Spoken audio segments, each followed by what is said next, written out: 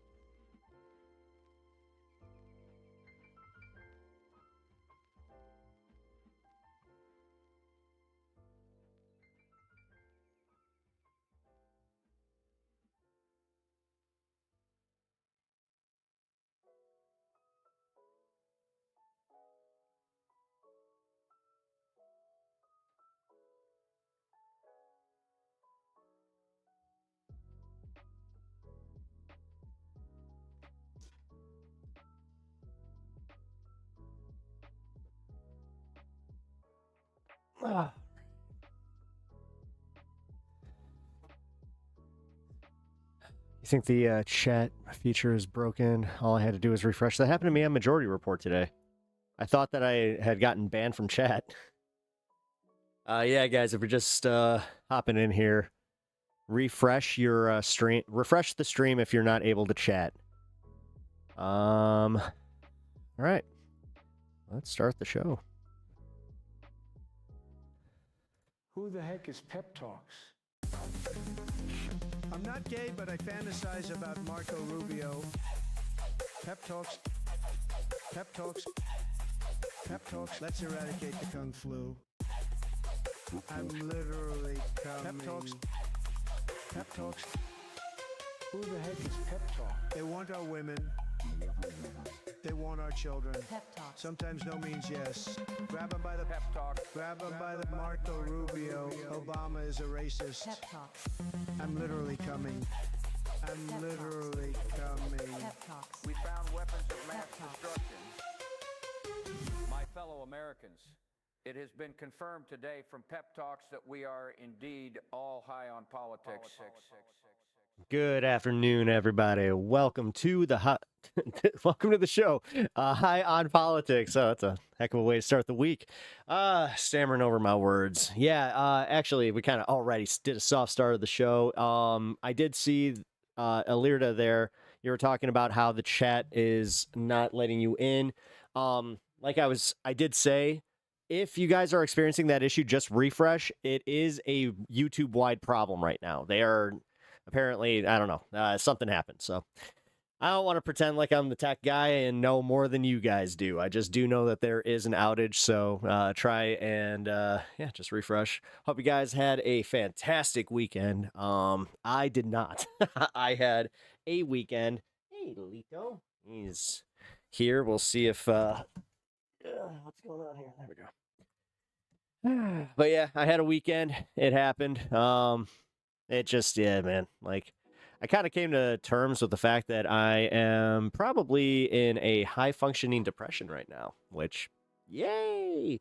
I kind of already was wrestling with that, and now that's why I'm being a little more open with it with you guys, because I didn't really want to speak to it and be like, oh, you know, I'm having a little issue here because, yeah, it could be very situational.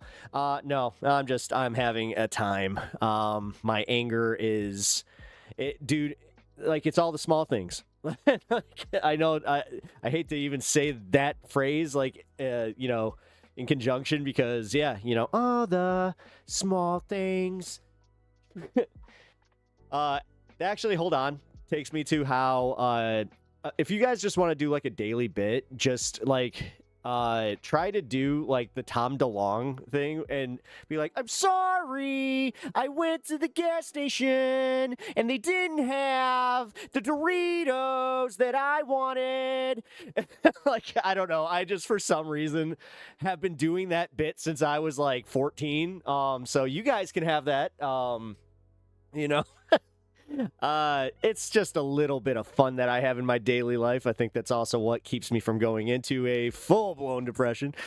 Carrie, hey, Blink-182 for life. Fuck yeah. Fuck yeah. Dude, nothing was worse than being called a poser for liking Blink-182 when you go to like a punk show. Like, seriously? Or like they'd be talking about it. They'd be talking about pop rock and you're just like, I kind of like that stuff. You literally thrive on creating hate and division, and you were surprised that you're depressed? Uh-huh. Yes, that's exactly what it is. That's what's causing it. It has nothing to do with the fact that my wife had cancer. Yeah. And also the fact that, the guy that you want to sit there and pretend doesn't. Come on now. Fuck you. Like, we're not doing that. And drug dealers I live next to have woken me up every 2 hours last night. Rebecca, that is awful, and I'm sorry that's happening with you. Fuck, man. There's nothing worse than having bad neighbors. I've gotten quite lucky. The neighbors that we had that were just complete assholes are gone. They decided, like, they moved. Something happened. I don't care. I don't care to even find out. It was one of those situations where I saw a U-Haul outside of their house. I was like, oh, I hope, oh shit, did they get, like, are they going and moving some stuff to the, their oh my God, their offsite. That's what I almost called it. Their storage unit. I guess it is technically an offsite. But yeah. All of a sudden then, yep, no more cars, no more nothing. And they gone. And I gotta say, it's kind of nice. I used to be a conservative, but when you see everyone see this Epstein stuff come out and not care because they don't want to see politicians in a bad light, yeah, absolutely. It's not even just politicians, dude. I mean, people were doing this with, like, dude, Woody Allen. Woody Allen's he's a microcosm of this, but he was also in the Epstein files, but he's perfect for this. Look at how certain people turned a blind eye to Woody Allen and then simultaneously would talk about his genius and how, he's a genius, he's a film genius, he's a filmmaking genius, genius. But the facts are the facts. The guy groomed his stepdaughter to be like, and essentially harassed her until she grew up and they got married. It's profoundly fucked up that we just accepted that as a nation. But yeah, and I'm going to just say it, with the Michael Jackson stuff, the more I read into it, the less evidence that I am finding that he actually did anything and that there are a lot of people going after him. Yeah, man, like, I don't know. I could be wrong about that. Like I said, I watched that documentary about the guy that went to Neverland Ranch. I never want to discount any victims. I really don't. But then you feel... like, then I found out about how, like, one of these, the victims was totally, like, he was outed as being a piece of shit, like, grifter, essentially. Like, he had done this to other people. So I'm kind of like, I don't know, man. But it does, and then you kind of find out that he was also going against the grain as far as, and this could be steeped in, like, conspiracy land, so I don't want to fucking, like, pontificate on this too much. But realistically, it does seem like the entertainment industry did something, drove him crazy, and then, I don't know. Just a little sus, just I'm asking questions. Just asking questions. My father, on one of them, makes excuses for Trump and Epstein having more pictures than me and my dad. Like, Dog Meat. Yeah, isn't that wild? So, Dog Meat, hey, welcome to the show, man. I appreciate you being so open and discussing this, because I really do appreciate people that come here from different walks of life. I mean, even if you are conservative, and we have differences in opinions in, policies, we can still fucking, you can enjoy the content. I will likely, if you guys are new here, I will likely say something that pisses you off. I don't care what side of the aisle you're on, and I'm not trying to do this to be an edgelord. I'm just being factual. It just seems, no matter what show I'm doing, I always seem to piss someone off. So whatever. Let's kind of throw that out throwing that out there. But yeah, Dog Meat, I appreciate you being here. Yeah, dude, it kind of sucks that they don't see it that way. They don't see it, like, they look at you as like you're the traitor. You're the one who just lost conviction. Instead of, hey, you guys are kind of burying this whole, pedo thing. Like, that's not great. Like, that's not great. Yeah. But like I was saying, like, it is nothing necessarily new. The weird part is how much it all ties into Epstein, though. Like Woody Allen, good example I brought up there. 21 people hit watching. What? Oh, hey, awesome. Hey, yeah, definitely hit the like button or double tap the screen as you enter the chat here. And also, if the chat's not working, guys, just refresh the stream. It will work. I apologize for that. I don't know what's going on with YouTube, but yeah, unfortunately, that's on them. I don't know why I'm making apologies for YouTube, but I just hate the fact that you're coming to my show, and it makes it a little bit more difficult for you guys to enjoy things. So, no sides. It's the same two-headed dragon. Absolutely, man. I mean, realistically, it's always pissed me off because we're all American. You know, at the end of the day, I'm an American, and like what pisses, like I can't stand guys like Pete Hegseth, like talking like the left and people that live in America that have different politics are not American. Like, get fucked, fascists. We get it, dude. Like, we get it. You guys want a uniparty. You guys want an oligarchy, like authoritarianism. It's just like, holy shit. But it's, can we just call it what it is? Anti-American, anti-patriotic. You do understand that, right? And we're just letting it happen, man. Like that UFC fight, like that kind of proved to me. I'm like, oh, we're fully in, like in authoritarian land here. Still no notification though. I have to wait for it. Oh, really? Yeah, fantastic. Cool. One of these days, I'll do the test where I just do it. I label my channel as entertainment. We'll see if I get it out there a little bit more because I don't know, man. It seems the more and more that you put politics into your subcategory or whatever, it tries to bury you. And the thing is, it's happening to left and right wingers. I was talking to another creator. Might be doing a debate soon, by the way. But I was talking to him, and I just asked him, I'm like, hey, man, have you noticed, like, the traffic on your channel is kind of different? You know, not necessarily, like, entirely low or anything like that, but different, you know? And I was talking, like, yeah, you're getting some bots, and they're getting left wing botted, apparently. So, like, I don't know, man. And then on top of it, yeah, their stuff is just, they're finding themselves kind of seeing, ooh, my impressions are up, but my views are down. That makes no sense. So I think that ties into the way that YouTube did it last year, where if you guys remember, where they did the year in review, where nobody had politics in their stuff, including me. And once one of you guys actually pointed out, you were like, "Yeah, I watch your full streams, and it's insane because my watch time is mostly you, number one, and then all my other channels." And they're like, "You weren't even on there," which.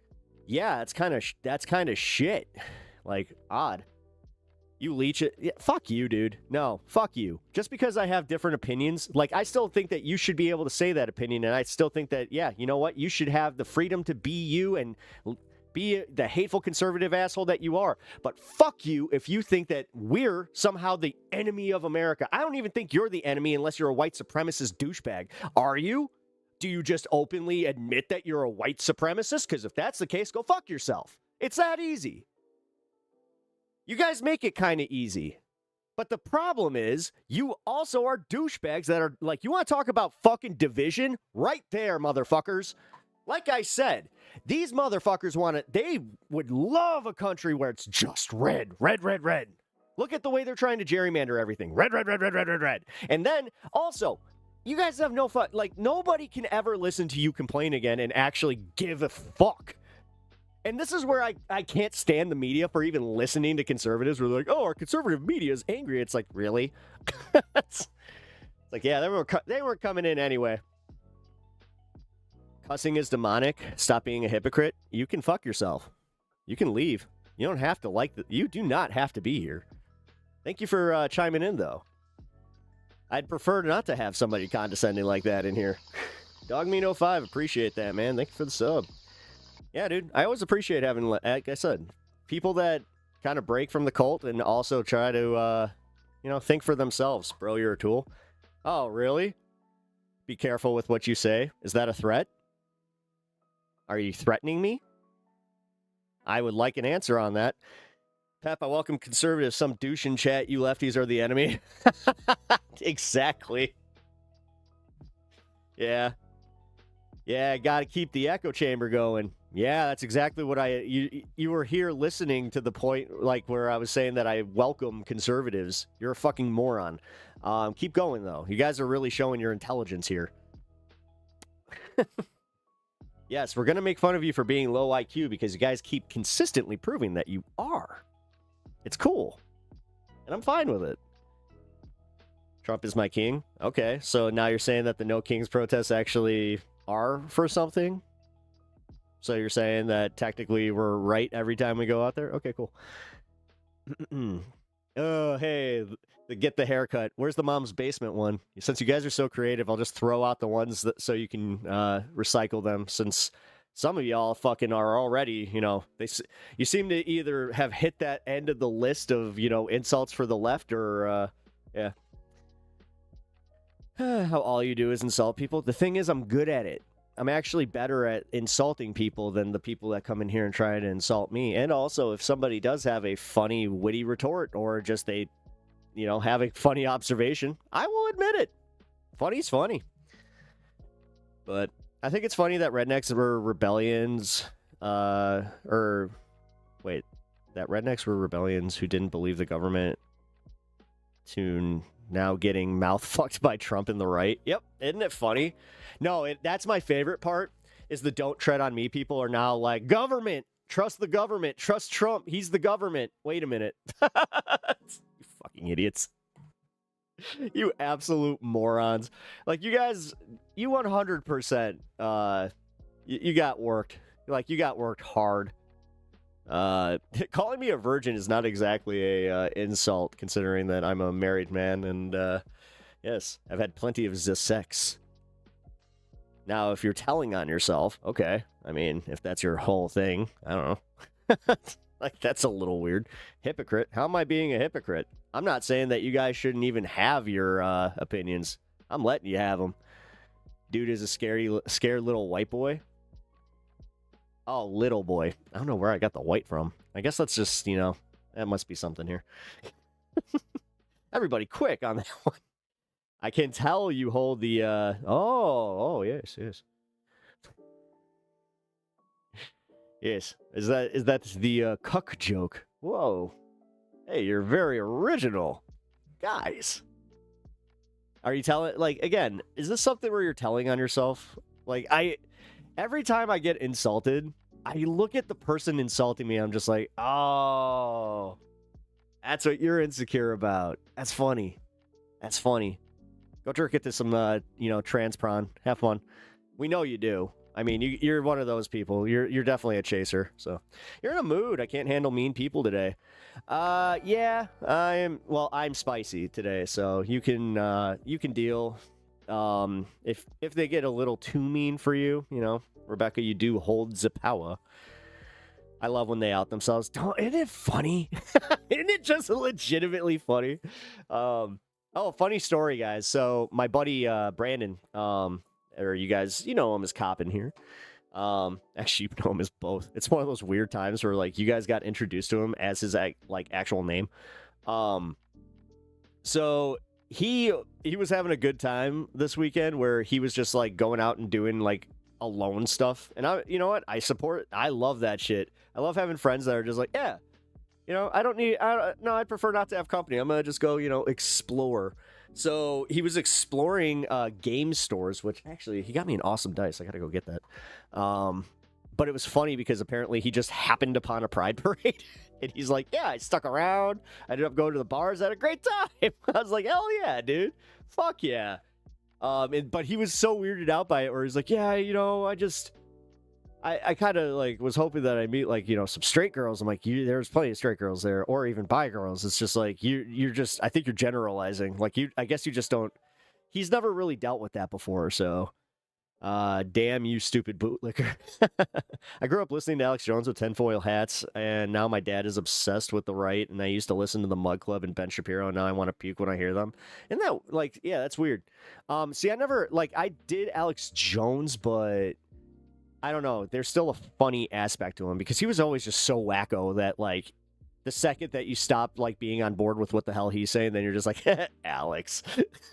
The other stuff, yeah, fuck them. And honestly, Yeah, I'm glad that you kind of figured that out, man. Democrats have been in charge of the country for so long, and results. What do you mean? What do you mean? The last 8 years, dude, even during Biden, they weren't in charge. What are you fucking talking about? They didn't have a plurality. What the fuck are you talking about? You're just wrong. It's kind of the same thing with Trump. Trump actually, you know what? During his first term, the second that he was a lame duck, then it kind of does lose that whole thing where you're just like, oh, it's all this. It's easier to point out the failures of the person. That's why Biden was so easy to point out the failures of. But I don't know, man. What's an objective policy? Just what is a policy that's made your life better? And that's not immigration, because that's one of the fucking red herrings that I have, where it's just it never affected you in any negative way ever. It's all fucking non sequiturs with these assholes. So I want something that he actually did that made your life better. Especially in the recent, and if you say end the war too, that's hilarious. Damn city. That's funny. I live in a Dem city, and we actually have a balanced budget. It's pretty clean. Way cleaner than it has been in the last 20 years. Less violent. We have the occasional teen takeovers, but what you gonna do about that? Teens be teens. Teens be stupid and scary everywhere they are. Seriously. If you can't admit that teenagers kind of freak you out, because I'll admit it, teenagers freak me the fuck out. They do, because they're adult bodied, but child brained. Great mixture. Hey, boo. Make sure you get some water or something. He was freaking out. Yeah, go get some water, dude. Sorry, guys. We had an in-house nurse come here to check on the wife, so we had to put Stan outside, so he was freaking out. Oh, yeah, is Project X over? Yeah, Project X. Yeah, the Project X stuff. Project X was even after, my time. I remember being, it's 23, 24 when that stuff was coming out. When Project X came out, I was just I have no ties to that movie. It's kind of funny. So you close your eyes to crime? It's not closing your eyes to crime, dude. It's just accepting that there's a certain amount that's going to happen, because even the cops can't fucking do anything about those crimes. The thing is, these teen takeovers, they're posted all over the internet. It's almost like if law enforcement knew how to do their jobs, they would probably be able to stop it. But, I don't know. It's also like if parents got involved. That's kind of weird. Isn't that weird? It's almost like you guys aren't perfect either. You guys probably have a nice little criminal record, some Deweys, something. Everybody's got a little something, and if you can't admit that, then you're also just a lying sack of shit. Every human has done something fucking that's bad, illegal. I mean, fuck, have you jaywalked, or are you just one of the imperfect ones? Sitting here fucking lamenting how violent cities are, being scared of fucking any town that has more than 10,000 people in it. Changing what crimes you will prosecute and those you will not does not make a city safe. The thing is, it's not about prosecuting crimes. It's about knowing which ones are actually prosecutable. You do understand the whole, if there's no evidence and then there's, a certain amount of charges that need to be met in order to be held in jail, you fucking dumb fucks. Do you know how... I know a woman here that owns a Trump store. She has 27 moving violations. The reason that she keeps getting off is because each one is just marked as a misdemeanor. Nobody's doing anything about it. So you want to tell me how it's all about letting the black kids and the fucking Mexican kids out, and that's what's causing the problems? You fucking just bold-faced racists. Fuck you. Seriously, get fucked. Leave my chat right now. I will force you. You know what? Bye.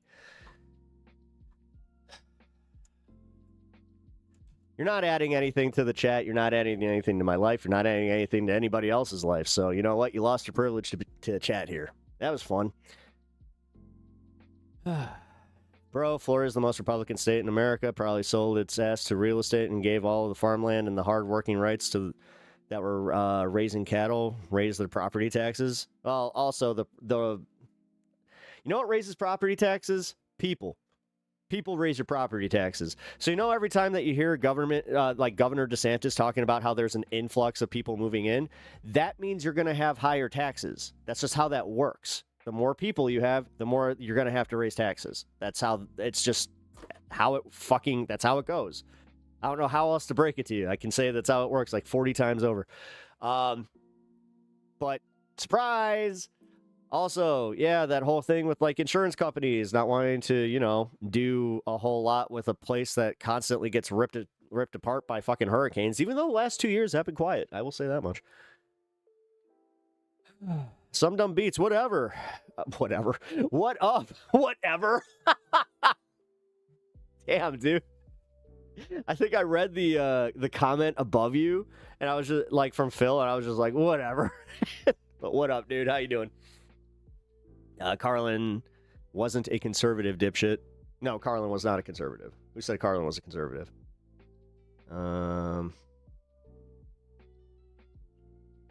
Yeah, I've actually listened to every comedy album that he's ever done. He wasn't a conservative. Actually, you could argue by your metrics he was a liberal, but whatever. It's kind of funny you lecturing me to go listen to George Carlin where you might want to do just that. He heard the it's a giant club and you're not in it, and that was the only thing he took from it. Yeah, he kind of stopped short of the, you know, religion, and then how like he's had a lot of bits about how the right wing fucking works, but okay. I think gun control is stupid. Well, we can actually agree on that. Well, I mean, it depends. Certain gun control needs to happen. I mean, there should be a moratorium on, you know, having weapons of war as a fucking civilian, but whatever. This well-regulated militia. Yeah, because that's a thing. Whatever. As someone who practices the, like, 2A, like I'm a 2A leftist, I still think that the Second Amendment is kind of stupid. Like, the way that it's written, the way that it's actually, you know, protected, because, again, well-regulated militia. So you're telling me that we have the right to be armed and then also, you know, be Antifa? Because how's that work? You know, the Black Panthers, that means that they are literally exercising their Second Amendment rights. How's that work? Because every time that I see this happen, that's when it all of a sudden becomes a problem. Specifically with right-wingers. But you know what right-wingers never have a problem with? Proud Boys or any of these jackasses, people that they consider fucking patriot groups that show up in U-Hauls with their fucking stupid flak jackets. Hey, late 420, right.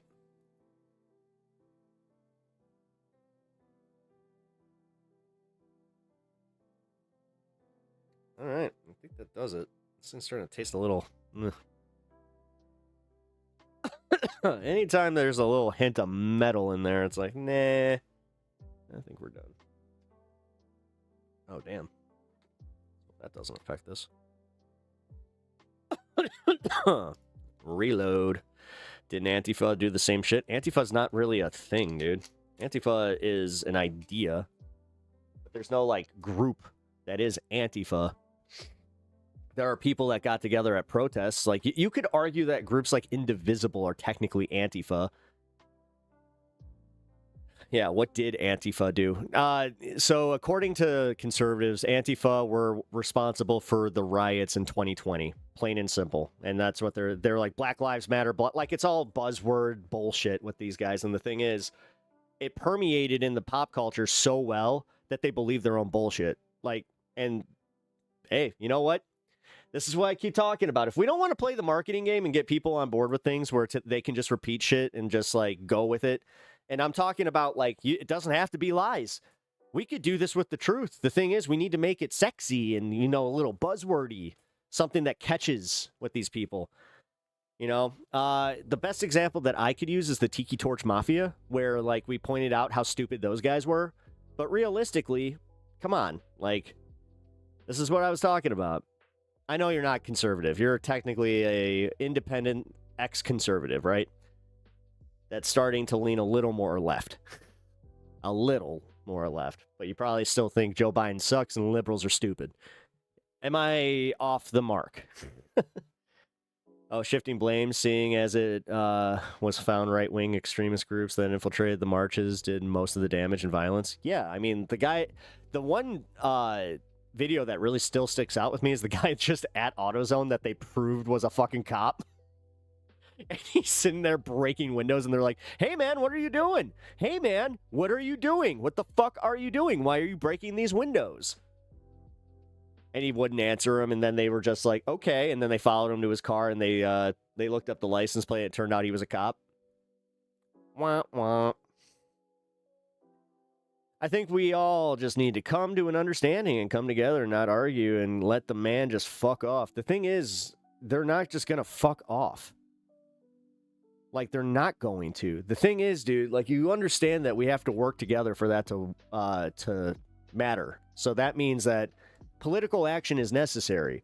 This is why they do this along political lines. And this is why they always mix in culture wars bullshit. Like, realistically, trans stuff does not matter in the grand scheme of politics at all.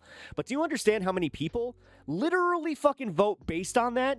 Where they think that the left is all about trans in sports, which I don't know a single fucking leftist that's their main agenda. At all. I know some that have just said, I don't care who plays what sport. Fucking who cares? That's usually the policy is, who the fuck cares? Who? Really? Why do you care? My daughter, my favorite ones are the ones that don't have kids, but they still talk about this shit like there's some kind of fucking, like they're virtue signaling. They're literal virtue signaling. They are literal virtue signalers. Excuse me. Whoa, somebody want treats. You were good. Here you go. Everybody say hello to Stan. He's been a good boy. Go get some water. Yeah, you need some water. You need to lay down, dude. 3. What do you think? Yeah, let's do 5. 4. And then 1 more. This was my free one for him. This was essentially like me gifting Stan a Bezos subscription over on Twitch. He gets a freebie from Pops. But if you guys are interested in giving the dog a treat, or my cat as well, the cat is also included on this one, you guys can donate any amount over $2 gets the cat and dog a treat. And any amount over $5 gets them a nice handful of treats. So if you guys want to spoil the animals, feel free to participate. What? Hey, Stan, why don't you stop bullying? Yeah, I don't like when you just sit in the door. You're bullying your brother. All right, you good? Yeah, dude, lay down. How much to feed the cat to the dog? Well, that wouldn't work. My dog is a nice dog, even though he does, like, they have, like, territorial issues. But I like how I'm taking that seriously. Leto doesn't get treats. He gets offerings. Oh, that's so true. Wow, transphobia is a birdie for simpletons to be loud around with. Yeah, I mean, I just don't get it. It's the same with the people that were obsessed with gay stuff, like when I was in high school, and they were talking about how, oh my God, if we let the gays have the right to marry, then there's going to be bestiality next. Oh my God, what a slippery slope! I kept hearing slippery slope. Thank you for the kind $20 donation there, Rebecca. It's awesome. You beat me to my goal. Damn it. I was going to make a goal. Well. Whoa, look at this. He knows exactly what's up. You need to calm down there, mister. You'll get 5. You need to stop. I will give you yours. Don't come anywhere near your brother, though. He's in a mood. Like that. There's a little bit of food aggression there. Ah, Swaggy, thank you for the sub. Appreciate that. Here you go.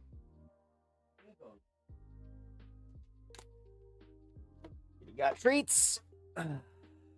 Leto is a certified black belt.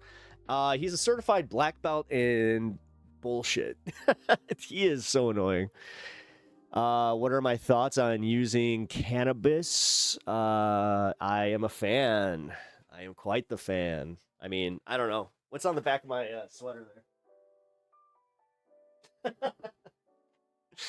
I don't know. Am I a fan? What are your thoughts on it? Also, welcome to the show. I appreciate you being here. Yeah, no, literally, the show is kind of steeped in that. I call this the stoner circle of political discussion on the internet. But yeah. Anyway. Cat would take the dog anyway. Yeah, he would. He totally would. Oh, sweet hoodie. Fuck yeah. I love the city.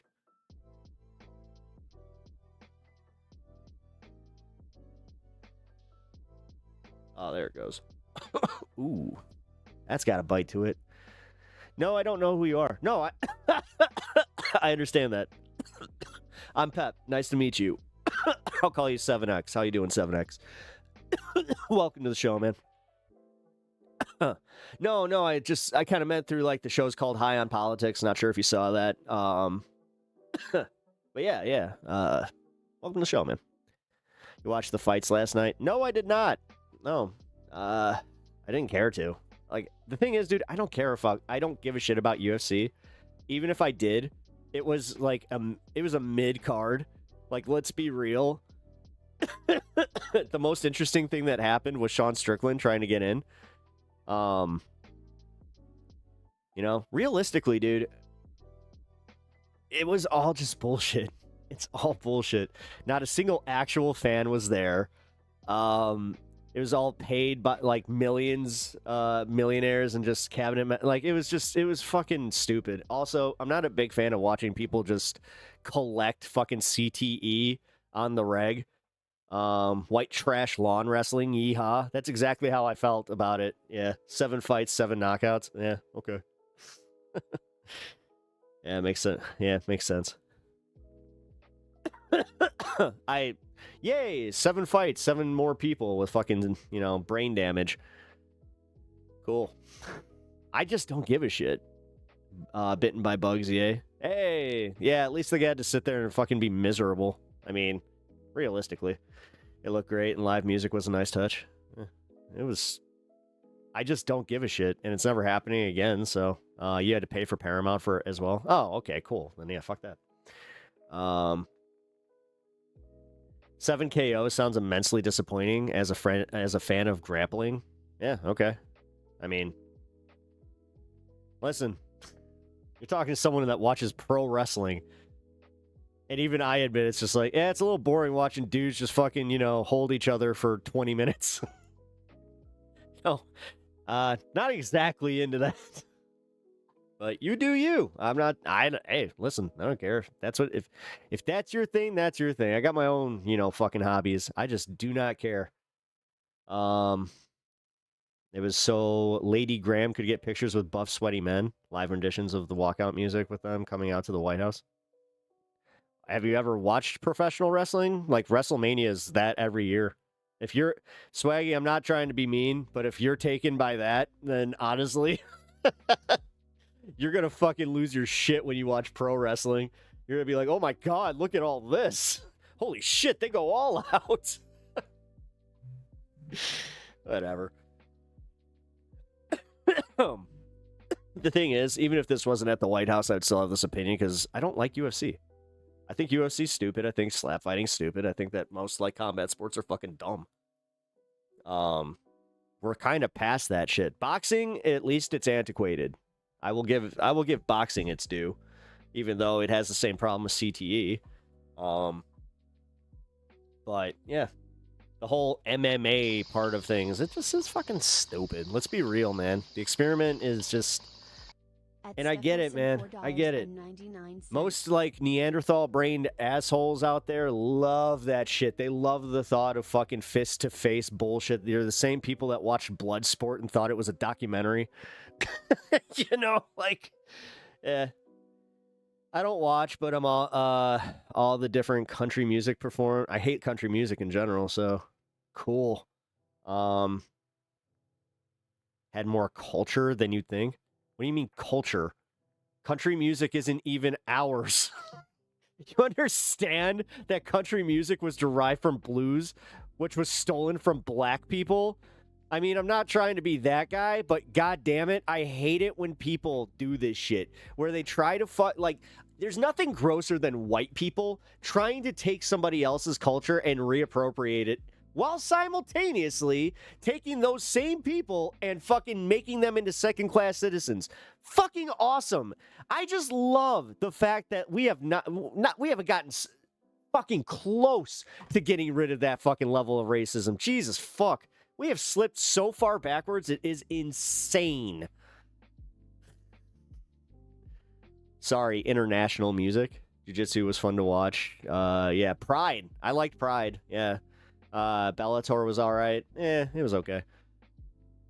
It's human nature to like violence just a little. Well, yeah, I'll admit that. I mean, otherwise, yeah, even pro wrestling wouldn't really... Like, the thing is...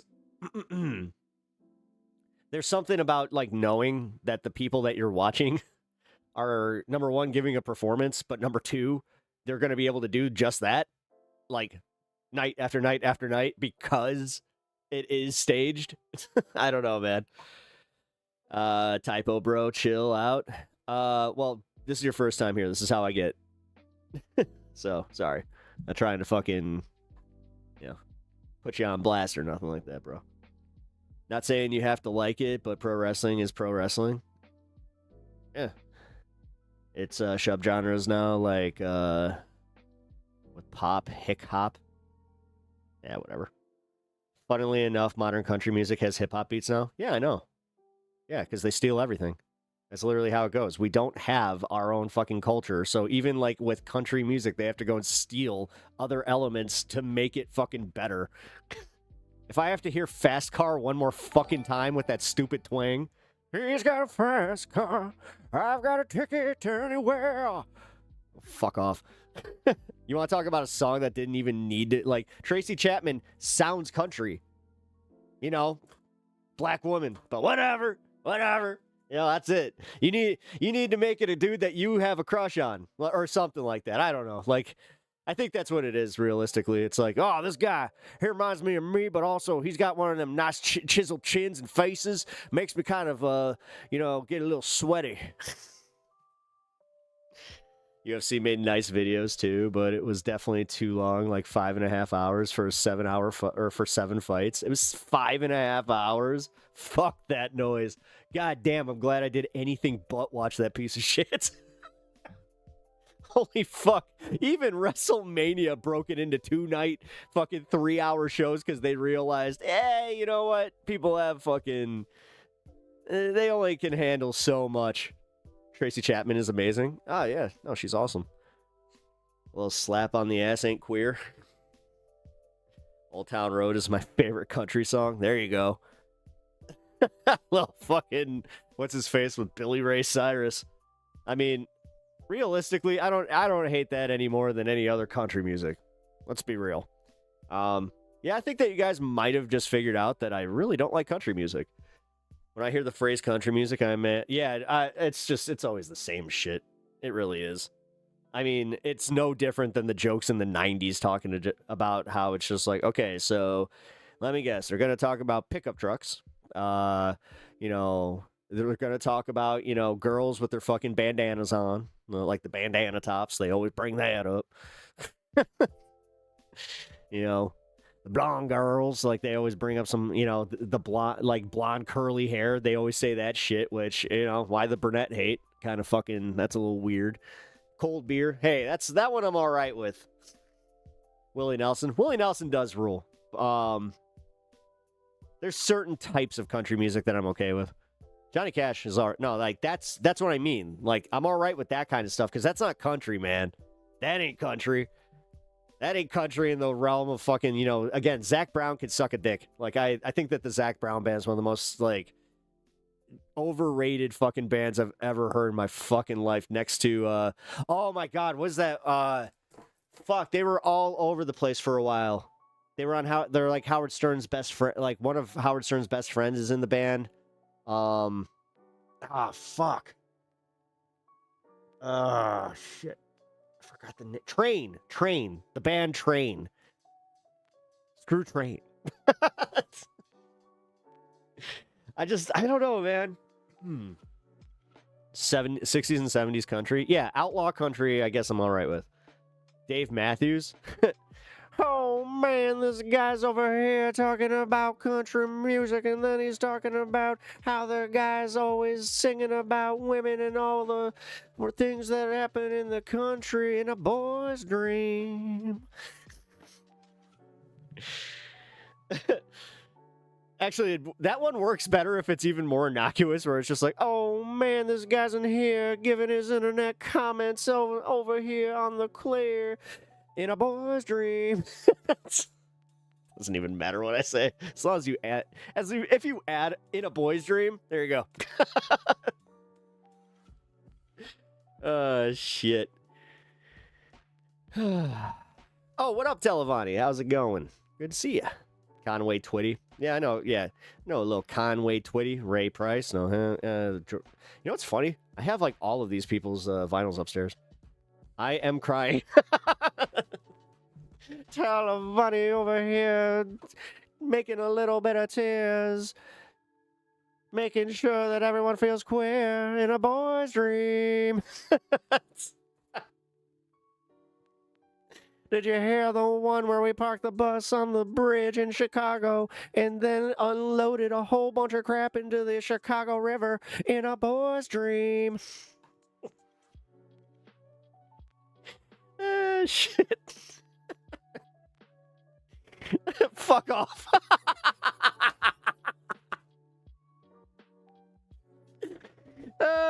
Shit. That one touched a fucking nerve.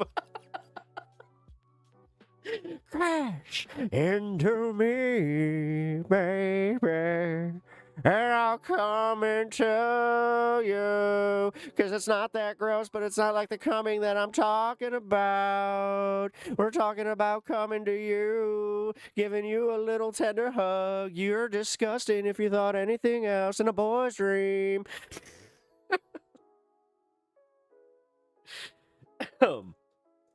Anyway, welcome to WPEP. Yep.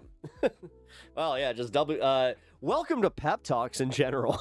This is a good introduction to just how like the content goes, and also a great introduction into how my streams go. Because guess who is being a son of a bitch right now? Come here. Get the arm jam. You have been sentenced to 2 minutes. Yeah. Oh, shit. You made me punch the mic. Kitty arm jail for 2 minutes. There we go. How old are you? You gotta guess first. How old do you think I am? Hey, you. You're such a good kitty, but he's not. Yeah. Hi. What? Nope. We have no escapees. No escapees. No escapees. No. He got caught halfway. He's just like, you know what? I'm comfortable here for now. Yeah. Oh. Are you going to give the warden some licks? Is that... You gonna... Here. This cat talks? 33. I'll take it. No, I am 39. I am about to be that... I'm about to make the dive into the darkness that is 40s. And then the rest of my life will be wrapped up pretty quickly. Let's be real. On this back end, in my 40s, I'm expecting cancer. I'm probably going to have cancer because I have a lot of cancer in my family. So it's just a matter of when, not if. Do you own a home? And are we currently working? Yes. Both of those. What are you trying to sell me? Yes, I am a homeowner, and I am currently working. Looking for another job, but I'm also looking for a better job. So, or I would love to make this, into my full-time gig, working, to get there. We're getting close-ish. I mean, honestly, I'm gonna be completely real with y'all. Like, all jokes aside, I'm doing way better than I thought I would. Like, I've only been doing this for 2 years almost, and yeah, I'm doing pretty. I'm doing all right. I'm happy to have the audience I do. Fuck, man. Like, when I started this, I was genuinely shocked if I had more than 5 people in my chat. So, no, you're just being nosy. No, hey, okay, that's cool. Hey, I don't mind if you guys know a little bit about me. I'm here every day. You might as well. Yeah, sub to the channel. Yeah, sub to the channel. Double tap the screen to hit the like, because that stuff, I know you hear it from every YouTuber, but for real, because I'm a little bit smaller, it helps me way more. So, yeah, just consider that if you guys are if you enjoy, the vibes. Same, I'm looking for another job. This one can kiss my ass. Yeah, Bloodstone, I saw what happened in Discord. I'm not going to say it on stream here unless you want me to, but yeah, that was completely screwed up that they did that. Yeah, they don't deserve to have you at that job because it sounds like, yeah, dog shit human beings. What's one 90s car you wish you could have something American made? Wait, one 90s car you wish you could have something American made is, I'm guessing what you mean. Ironically, 90s car wouldn't be American made for me. I want a Toyota Supra. I would love a Toyota Supra. I know. I fell in love with that car. Either that or a Nissan Skyline, but it would have to be the Japanese model. I played a lot of Initial D, okay, guys? Like, if you need to know, that's why I have an affinity for those cars. Same with the, the A6. Jesus Christ. Didn't they have yes, they did. I saw that they brought the Super back. There's no way I can afford that shit. The NSX, yes. But American-made car, I want a 1983 T-top Pontiac Grand Am. That's my dream car right there. Gotta have less than 70K on the original motor. And I'm talking, I want the original motor in there. None of that fucking, them shenanigans or additions. None of it. I want stock. Yeah. And I'm not talking the Smoking the Bandit model either. I don't want like the black. I actually would like a baby blue.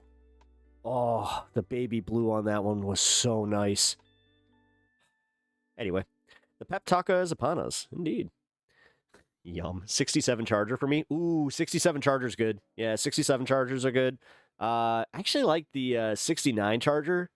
Because that's when they did like a little bit, like they didn't have like as much of the wing like on the bottom there, and like they like rounded it off a little bit. Man, I can't talk today.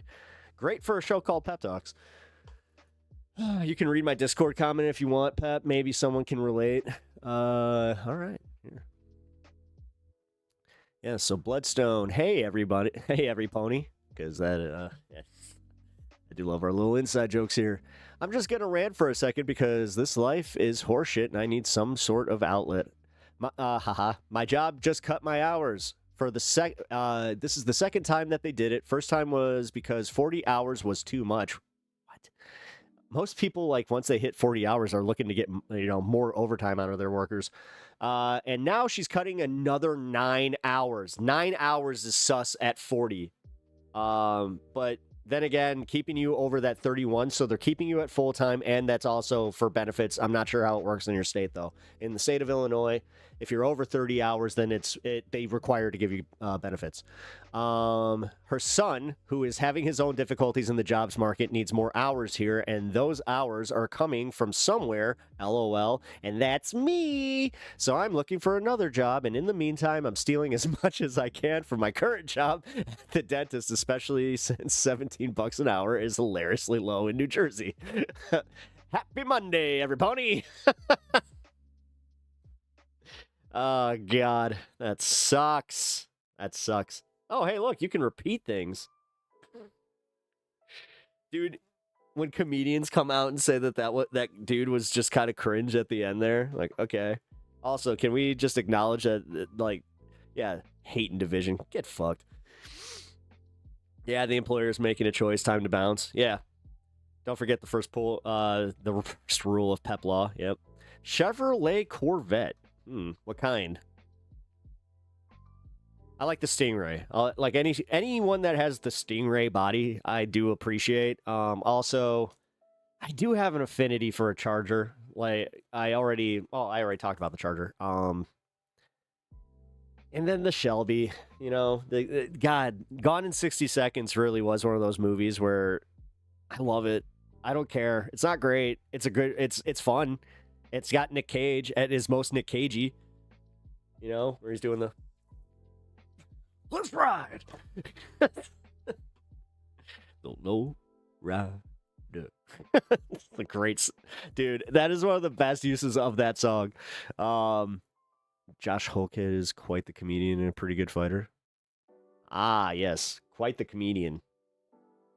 Shouting Obama is a man, something that's been, you know, lowbrow comedy on the fucking internet for the past 12 years. Yes.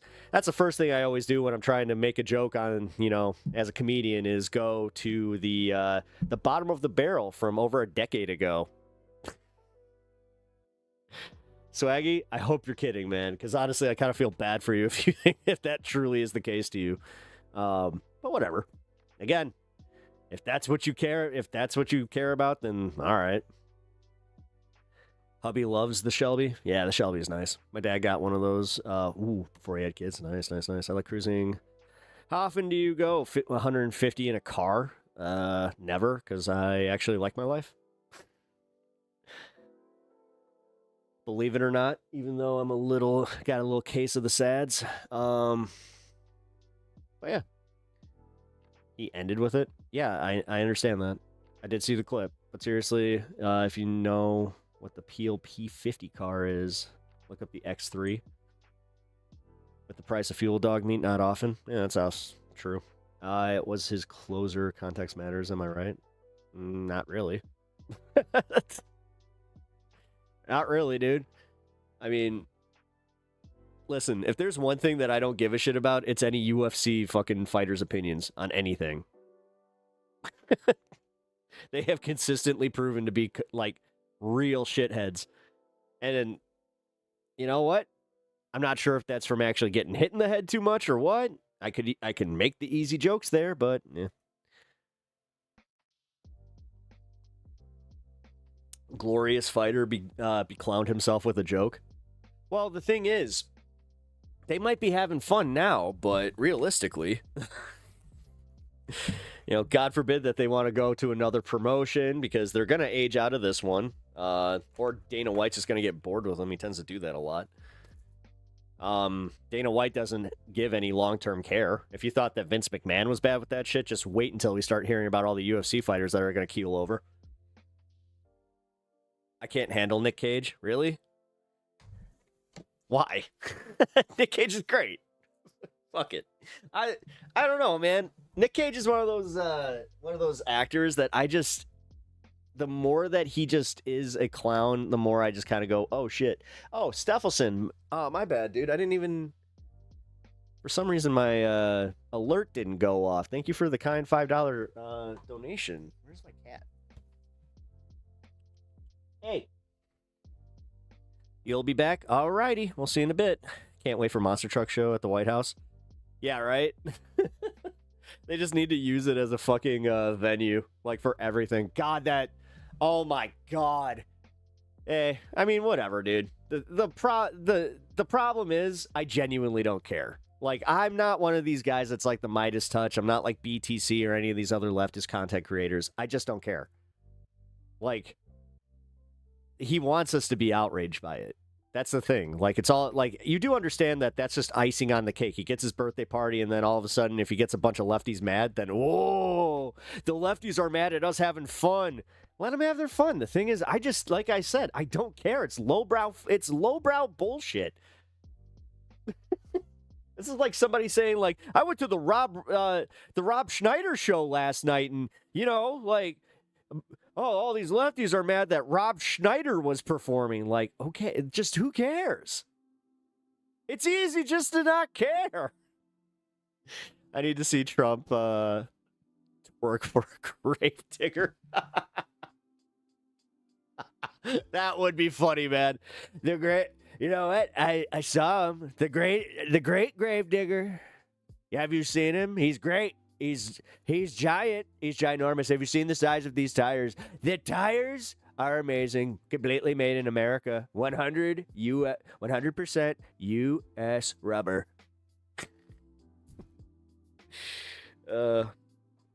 Obama's tan suit. Dude, I don't know. If I was a Fox News guy from like the Obama days, I would have some embarrassment over that.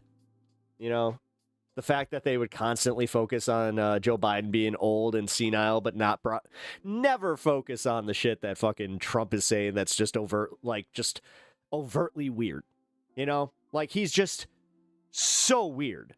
And he's just like so gone. Like he rambles like nobody's business. And somehow, some way, because we have all gotten ourselves used to hearing his dumb voice and his stupid cadence, we just either laugh or just go, oh, whatever. I mean, that's part of the reason that we're in the position that we're in, is because it's all of us just going, oh, that's just Trump being Trump. Whatever. He's the same in every movie. I can't handle it. I can't handle him seriously, or I can't take him seriously. I mean, I like Spider Noir. I saw that you guys were talking about it up here. I like it.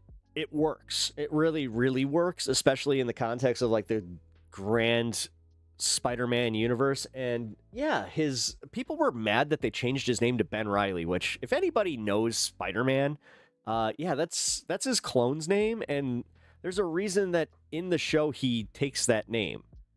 Just so you guys know, I don't want to spoil it for you. It's actually pretty good. Like the whole reveal was really, really good. Monster Truck Rally canceled due to the price of gas and tariffs on parts. Dude, did you see that Trump is threatening France with 100% tariffs on their wine? Dude. Has he not gotten the memo on what he can and can't do from the Supreme Court? Like, what the fuck? Like, that was actually like the biggest sign that he has dementia. I don't think that he remembers that he was told that he can't do this shit, so he's just going back and playing the hits. You know, war's over, so now he gets to play the hits. As we pull his name off shit. Yeah, no, it is nice. It's nice that, like, number one, can we look at the good with this one, where all the courts have kind of caught up, and realistically, a lot of his agenda has been kneecapped at the court level. Now, some of it, you know, going to the appeals court, and some of it coming up in the Supreme Court. That's scary. I'll admit that one. You know, when they made their ruling on, you know, Article 2 of the Voting Rights Act, I was like, oh boy. Yeah. Dude is fucking horrifyingly bad. Yeah, no, I know. I don't know. I like being where I'm at politically, where, yeah, I'm a lefty, but I'm also, like, fair. You know? Like, I'm glad the war's over. I'm not one of these guys that, like, the second that it ended, or, like, that they announced it, was just like, oh, yeah, get fucked, lefties. Troll, troll, troll. It's like, who are you trolling? He started this thing for no reason. Yeah, like, congratulations. You cleaned up your mess. All right. Is this how you guys parent, too? Is, like, you give your kids, like, Dairy Queen for cleaning up their room after they didn't clean up their room for 6 months? And when they finally did it, you're just like, oh, here you go. Here's your Dairy Queen. No, you're not there, to be honest. You're pretty far left. I mean, to you. The thing is, you should ask any of my chat here what they think. They think that I'm pretty centrist. But whatever. I'm not trying to be a centrist. I don't care. I don't need to cater to I don't need, like, anybody to give me fucking gold stars for being independent. Do I have kids? No, I do not. Hey, just lurking, building a bonfire. Crackle, crackle. Have fun. Also, shout out Bonfire. Fucking Big J. Okerson and Bobby Kelly holding it down over on Sirius XM. Left, right, all human. Yeah, true. If he's far left, then I falled off the edge of the world, man. Thank you. Thank you. That's right. I needed somebody just to kind of like be like, hold on. I don't like AOC myself, but I'd never vote Republican. Yeah, same. You tolerate more than your share of unnecessary abuse. You're a leftist. Yep. Pep is not super far left. He is left, but he's not like super far left. Yeah. Didn't you just ridicule somebody for telling somebody how to raise children, and here you are talking about how somebody to raise children? I guess I might have missed that part. If I was literally saying don't tell somebody how to raise their kids, then I think you might have missed the joke in that one. And yeah, I will say this much. It's always interesting to me to see parents use that tactic where they're just like, you don't have kids. It's like, yeah, but you also don't have objectivity. You don't know how to take yourself out of being a parent and just see your kids for the shitheads they are. You see them through the veneer of love. We see them through the veneer of reality. So, whatever.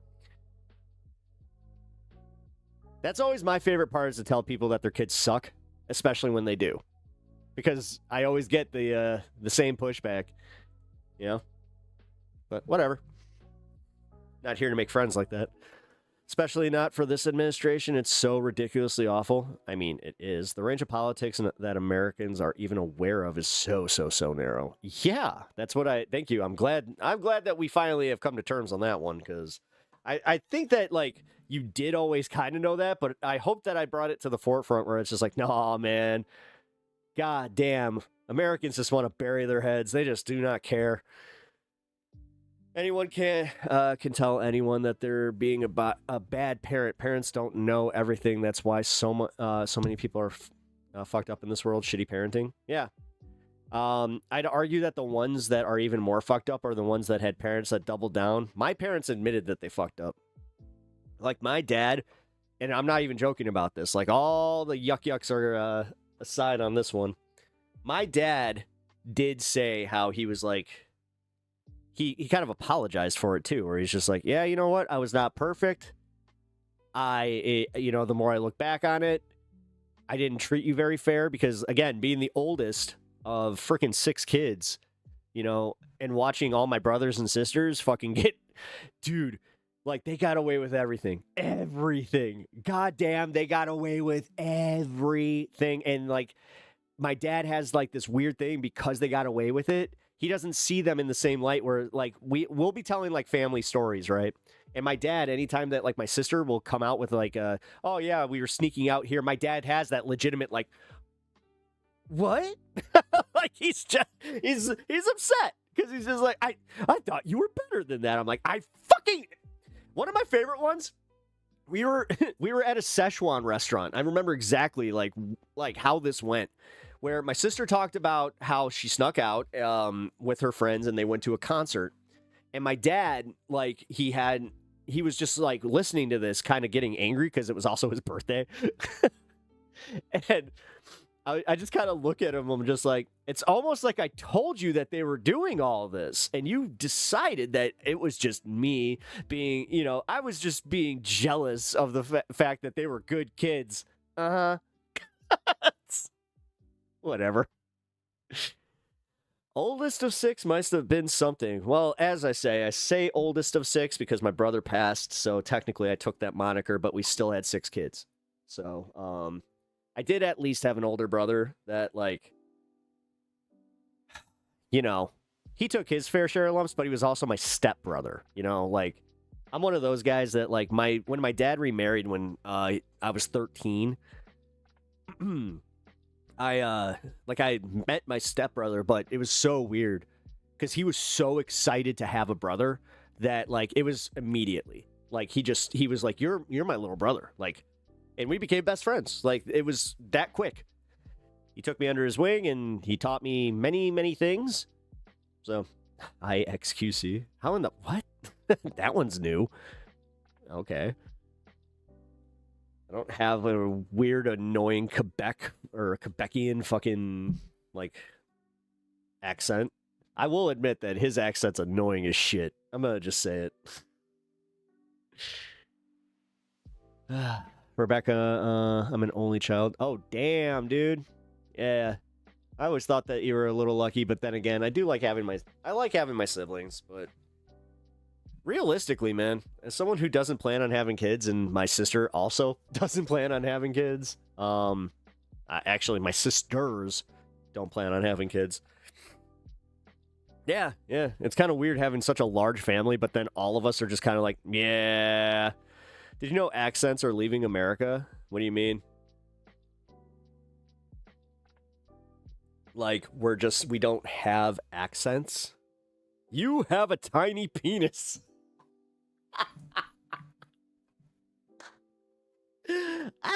That's the first time I've gotten that one here. Well, I'm sorry I disappointed you the other night. I actually have a record of assault, and it's because I used to drink far too much. I wouldn't blame that on my parents, but some might. Well, let's see. When you were drunk, were you hitting them, going like, you know what, Dad? I'm not weak. See, who's weak now, Dad? Like, if you were doing that, then I might have, my my sneaking suspicions that you might have some parental issues.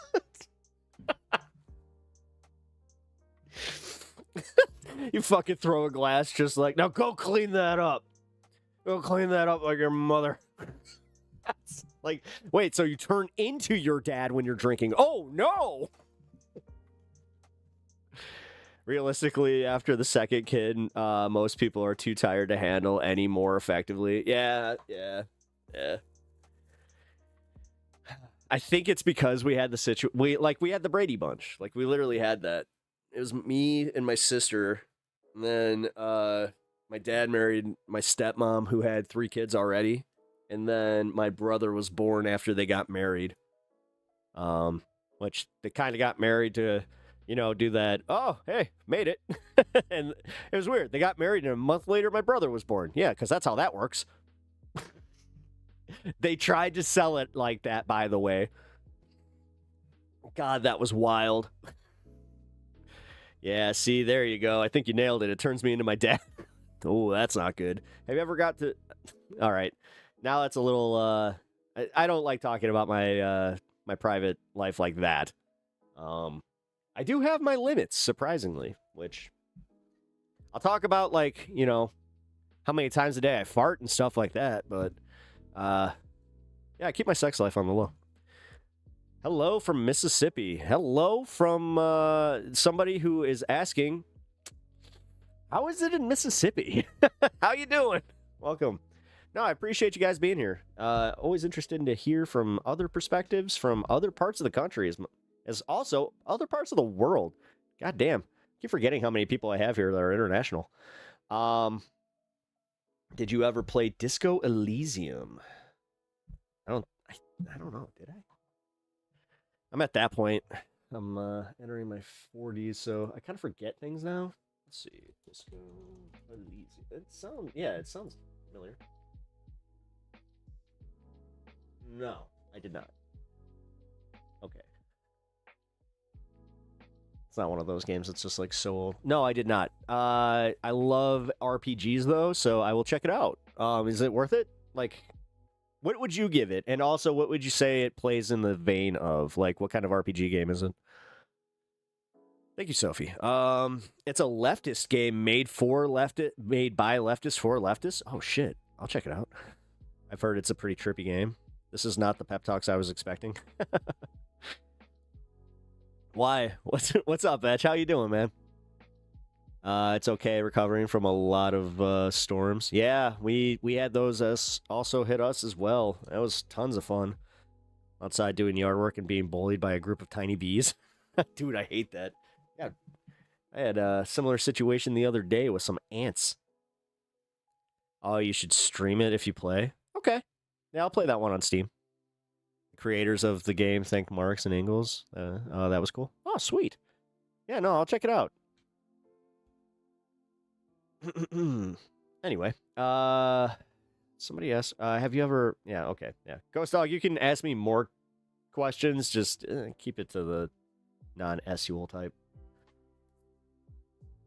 Because I'm not going to answer that stuff.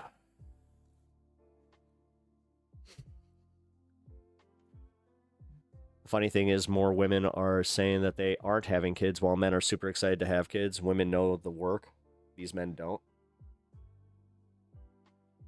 Well, most men are, like, realistically, most men are fucking stupid and they want kids because it's legacy bullshit. They don't actually want to really be dads. Do you know how many fucking dudes I've met that are barely parents?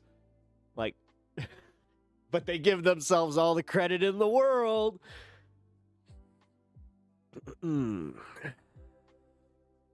You should watch some of the funny parts of. Oh, I'm gonna play it. No, that's one I'll play. I'll do like a Saturday, Sunday playthrough.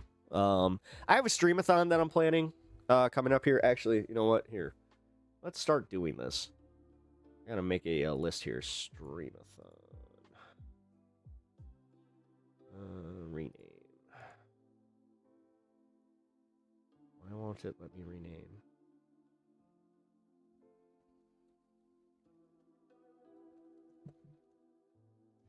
There we go. Streamathon. And shit, I already fucking forgot the name of the game. Disco Elysium. Okay. Disco Elysium. Game playthrough. All right. Yeah, you're right about the legacy priority over being a parent. Yeah. Yeah, no, it's exactly what it is. One of my favorite things that my dad ever said was that he wouldn't do it again. Like, if he was given the choice, he would not do it again. And it's not because he doesn't love me and my sister. It's because he said, he's just like, now, like, I see just what it caused and, like, the divorce with your mother and blah, blah, blah. Because he even said, he's just like, no, if I could do this all over again, I would have never met your mom. I was like, all right. I mean, all right. Most kids would probably be broken by that. Somehow, I understood it. Flash game on Adult Swim. Oh, shit. Which one is that? Silly arcade game. Lesbian Spider Queen from Mars. I've heard really good things about that game. Lesbian Spider Queen from Mars. All right. We'll put a star on this one, but we'll check it out. Lesbian Spider Queen. Mars. There. I had kids in my teens. Of course, I have regrets. Yeah, but you still love them. Like, that's the thing. Like, I'm not, and this is where I want to, like, preface that I'm not trying to take away from the fact that, yes, a parent's love is still a parent's love. And this is where I was also trying to bring that into perspective with what my dad was saying to us, where it was just like, okay, you know, I love you, but realistically, I wish I could have kids. I would have one with my hubby for sure. Yeah, I don't know. Me and my wife we're in the same position where we can't have kids. Well, one of us can't. But also, cheers.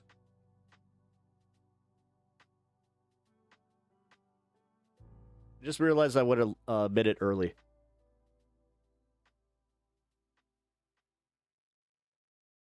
I feel like I need to change the setting on this one. We'll go blue. I'll be honest, man. Like, there are times that, like, having a kid, like, seems like it'd be fun. But then I spend an afternoon with my nephew, and then I'm like, oh, nah. There's a lot more that I could also say, yeah, selfishly. Fuck yeah, man. I love not having kids. I fucking love not having kids. Can I just say how freeing it truly is? Like, I love being able to essentially wake up whenever I want. Well, you know what? No, that's bullshit, because I have a cat that wakes me up. I have a dog that wakes me up. Wait a minute. So, nix that. I don't have to get to meet... I don't have to, like, pretend to be friendly with a bunch of, like, my kids' friends, or, like... Yeah, my kids' friends' parents kind of thing. Like, that's gotta suck. Chime in chat for that one. Let me know how much you hate your friends' kids' parents. Like, do you even know them? Because, like, I'd assume that at some point you have to, right? God, that's gotta suck. Like, I look back at, like, my dad and the way that he used to interact with some of my friends' parents, and they hated each other. They absolutely hated each other. Sophie, it's a good vibe. Good time, and just pack my bag. Hell yeah. I would have a kid if the world was different, but being at a young age in the state of the world, yeah, no thanks on the kids thing. Yep. My wife has nightmare stories about other parents on my stepson's football team. Ugh. Yeah. There you go. That's like the ultimate right there. Just, step parenting. Actually, my stepmom's pretty cool. After everything, she's all right. She's taking care of me. Like there's been a few times that she really went like above and beyond, and yeah, I got to give her credit on that because we had a really, really rough time as far as like her coming into my life and then bringing her kids with, and I mean, dude, I was 13. And then all of a sudden, I just had 3-year-old sisters. And then a fucking older brother. And then she was pregnant. I was like, well, that was a lot in like one sitting. Also, right-wing birtherism is weird. Fuck yeah, it is. I was also parentified as a kid, so I knew what... Yeah, no, that's the thing.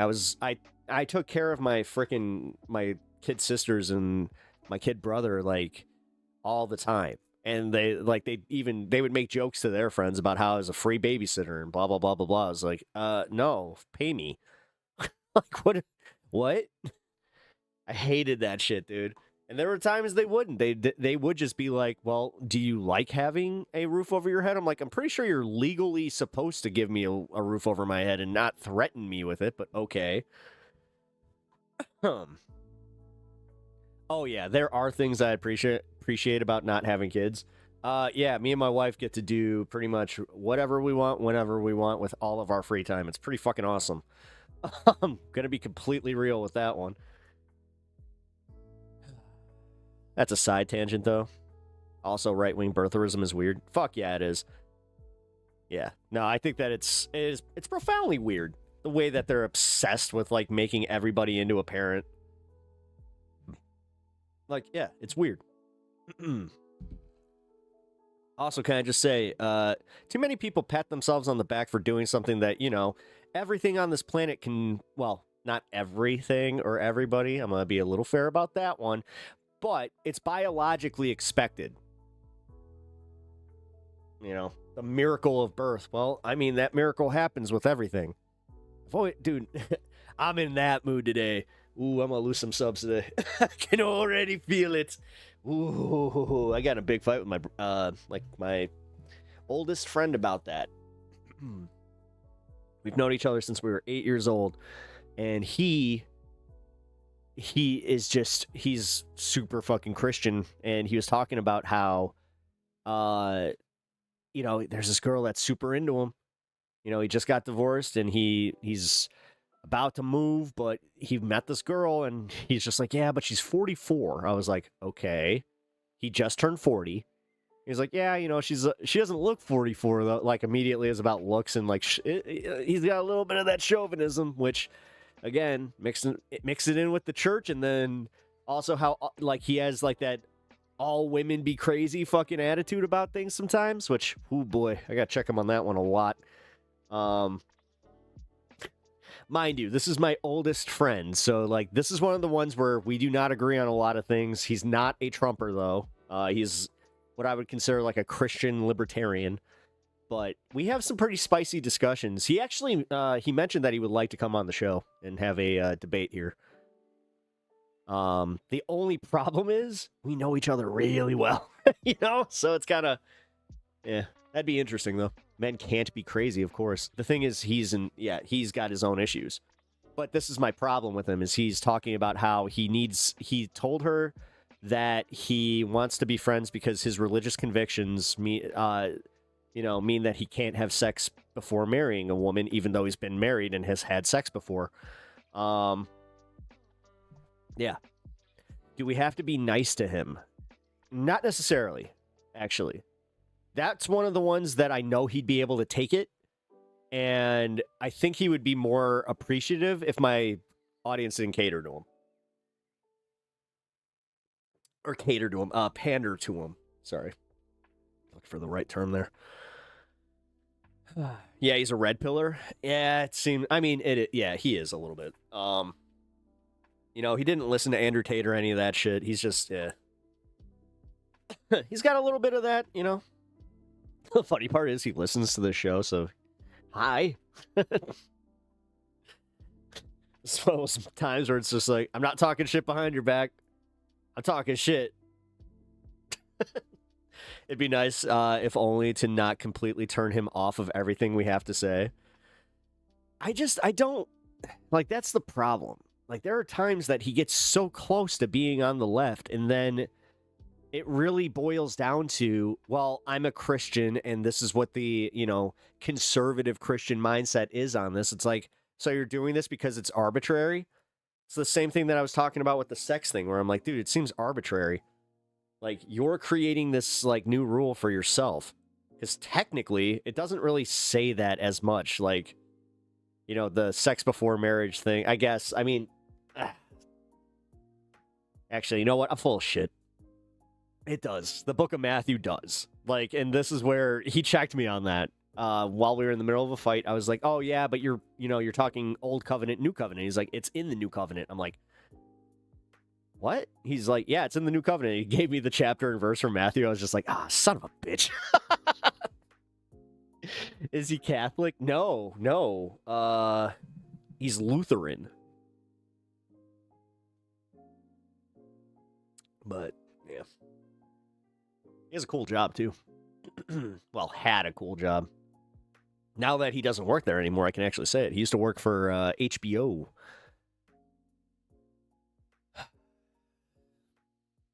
It was interesting. He actually, like, worked through the merger and all that, too. It was kind of cool. I mean, does he want to fuck her or not? He does. I mean, he kept... Hey, Brian, thank you for the $1. Appreciate that, bro. Welcome to the show, man. Appreciate having you here. How's it going? It's okay. I'm okay. If I said great, I'd be lying. If I said even good, I'd probably be lying. I'm okay. I'm getting by.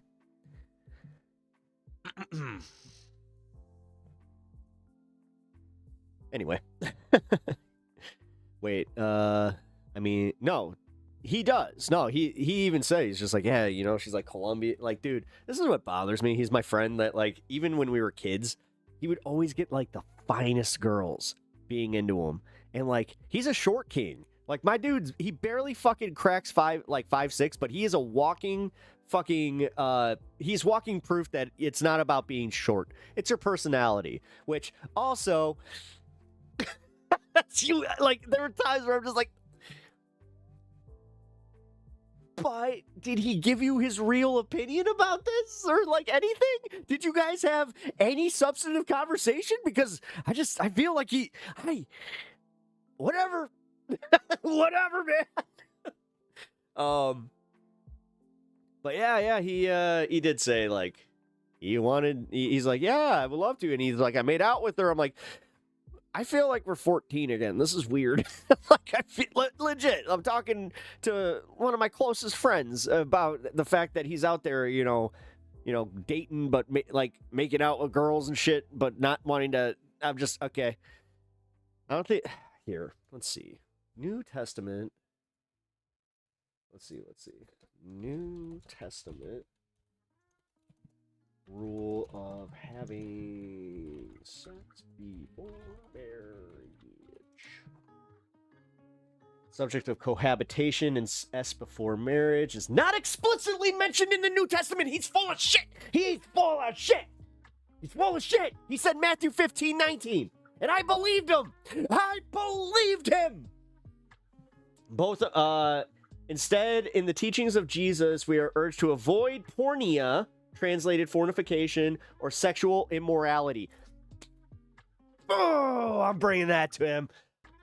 Checkmate. Look at that. Look at that. It's almost like I was a Bible scholar, or a wannabe Bible scholar at one point. It's almost like God, I need to stop second guessing my shit with that. I really do. Just because I immediately had that thing where, because like he even says, like, I still go to church. It's just like, okay, yeah, but that doesn't mean that I didn't. All right. Because he convinced me. He's like, you don't remember everything about the Bible. I'm like, you're right. I don't.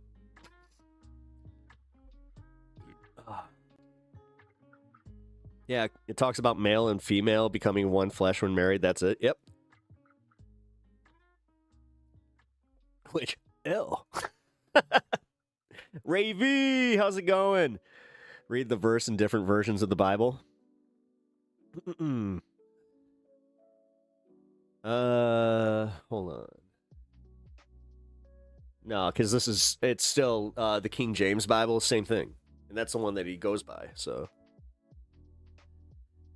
Non-humans such as cats and dogs and mice. Ooh, no, not mice. No mice. Let's not give the mice some good grace here. Like, honestly, I had a nice little mouse infestation this last winter that kind of left my house in disrepair. When I say disrepair, it had a nice little hole on the side of my house that I found right underneath my chimney. I have no idea how the hell they got there, though. Because it's one of those ones where they must have crawled like upside down or something. Oh, poor mice. Yeah, the thing is, I don't do the inhumane traps or anything like that. Usually, my cats either get them or force them out. So, I at least do have some mousers. King James is heavily edited. He's a heathen and a false Christian. Yeah, I know. Trust me, I heard all of them. You know, the New Edition Bible, that was always one that, like, my mom had the New Edition Bible. We had the NIV, the New International Version. Mice are impressive with how they can get around. Yeah, they are, but they cause too much damage. Like, that's the thing. I actually had the same problem with ants. I actually like ants. Like, I'm one of those, like, nerdy kids that, like, I always had, like, an ant farm, and I had one when I was, like, older, too. Like, I was a teenager, and I remember one of my friends making fun of me with that, where he was just like, you still have an ant farm? I'm like, yeah. Why wouldn't I?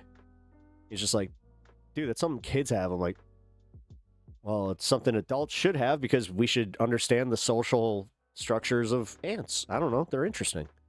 I always loved watching them, like, how they moved and build shit and fucking just how they work together. I don't know. It's fascinating. But, yeah, I had an ant problem where they were starting to come into my kitchen, and I'm just like, I can't have that. And I literally have a thing about using ant traps, you know, and killing the ants. Like, I don't like that. I don't know, man. I don't like taking life. I'm that guy. I've never, like, been okay with it. That's why, like, when they would ask me about, like, the concept of Jesus, like, seeing an AR-15, and then I'll never forget this. I've talked about this on this channel before, where during my doctrine class, we had a debate with my teacher about how Jesus would not only would he not like guns, he would be flabbergasted by the concept of a bullet. You know? We have bush rats. They're protected, so we can't touch them, and they aren't interested in the house, so not too bad. Okay, yeah, bush rats. Okay. As long as they're not like the field rats that always, like, try to make their way into the house.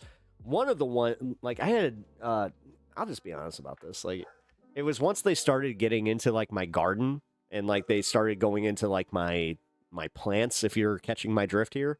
That was a problem. I'm the same way, Pep, except for mosquitoes. Yeah, same. I have, like, certain bugs that... No, screw it. Mosquitoes, I'm convinced that they add absolutely nothing to the ecosystem. They could die. But I know I'm wrong. I know I'm wrong about that, because somebody pointed out how there's a very specific breed of bat that needs mosquitoes. I was just like, ah! Now I need bats! I had bats, though, last year. I have a grape trellis that... It was right around October. I started getting bats. That was kind of cool. But a little late, you know. We had, like, a few days where it was actually useful, where I was just like, oh, okay. You know, so they got the mosquitoes. Yippee. And then all of a sudden it got cold. Actually, this last October was... Now I'm talking weather. It was actually uncharacteristically warm. Huh. The bat that can become vegan. I mean, well, there's all types of different bats, you know? We get pretty huge bats here. Really? Soy bats? Soy bats? You mean leftist bats? What are you talking about? God damn. Soy bats. Yeah. Figures. God, I should probably talk about, you know, Trump doing the thing, you know, announcing the end of the war, even though it's not the end of the war. It's I think what'd they say, 90 days? It was either 90 days or 4 months. I can't remember. So, I'll just say they announced a time period, which they're going to stretch this ceasefire and call it a period of peace or whatever. But it's not a peace. It's not a full-on peace agreement. So there's not that. There is that. And also the fact that he's giving billions to Iran, which, you know, somehow outdid the Obama deal on that one. Honestly, the fact that it is so much worse than the Obama deal, I love how much neocons and just Fox News, all it took was 1 day for them to understand. It's like, oh shit, because who do they actually, who pays their bills? AIPAC or Trump?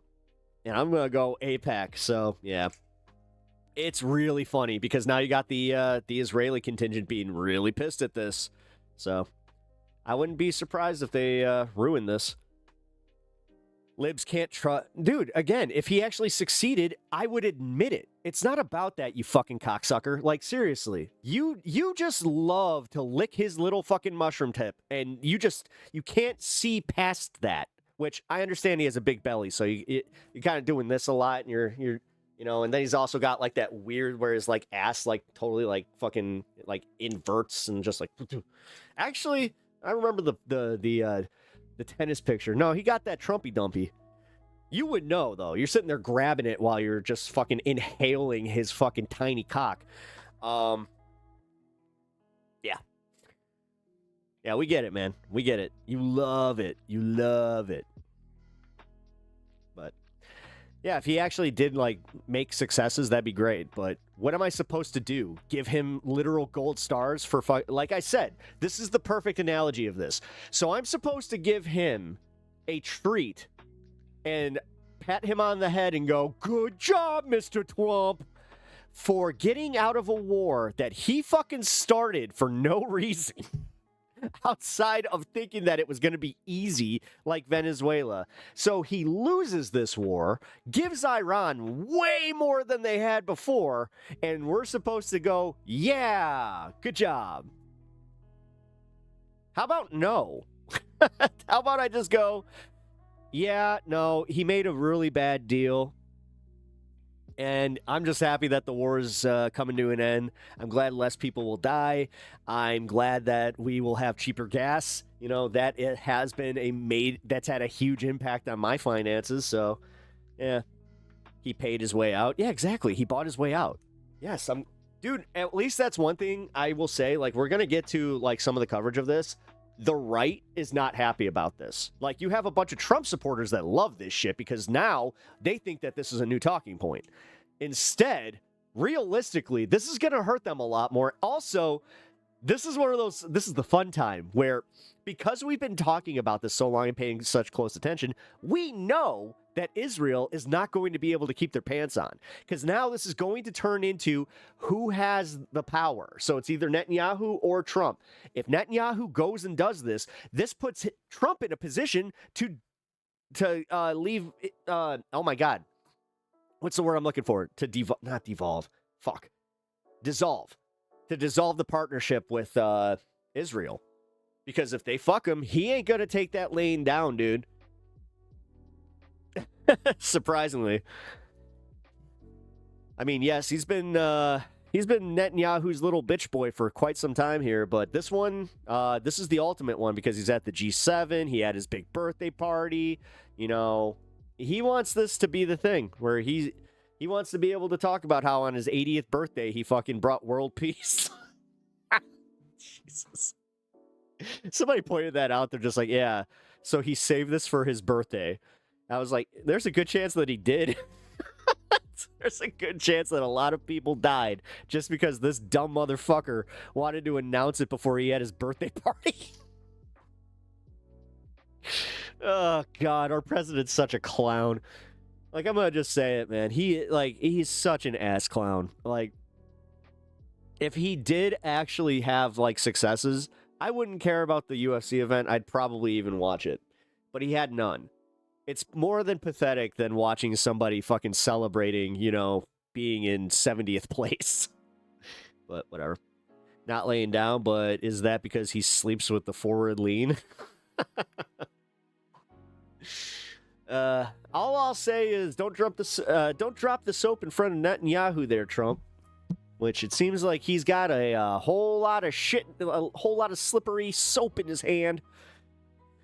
You're laughing at people dying? No, I literally said that I'm glad that people are not dying. Why would I be laughing at people dying?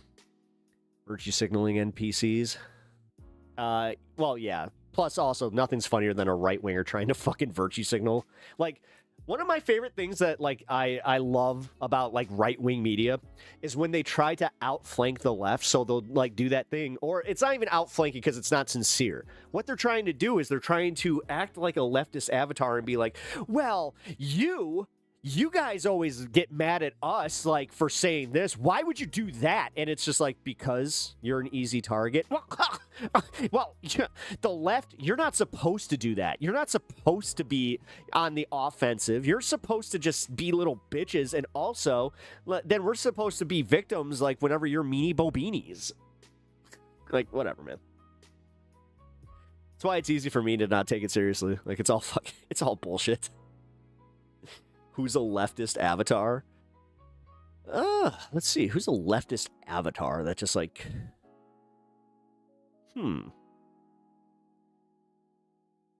If Hassan didn't actually put his money where his mouth is, I'd say him. Oh, Bad Empanada. I'd say he's a leftist avatar.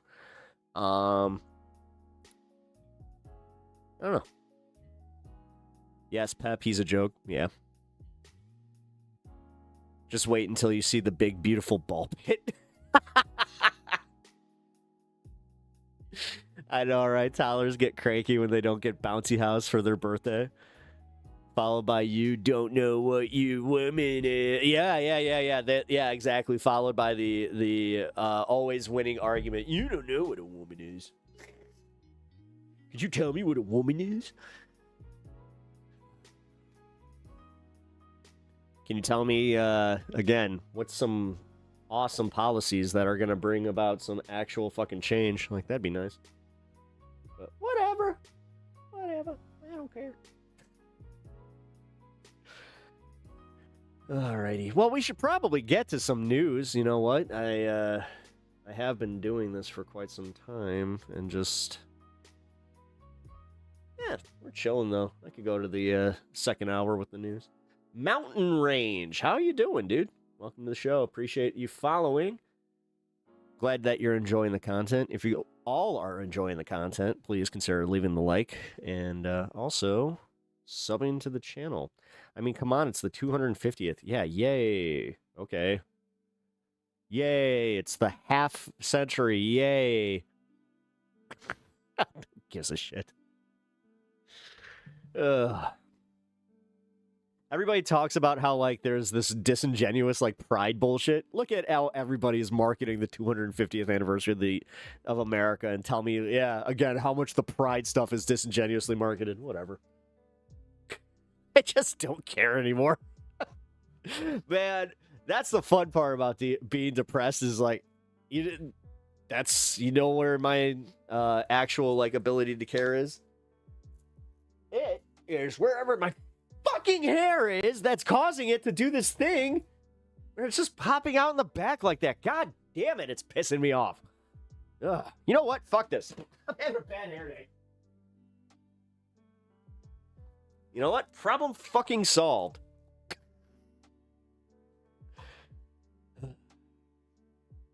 I was testing. I noticed the chat room is empty, but I see chat on screen.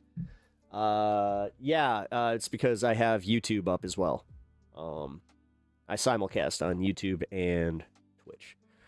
if you're interested in joining the chat over on YouTube, here you go. Consider following. If I could fucking find my channel, that'd be nice. What the fuck did I do? Sorry, guys. I cleared all my links.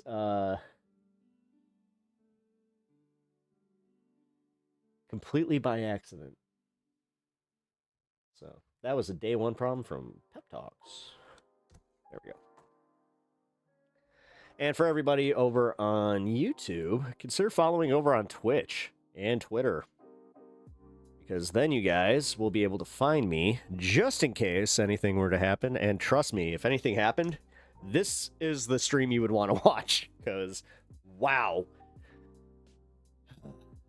I already had a little situation that I took over to Twitch. That was one of my better shows, man. I went off. And it was nice, too, because it was like, oh, shit, this really does bug me. So it's like, I'm just being open and honest with you guys. Wait. We have a couple of those. Tinkerbell, Australia, I mean. Wait. University of Rhode Island is on Corpse Flower Watch. Huh. They're fascinating plants. Yeah, wait. We have one of those at, the Botanical Gardens in Chicago. It's not one of those, but it's, god damn it. It's like famous for being like super deadly to humans. They have it, and it's like an enclosed room. You cannot go see it. God, I forgot what the fuck it's called. Here. What's the deadly plants in Chicago Botanical?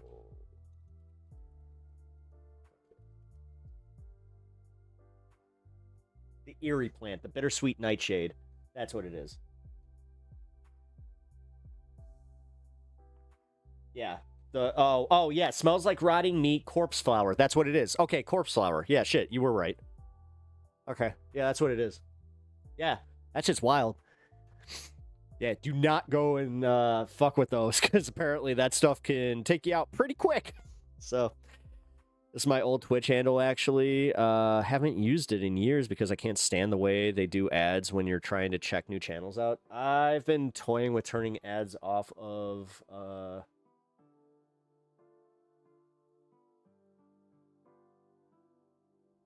Twitch. Actually, I think... Does that even matter? Because I think that when you're checking out new channels, it does it before the actual channel has it. I don't know. I've been debating it. Like, I think I'm going to go ad-free on Twitch for at least a week. Just to kind of, like, try it out. Because, realistically, I can't say what they pay out, but it's not really going to hurt me. I found an ad blocking. Well, hey, be careful with that, just because, yeah, that can impact your usage over on YouTube. I do know that their TOS does actually give them the right to fuck with your account if they find out that you're using one. So just be careful with that stuff. Local 420. Hey, cheers.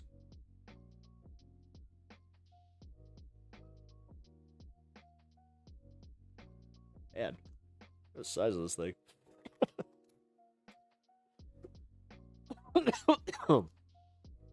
Wouldn't got a 2G-er.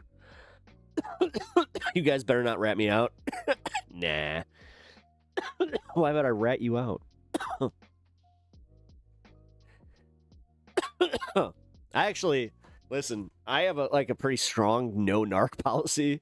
I have a sensible one, though, where it's like, no, I'm not going to just, like, if you're committing a crime right in front of me, like, and I mean, like, a crime, that technically I could get in more trouble for, like, not saying something, then fuck you, yeah. I ain't your ride or die on that one. And anybody that says otherwise, yeah, those guys are ass wipes that would gladly drop like you, like they would drop info on you on like in a heartbeat. So what up, Stan Wipe from love from Minnesota. Stan Wipe. Way to bring it back, man. What up, Carl? It's good to see you, brother. Johnny Walker Pepper. Oh, shit. You know what? Oh, yeah. Should probably cover that, guys. Johnny Walker Dread. I'm going to be having a debate with him on this space this Wednesday on PEPAGANDA. Come and check it out. Yeah, it's going to get interesting. I can tell you that right now. Just through the conversations that we've already had in private, yeah, it's gonna get a little hairy. He's got some interesting opinions that make me go, oh, hey, that's not great. That's really not great. So yeah, you and your 19 followers, 21. Yeah, you jealous? Why you jealous? I don't know. Why are you mad that, like, I have a very minor degree of success? And I say very minor, like, and emphasize that. Hmm.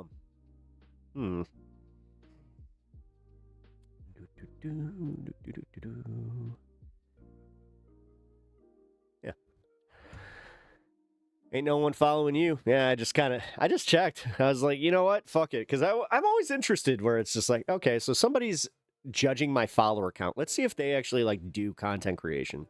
Because if they do content creation, like that one kid that was here last Friday, where we found out that he had pretty much, like, a close amount of subs to me, where I was just like, whoa, okay, hey, let's be a little, coming from somebody with 0 followers is kind of hilarious. Yeah, especially when, like, most people have at least, like, 3 or 4, because some people, like, in the early days, especially of YouTube, they treated it like social media. So yeah, you would find out that your friend had an account, and you would go friend their account, essentially. You know how I know this? Because I did that, and I got in trouble from a friend where they're like, why did you sub to my channel? I'm like, because I thought that's how this worked. They're like, no.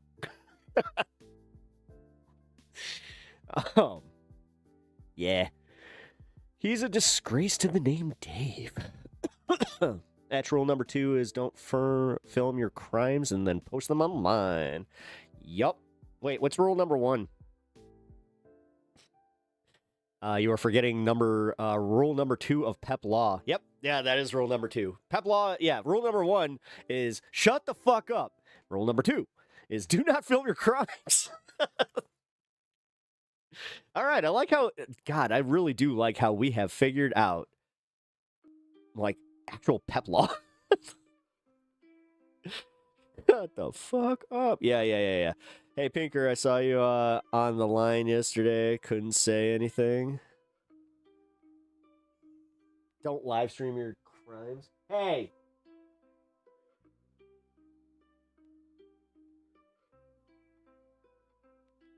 He took the bed fair and square this time, bud. Oh, oh, man, he was getting mad. Oh, Stan actually, like, he almost had himself a little Stanner tantrum. Oh, boy. You okay, Stanny? Come here. Where's the cat? JP, how's it going? Welcome to the show. I appreciate you being here. Family okay? Yeah, we're doing good. We're getting by, man. Excellent channel. Super program. You just called this a program. Hey, awesome. Appreciate that. Super program. I mean, listen, now that goes right to, like, the professional broadcaster side of me. Dude, okay, can I just say, one of my radio mentors, he told me that he's proud of me, and that he's like, yeah, you are a professional broadcaster. Do not ever take that away from yourself. That was nice. That was really nice. So, gotta say, yeah. You ever gotten a compliment from somebody that, like, that meant a lot? Yeah. Or like that, like, you always wanted a compliment from? Like, when your dad says I love you or some shit like that. It was kind of like that. The topics and shit, you have a program. Yes. That's awesome. Yeah, no, it was. It really was. That meant a lot to me. It's like having like one of your college professors also just be like, I'm really proud of where you ended up, kind of thing. Like that. Yeah. Like I could have somebody famous tell me that and it wouldn't have mattered. I basically got told to piss off today when I asked for a raise, so I got that going for me. Ugh, that sucks, man. I'm sorry to hear that. Man, listen, just so you guys know, I can't talk about it online. This is something I have to be a little bit smarter about. I have a very big mouth. You guys understand that. Just know that I am right there with you guys, okay? Like, I'm right there understanding that the jobs market sucks. I'm out there understanding that our jobs suck. I have recently also been asked to eat some crow. So, just know, solidarity, I'm right there with you. But we'll get through it, man. We'll all get through it. We're gonna figure this out. If at some point, if it literally turns into like communism, where it's just like we have to eventually just all kind of start planning to move closer together, where we can all take care of each other, because holy shit, doesn't seem like we're ever gonna really have anything. Like, I don't think I'm gonna have Social Security, which is terrifying. But that's also why I have become one of those guys where I'm just like, fuck it. Like, fuck it. If once I reach a certain age, I'm going to just ask for everything from the government. Fuck it. Paid in this much. I mean, Social Security, yeah. So if there's programs that I can take advantage of, gonna do it.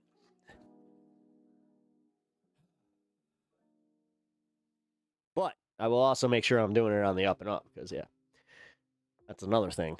I also don't play games, you know? If you get audited, you want to actually make sure that you're on the up and up, so. I'm back at work, so can't catch... Oh, all right, man. I will talk to you later. Every place has been understaffed since 2020. The job crisis is already here. Yeah, every place is understaffed, but they realized that they could get by exploiting those understaffed locations and the employees, because, yeah. Dude, rest in peace, Oliver Tree. Devin, thank you for reminding me. Yeah, dude. Rest in peace, Oliver Tree. I was a big fan, man. He was coming to Chicago. I was kind of looking to go see him, but it was one of those things where, I'll admit it, a friend told me that he was coming to town, and I was like, if you buy us tickets, I'll go, because I'm a broke motherfucker.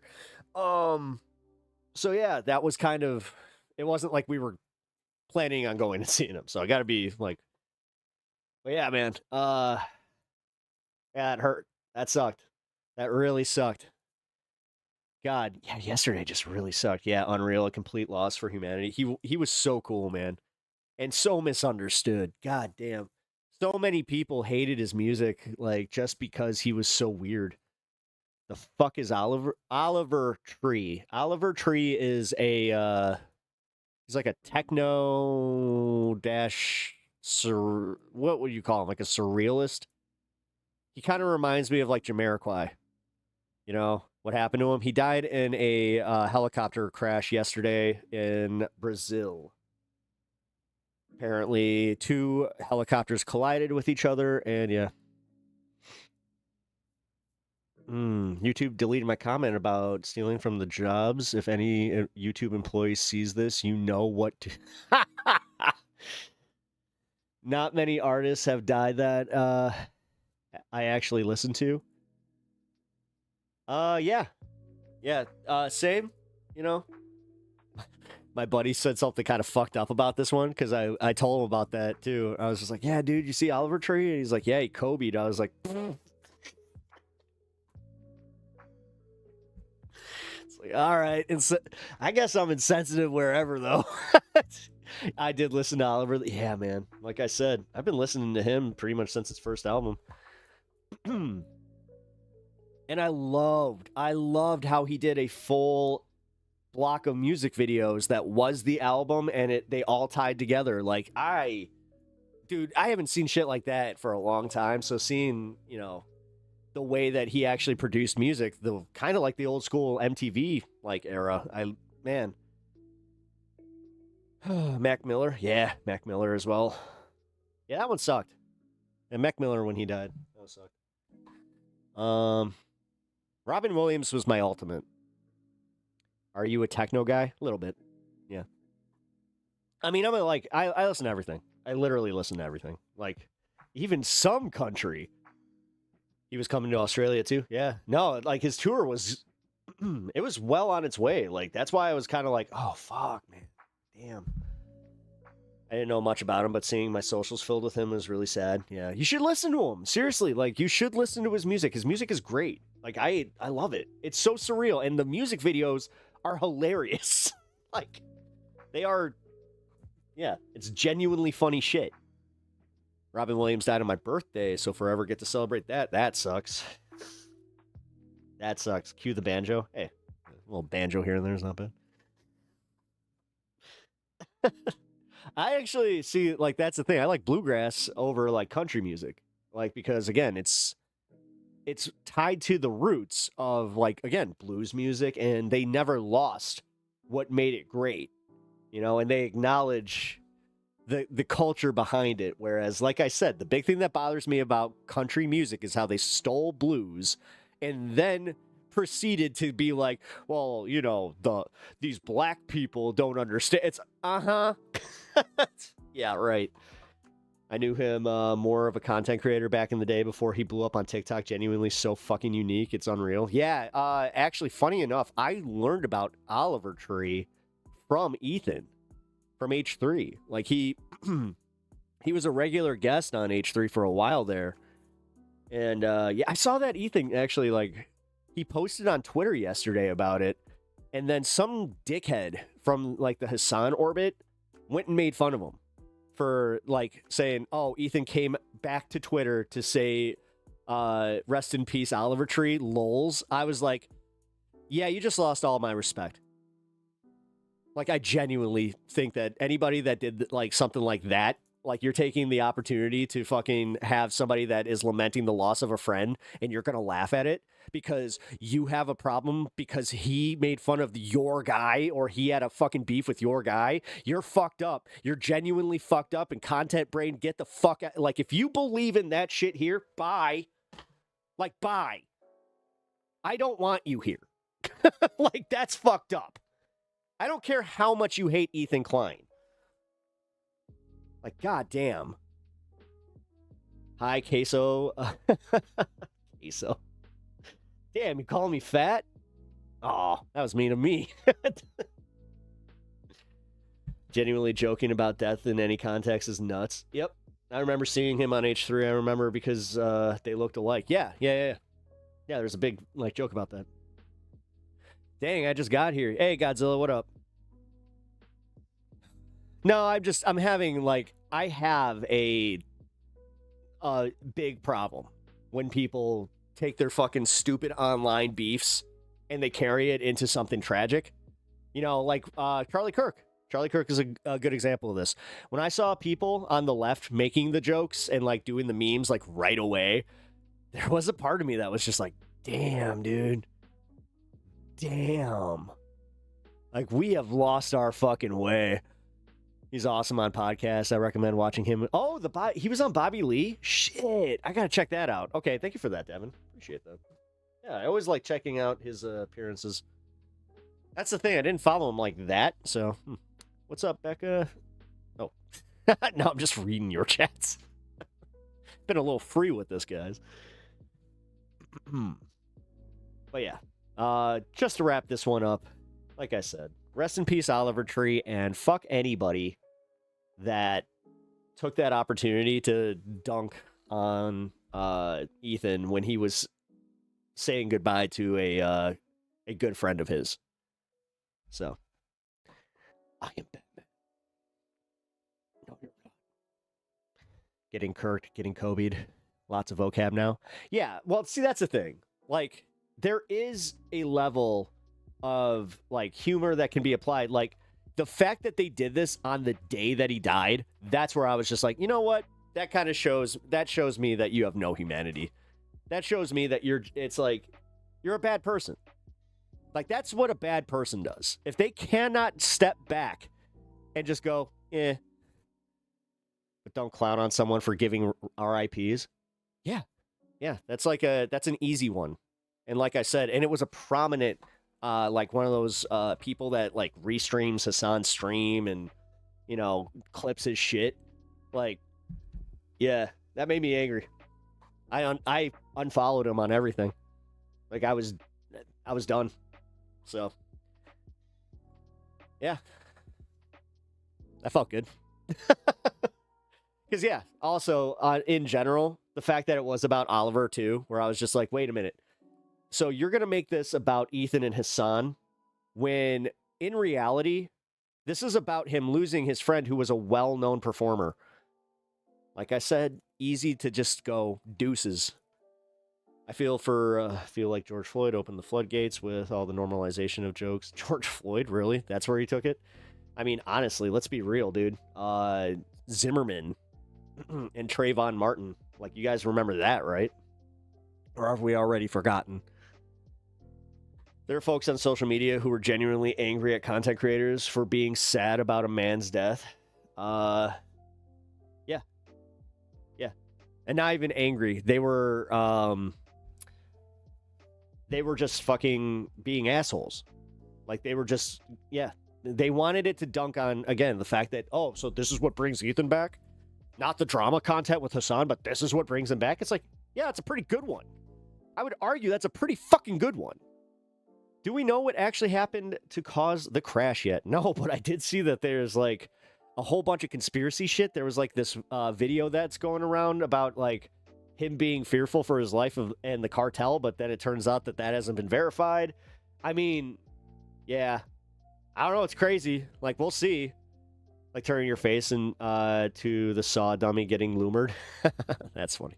I think it hit another helicopter. That's from my understanding. Yeah. Yeah, that's online brain. It is online brain. Like I said, the fact that this is why I hate Twitter. I'm going to be completely real. Twitter is what really breaks people. I've seen it. And too many people spend way too much time on Twitter. Like, all right, this is going to be, I'm not trying to make a call out here. Because I don't want anybody to feel like I'm thinking that they're, bad with this. I get it. It's just you have to admit that you've given up and you are now part of the scroll machine and you've just given into the dopamine hits that is Twitter and the reposting and just, I don't know, man. Like, this is probably what makes me bad at like growing as a creator, because I'm not willing to take certain steps like that. I mean, I have a hard enough time just going and clipping my content, let alone fucking wanting to go sit even on my couch or wherever the hell I am and give my thoughts to a whole bunch of people. Like, realistically, even if I had like 30,000 people on one tweet, I'd just be like, I don't care. Twitter just doesn't do it for me anymore. Good. Honestly, it shouldn't. None of this. So honestly, man, I turned off Facebook for the past 3 days and it has felt great. It has felt so fucking great. I posted I did an update for my family with my wife's situation. We finally were, you guys, funny enough, knew more about her than they did. Because, yeah, that's also what you get for not checking up with your family members. Twitter and TikTok cause depression. Fuck yeah, they do. I mean, Facebook causes depression, too. It totally does. YouTube is the only social media I use. Yeah, pretty much same here. Like, I brought, like, so what I'll do is I'll post on Twitter about when I go live, and then every once in a while, if something big happens, I will go, like, try to comment on it. But I don't know, man. I'm just kind of, Wow, they should be watching your show, Pep. Their loss. Hey, thanks for that. Appreciate that, man. I haven't had Facebook in years. It was so toxic. Yeah, Blue Sky has been fun for sports lately if you can direct your algorithm away from politics. Yeah. I mean, I tried that with Facebook initially, but for some reason, like, it's all, even like this. So the one thing that really got me was how I would say, don't like this creator, and trying to curate my feed, right? And then I noticed that anytime that I hit don't like a creator, they became a sponsored creator. So then they would show up as a sponsored by, And they would, like, New York Post. Actually, I know New York Post was the number one that was doing this, where it was so fucked. Where it's just like, it constantly would show up as like a promoted thing on my feed, where I'm like, I don't want to see the New York Post. And it's not because I'm trying to ignore right-wing fucking news.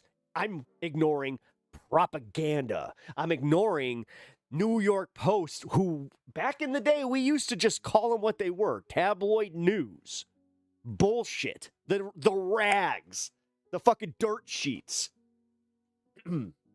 Actually, the dirt sheets were wrestling mags, but whatever. I love how easy it is to change my YouTube algo. I hate it because there's sometimes, like, it actually happened yesterday. I was watching like how-to pool videos, like how to fix a pool, and then my entire algorithm today was just, well, here's how to get the chlorine balanced. Here's how to blah, blah, blah, blah, blah. I was just like, oh, great. And then I noticed this on Saturday. For some reason, the algorithm was feeding me videos that were almost 20 years old. Like, there was one video that was 19 years old on there. I was like, what the fuck? And, like, dude, Keyboard Cat was on it. I was just like, Keyboard Cat? Huh. Shit. Weird. Longer form content. Well, yeah, I mean, now you're a contractor. Am I? I think I am technically an independent contractor. I don't know. Whatever. OG memes. Yep. Oh, yeah. And then, like, it's funny because if you look up Keyboard Cat, then all of a sudden it takes you through the greats. Chocolate rain, making me go insane. Chocolate rain. Natchy Cat is in chat again. Chocolate rain. This politics has rotted my brain. Chocolate rain. Oh, God. I think that for like the next 2 hours, I could probably just do a spin on Chocolate Rain. It doesn't matter what I search for related to home and design. At least half the results are stupid AI bullshit. Yeah, dude, I hate that. Oh, God, I hate that.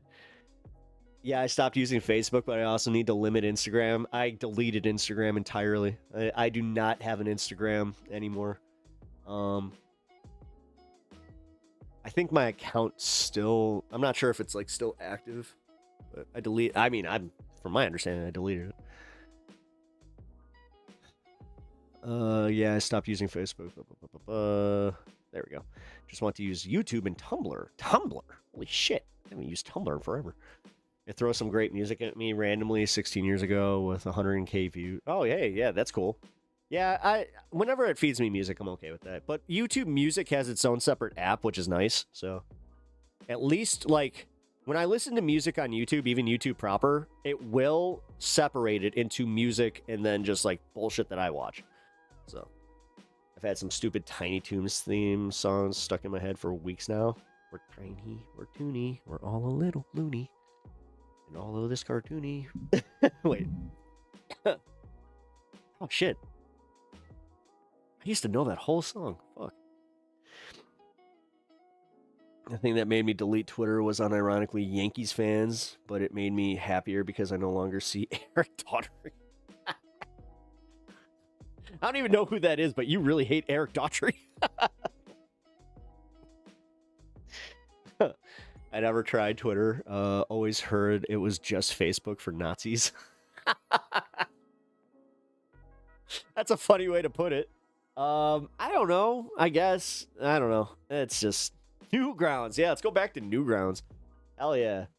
Charlie the Unicorn. Fuck, where were some Newgrounds bangers? Oh, the Steven Seagal videos. Dude, oh fuck, what were they called? I forgot the guys that used to make those videos, but they were hilarious. They were all flash videos about, like, absurd Steven Seagal. And he talked like this. The whole joke was like, you can't hear him. I don't really like how you're talking about me. You're making fun of me. Well, I'll kill you with my ponytail.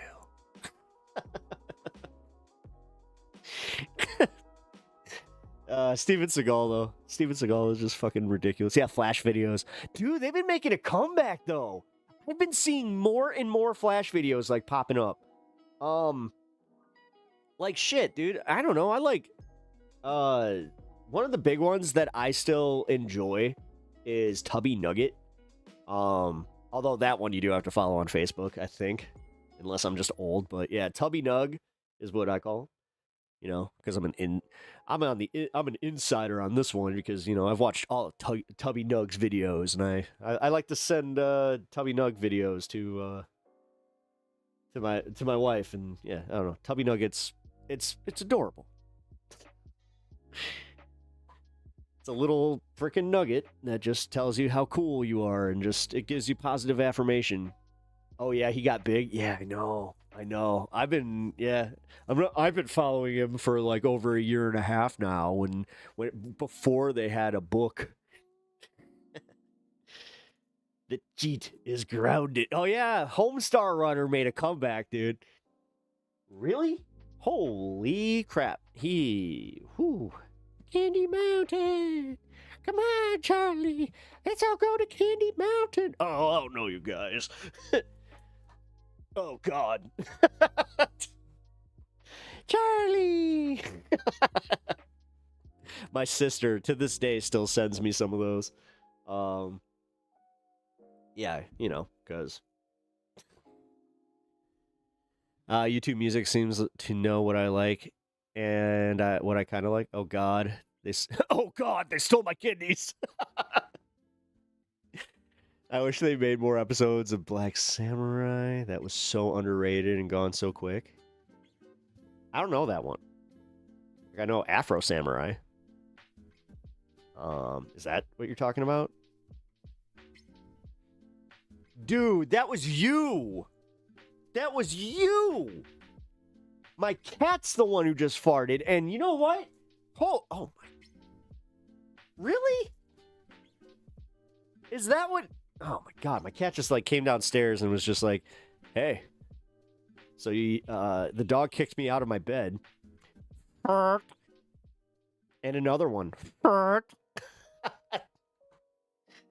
Why? Why must he do toots? Why must he do toots? Come here. Why did you do toots? Why did you do toots? Awesome. Hello. Hello. Love you. Tuna farts? Yeah. Yeah, he had the Chiru today. Yeah, that's what happens when you have that Chiru. Gives you nuclear level farts. God, could only imagine if I had his brother in here too, or it was just like, oh. Yeah. He's so cute though. Hey, I'm so farty. I'm very farty. And also chill right now. Yeah. Say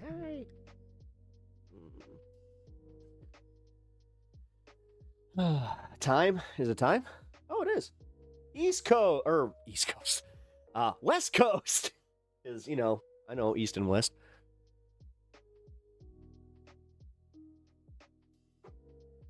God, I'd be so stupid I'd get killed in a drug war or in a gang war just because I'd be like, yo, East Side. It's like, this is West Side. Oh, shit. Wait, what happened to Pep? He was directionally challenged in the wrong area. And he only kept his mouth shut, though. And he was colorblind, too. He thought he was wearing, you know... Blue with the Crips, but hey.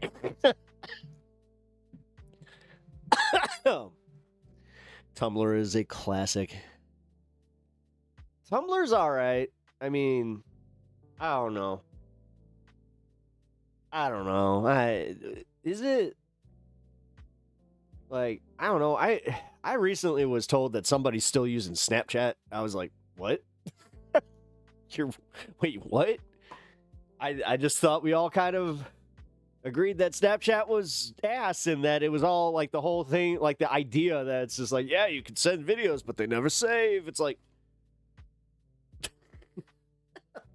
yeah, sure. Yeah, sure. Although I'm so old that I would probably like, you know, in a in a theoretical world where there was a single pep, I'd probably be like that guy where it's just like, no, no, no, no, no, don't send me anything over the wire. Pull, like if you were to take some snapshots of yourself and give them, like, hand them to me, then it's like, oh, much safer. Oh God. Anyone over 25 using Snapchat is sus. Yeah. Yeah. Well, okay. So, like, full disclosure, I know it's because, like, it's one of my wife's friends that, she's dating, and she kind of just came out with it. She's like, yeah, it's the safest way to send nudes. I was like, oh. It's like, got it. All right. And then I kind of went, no, it's not. And then I looked it up. I was like, no, it's not. Oh, shit. It is. Oh, so it's like Ashley Madison just folded and they were just like, yeah, let's, I don't know, Snapchat? Anybody? What the fuck? Cat farts, the fifth element, dark energy, compressed with and release. I mean, yeah, she's dumb then because people just scream. Thank you. Thank you. You literally just made the entire argument that I made to her, where I was just like, I don't know. And like, she tried to say, she's like, yeah, but then you get a notification when somebody does, use screen grab or whatever. I was just like, okay. Because Charlie the Unicorn quotes made me sound crazy. Oh, I see what you're. Yeah. Late cheers, getting nuggies. Are they tubby nuggies? That's only funny if you were here for like the last 10 minutes. That shit is forever. Oh, yeah. Yeah. I just, whatever. I am just happy that yeah. Every time that I hear like those stories, I'm just like, I'm so glad I'm married. I don't know what I would do. Oh my God. Oh my God. Oh my God, I'd be so lost. I haven't dated in years. Like 20 something. What? Fuck, I've been with my wife for 20. I'm 39, so 22 years. Holy shit. Yeah. Holy fuck, dude. That's why I'm probably bad at dating advice, where it's just like, yeah, the last time I dated, number one, I met her at Starbucks. And not like just, it wasn't one of those situations where it was like, oh yeah, she's, just cute barista or anything like that. Although she was, like, the first time I ever saw my wife, I like immediately was just like, wow. But yeah, then I found out that, she had a boyfriend. It was one of those things where like we hung with the same kind of crew, like, and people, and yeah, yeah, it's kind of cool. Like, it's very healthy. They broke up. I asked him specifically. I'm like, hey man, would you mind if I shot my shot? And he's like, go for it. Because he even told me after that, he's like, yeah, she likes you. I was just like, oh shit. Like, he almost wingmaned me. He's like, it just doesn't, he was like, yeah, it's not going to work between us. He's like, we've known each other for a long time. Like, it's just, yeah, we're very different people. I was like, okay, cool. Your marriage is almost old enough to drink. It is old enough to drink. It's actually old. It's 1 year past old enough to drink. If I, yeah. Hey! No. You don't get to come in here, fart, and then cause commotion. Like, bro, you're already pushing it. Also, Televani, thank you for the flower. Appreciate that. I'm back. Sorry. You need to do audiobook. Hey, I appreciate that. I actually, yeah, I'm going to try and get my stuff out there. Somebody in chat here pointed out that, yeah, technically I have been doing enough content to put together a portfolio of my finest works. So yeah, I'm going to be trying to get some voiceover acting stuff. Voiceover I will do. And I don't know, if I got a friend coming into town pretty soon. He wants me to go and do a set. I'm debating it. Leave AssCat, bad Leto, go. Use the Leto box. He doesn't need to use the Leto box. He doesn't have that problem. My cat is, yeah, he's cool. Like, he does not do that. If he does do that, then I know there's a serious problem. Your voice is chill. Oh, cool, man. Although, this is Pep reading an audiobook. And Duke Atreides said that he is the Mujahidi,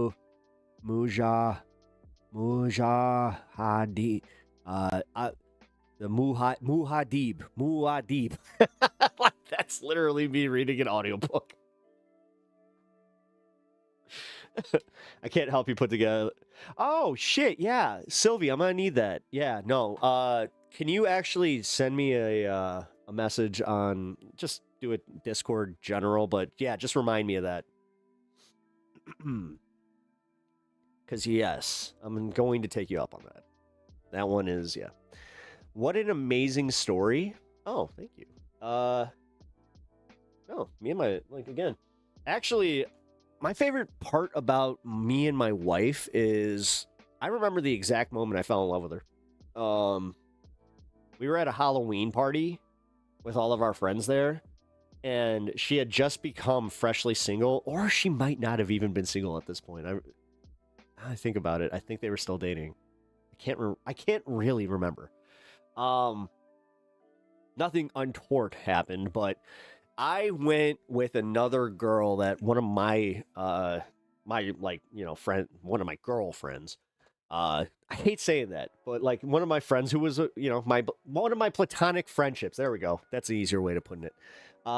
She wanted to set me up with this other girl who was like a soccer player, and like, I don't know, man. We didn't vibe. Like, I remember we went to go see Matrix Revolutions together, and like the entire time, she just seemed miserable. And also, she did kind of have that thing where she's like, "Are we fucking around or not?" I'm like, I really want to watch this. Never go see a movie you want to see when you also might need to, not see the movie.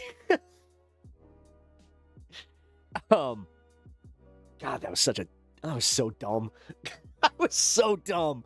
So I remember going to this, like, this was my second chance, because she was like, my platonic friend, she was just like, "Yeah, you kind of fucked up that first one." I was just like, dude, it was the Matrix.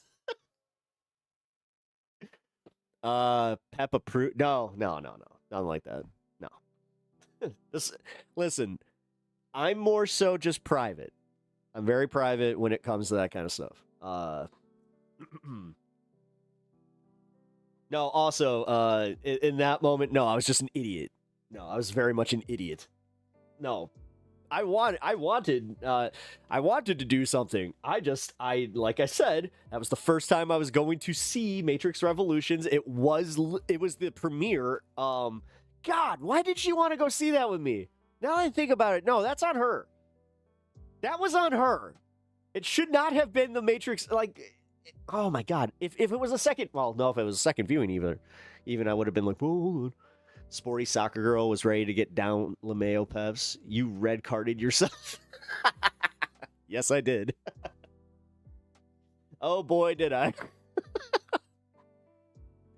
But yeah, the cool part about this story is that I just remember it like being a movie where my wife was wearing like the sexy angel costume, but she made the wings herself. And like, it was fire. Like, she looked amazing. Like, goddamn. And yeah, man, like, I remember seeing her come down the stairs, like, as we were walking in, and it was, again, like, I almost equate it kind of like that scene in Romeo and Juliet, the Baz Luhrmann one, where Claire Danes was in the angel outfit. It was very much like that, where I was just like, what? My favorite three things happened at that party that were legendary though. So they had like a stoner room, like we all did, especially at a party like that. We had a bottle that was the waste bottle. So like they would pour, like if there was a bubbler in there that they were just, pouring in there, and they would shake it up, and they're like, look, sea monkeys. So I did the thing that you never want to do, where I had a water bottle and that bottle right next to each other, and I wasn't paying attention, and I just kind of went, oh yeah. Just, yeah. Oh, it was bad, dude. And they're just like, not the sea monkey. That's my favorite part was this guy, Matt. He was sitting in the corner on a beanbag chair, and he just goes, oh, not the sea monkeys.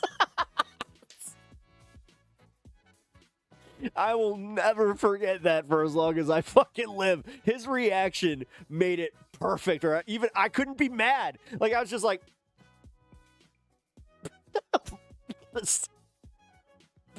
fucking Matt. And then there was a cat there that we like these guys found a cat randomly and named him El Gato.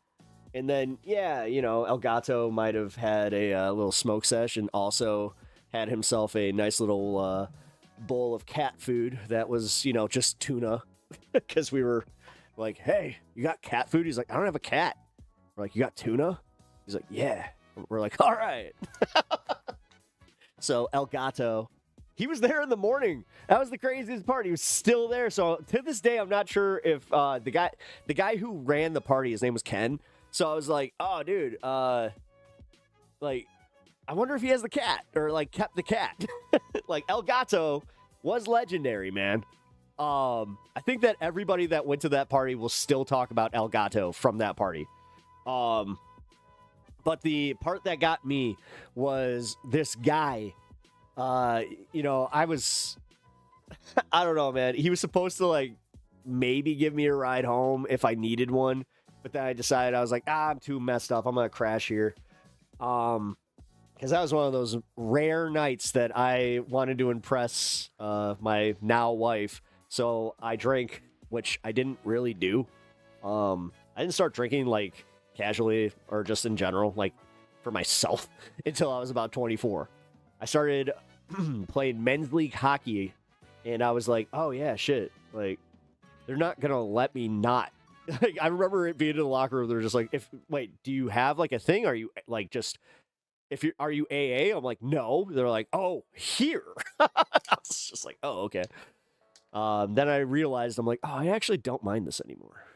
Like, I used to hate the taste of beer, so I was one of those guys where I was just like, ew, why would I do that? But yeah, man, it was so funny because this guy, his dad was a makeup designer on Planet of the Apes. Like, no bullshit. And he had one of the original Dr. Zaius masks. And his, like, apparently his dad just had these all over the place. So he had the, like, screen accurate Dr. Zaius, just the mask. And man, that shit, even back in the like 70s, like, that shit like formed to like the eyes and everything like immediately. And like, it was crazy how good that mask was.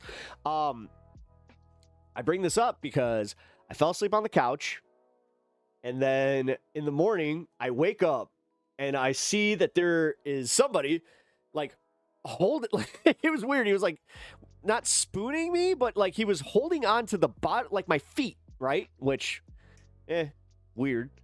But he's got my feet, but he had like a pillow between them, and he's got the mask on still. And I'm just like, what the fuck? And then he woke up. He gets up, pulls the mask up like this, and he's like, coffee? I was just like, yeah, coffee. Then we go out for a smoke.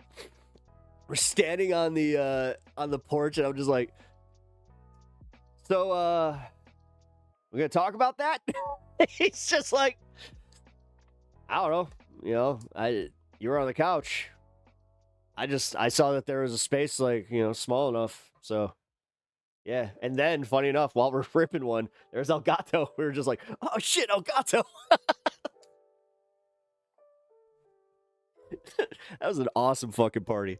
But that was a long ass story for me just to say, yeah, I'm pretty sure that was the first time I fell in love with my wife. So one time when my kid was like 7, he put on a Darth Maul mask and woke me up in the middle of the night. That's funny as shit. God damn. That's one of those ones I kind of wish that there was like, he had a phone to record that. That would have been funny. That'd be one for the books. But sea monkeys were created by a... Oh, really? Interesting. What a little gremlin. Yeah, dude. I mean, that's the stuff right there where it's just like... just so badly just want to be like, high five. Hell yeah. I would simultaneously be such a great dad, but I'd also be the one where it's like I would give in to their like worst impulses because I myself would want to see, where it's like, okay, you technically shouldn't do this, and this would create a kind of bad, like a bad precedent, but it would be funny. And you guys know me. I like funny. Holy shit, dude. We've been here for 2 hours and 40 minutes already? Dude, okay. I have not even done a segment. I'm just sitting here shooting the shit, having some fun with y'all. Yeah, I still give him shit over it. Yeah, but you should be proud of him. That's a good one. See, I'd be... Even if it, like, scared me, I'd be mad. Who would be scarier? Darth Maul. Darth Maul, just, like, as far as a mask in the... Like, there's... Dude, think about it. There's that guy from the Conjuring or whatever. Was it The Conjuring? I think it was The Conjuring, right?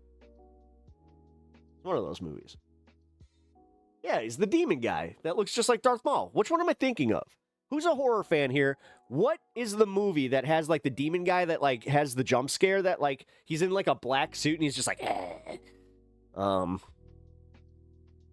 I don't know, man. I just watch those movies so passively that they all blend together. Like all of the Conjuring movies, I couldn't tell you a single scene from any of them. But I've watched them all. No, not Hellraiser. No. It was like one of those movies where... Was it The Nun? Fuck it, here. Let's see.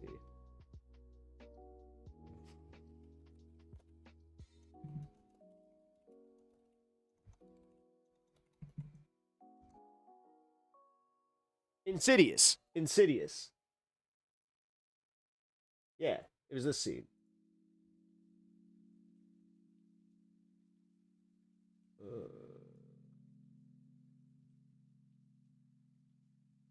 Here. I'm gonna go to watch mode just to bring this up anyway.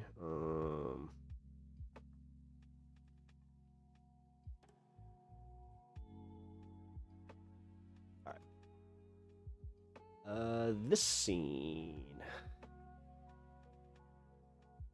Yeah, from Insidious. See? That guy. Well, I beat you to it, because I literally just looked up Darth Maul looking demon.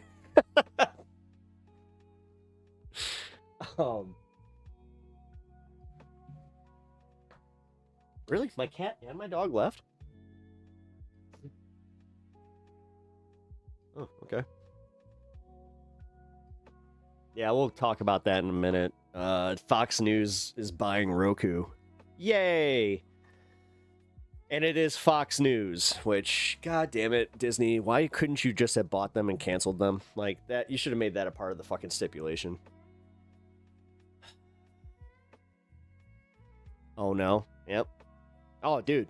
The media consolidation that they're allowing right now, I hope you guys understand that this is, like, beyond monopoly law. This is bad. Like, this is them literally controlling pretty much all of media. I can tell you, like, the left-wing, like, content block is coming soon. We've already been expecting it. I think that they've done some soft launches with it. But YouTube also doesn't want to lose some, like, ironically, I'm one of those channels where they get a lot of watch time from me. A lot. You know, 8 hours. Although, here's the thing that they did get mad at one time. Let's see. I gotta turn on the monetization for the smaller stream. There we go.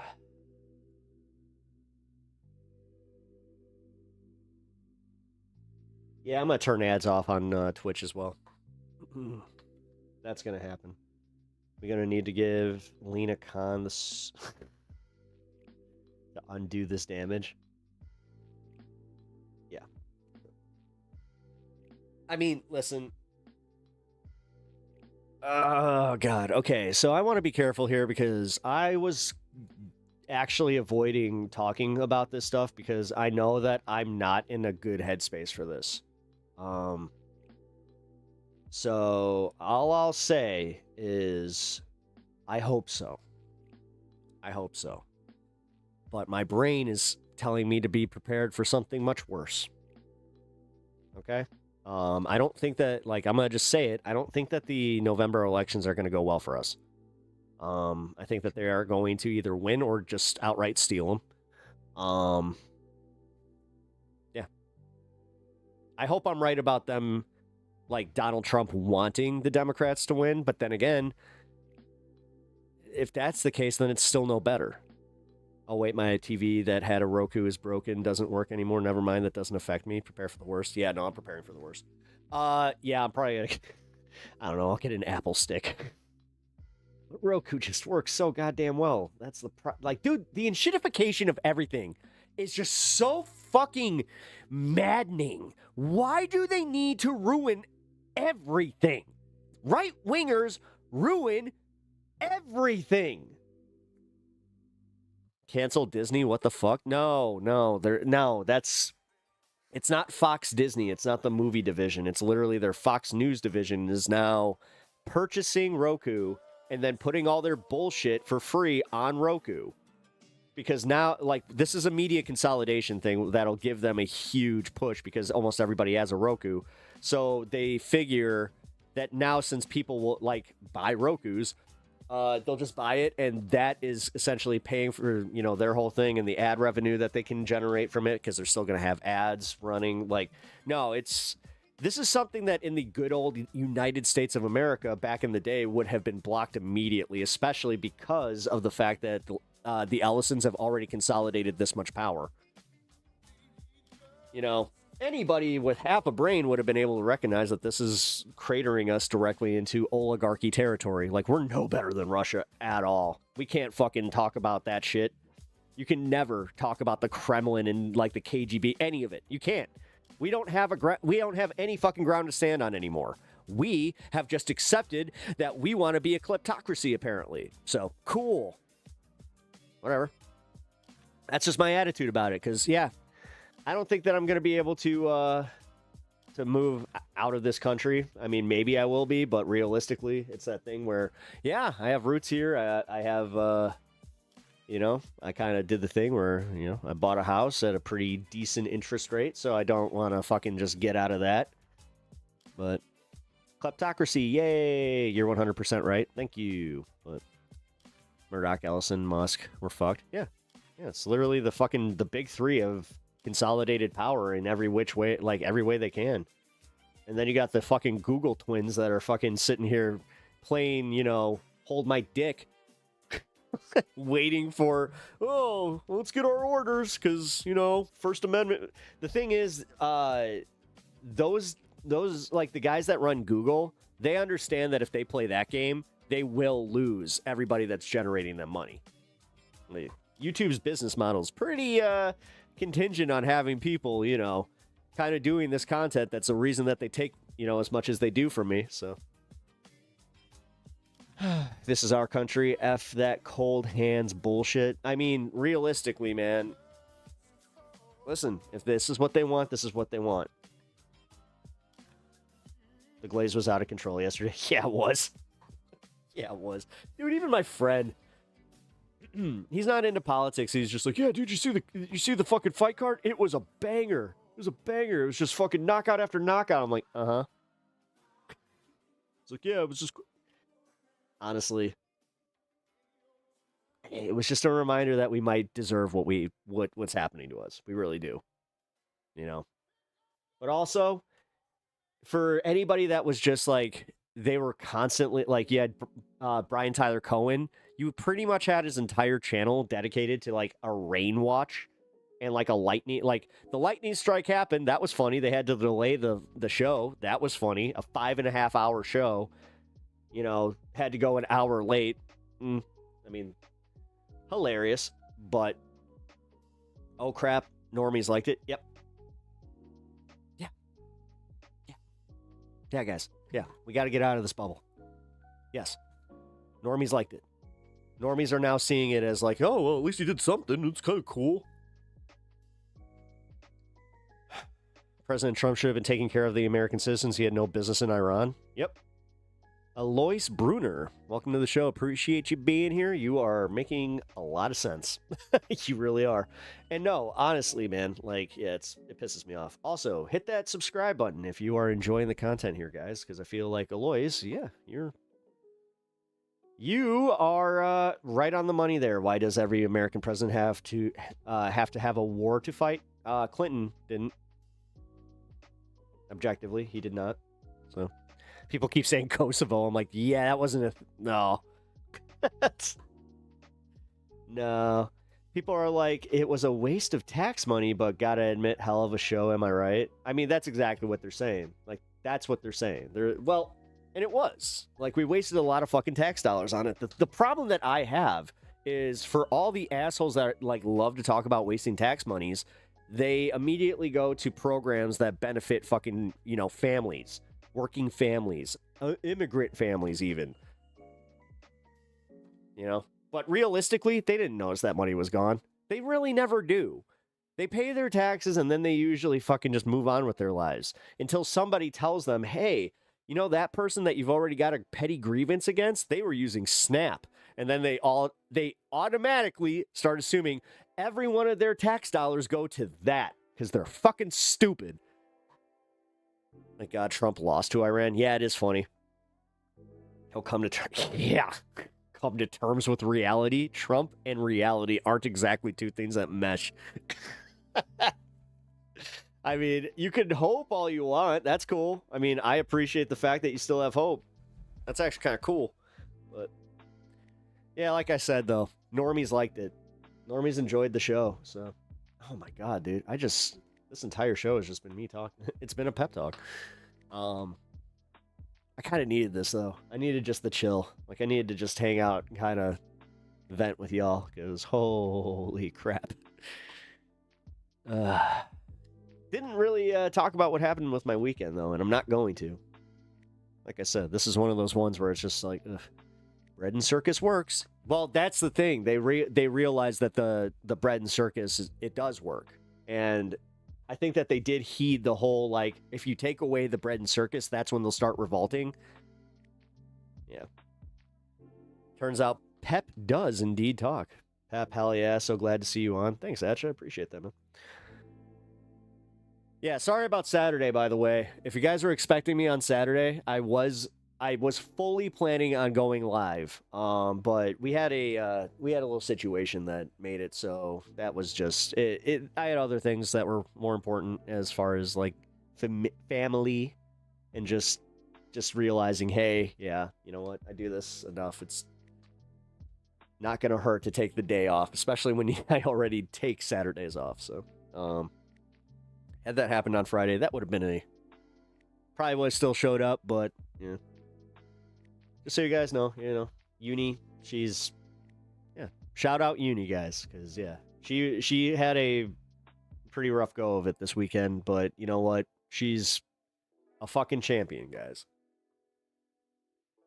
Pretty sure I saw Harry Enton say that only 30% of Republicans supported Trump's MMA birthday party, like 11% of voters in general approved of it. Yeah, but then it happened. Like, this is what, like, I had this argument with my friend where he was like, because I told him I wasn't watching it, and he was kind of mad, where he's like, well, why? He's like, you're a streamer. Why wouldn't you watch that? Like, that's content for you. Why wouldn't you even, like, he even tried to convince me. He's like, you should go live and do, like, a watch party where, like, you watch it off screen. I'm like, I don't care. Because the thing is, I don't. And you know what? I think I'm healthier for it. I think that I am genuinely, like, my brain is healthier for not going and taking the rage bait and not fucking, like, not subjecting myself to something that I don't like. I don't like the UFC. I can't say I never have. I used to. But then I also grew up and started realizing that these guys they don't get paid nearly enough, especially with the profits that UFC makes, to do what they do. And they're too stupid to realize that. Like, honestly, you get hit in the head enough, like, and I'm going to keep saying the CTE angle because it's true.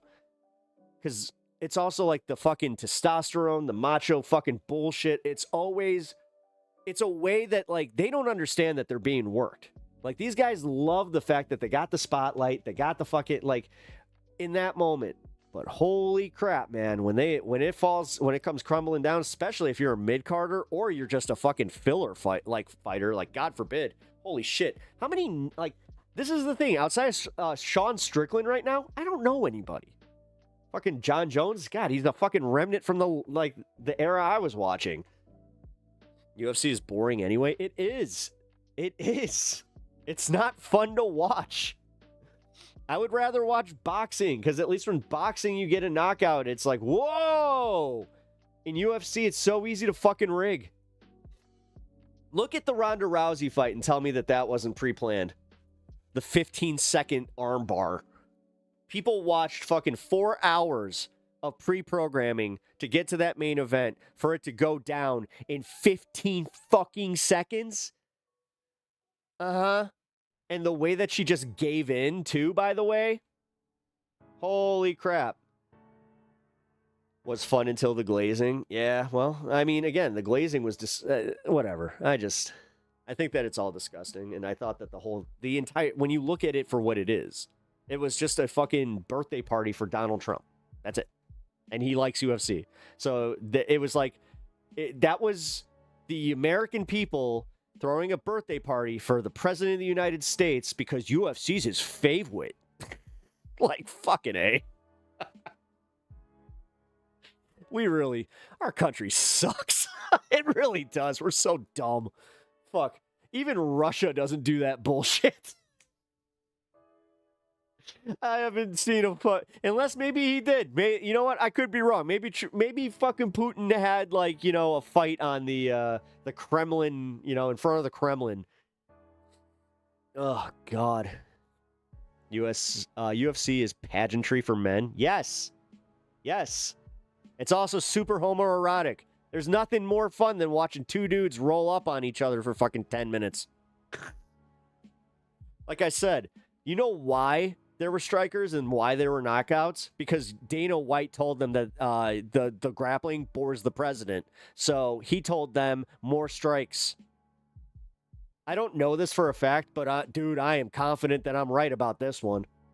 Because again, we got to treat we have to treat our billionaire president like he's a fucking child. And we got to cater to him like he's a fucking child. You know, literally. Hey, Twump, you want some McDonald's? You want some French fries? You want to watch UFC? Go get some McDonald's and French fries? Make sure you don't eat too much pizza because we know it gives you gas. Like, fucking Christ. It's embarrassing. I love French fries. You saw me at McDonald's. For my totally real job. That tracks? Yeah, it does, because fucking Dana White's also a fucking unscrupulous piece of shit. The fact that this guy has gone out there and said, so what with cheating? So what with the fucking sports betting? So, like, fuck you. Like, this is the same guy that used to go on Rogan and bemoan the refs and the sporting commission. Because, you know, this pesky sports commission just making sure that these athletes are okay. But no, we're perfectly fine with fucking brain damage as long as they signed a contract. Whatever. We're a bunch of ghouls. The thing is, for everybody that makes, like, the Coliseum angle, I'm just like, yeah, it's almost like we've evolved since then, and things should evolve past that. But, you know, this whole fucking, I gotta eat raw fucking red meat and go watch UFC because that's what men do. Jesus Christ. Gay. Fucking gay. You like watching a bunch of oiled up dudes with fucking, you know, These muscular men going out there throwing hands. Like I said, rolling up. You know, there's not, like I said, there's nothing gay about watching two oiled up dudes roll around on the ground for 20 minutes.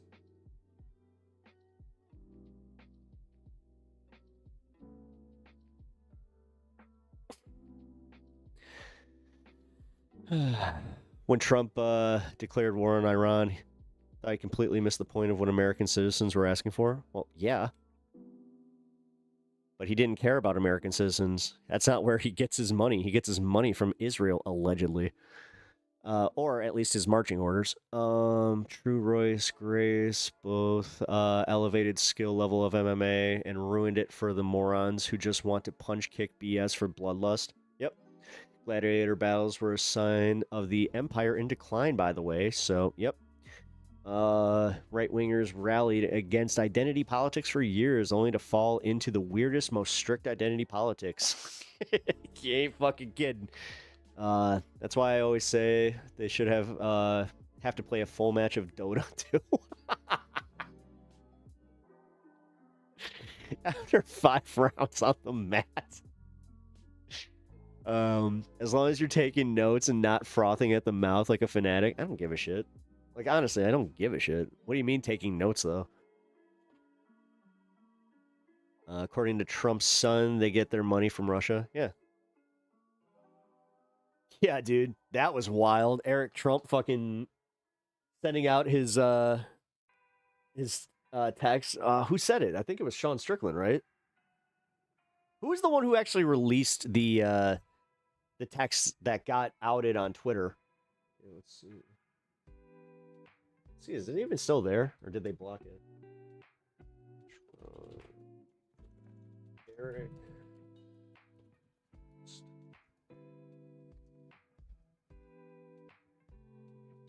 Nope, it's still here.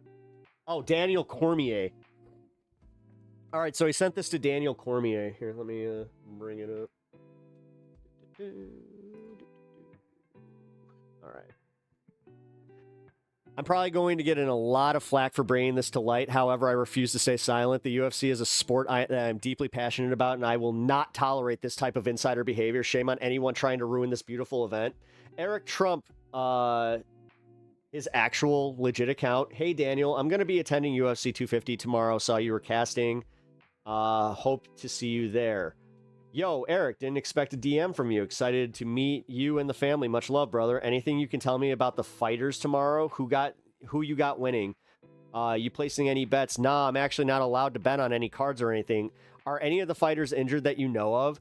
I'm not quite sure why you're asking me this, but I think they're all in really good shape. I'll just cut to the chase. Are there any fights tomorrow rigged? I've been eyeing the Lopes fight, and I think an upset wouldn't be too unrealistic money. Fucking A, bro. This is one of the biggest scandals that is not being fucking talked about. Like, this is the stuff that I can't stand, man. Like, we know this shit. Like, they're fucking all about insider trading. I'm glad. You know what? Good on Daniel Cormier for fucking bringing it to light. But then all of a sudden, yeah, it magically disappeared. Although, not anymore. Here, let's see what they said about it. Let's get the latest on it. Latest. I transcribed a recent interview below with speaker. Below is a detailed summary of an interview transcript with David Grush, former intelligence agent. Don't care about that. Wow. No. When you look at latest, they buried this shit. But you go to top. Yeah, Krasenstein's got it still. Eric Trump. This is completely fake. I've never reached out to Daniel. In fact, this is scary. I am now in a now deleted post by Daniel Cormier, Eric Trump DM'd him and asked, are there any fights rigged tomorrow? Breaking Eric Trump just blocked me after reporting on allegations of him seeing Okay, so now he's just blocking people that saw it too. Oh my god, dude, he didn't expect that to go fucking... No, he's just mad that somebody leaked his text. Ooh. Are you sure it's not AI slop? From what I have read, there are no community notes on this. So, like, right? Yeah, there's no community note on this. That's the problem, dude. So, yeah, I have heard absolutely nothing about this at all. Ain't that weird? Isn't that fucking weird? Huh. Wonder how, like, Philly D talked about it. Oh, shit, he did? Here, let's bring up some Philly D then. Fuck it, since we're talking about this. Let's lead in. By the way, guys, I know that we have some awesome thumbnails made by Televani Mage, but just so you know, quite proud of the one today. I did that myself. Joe Rogan caught in the Michelle Obama's man scandal. I'm giving $1 million away. What?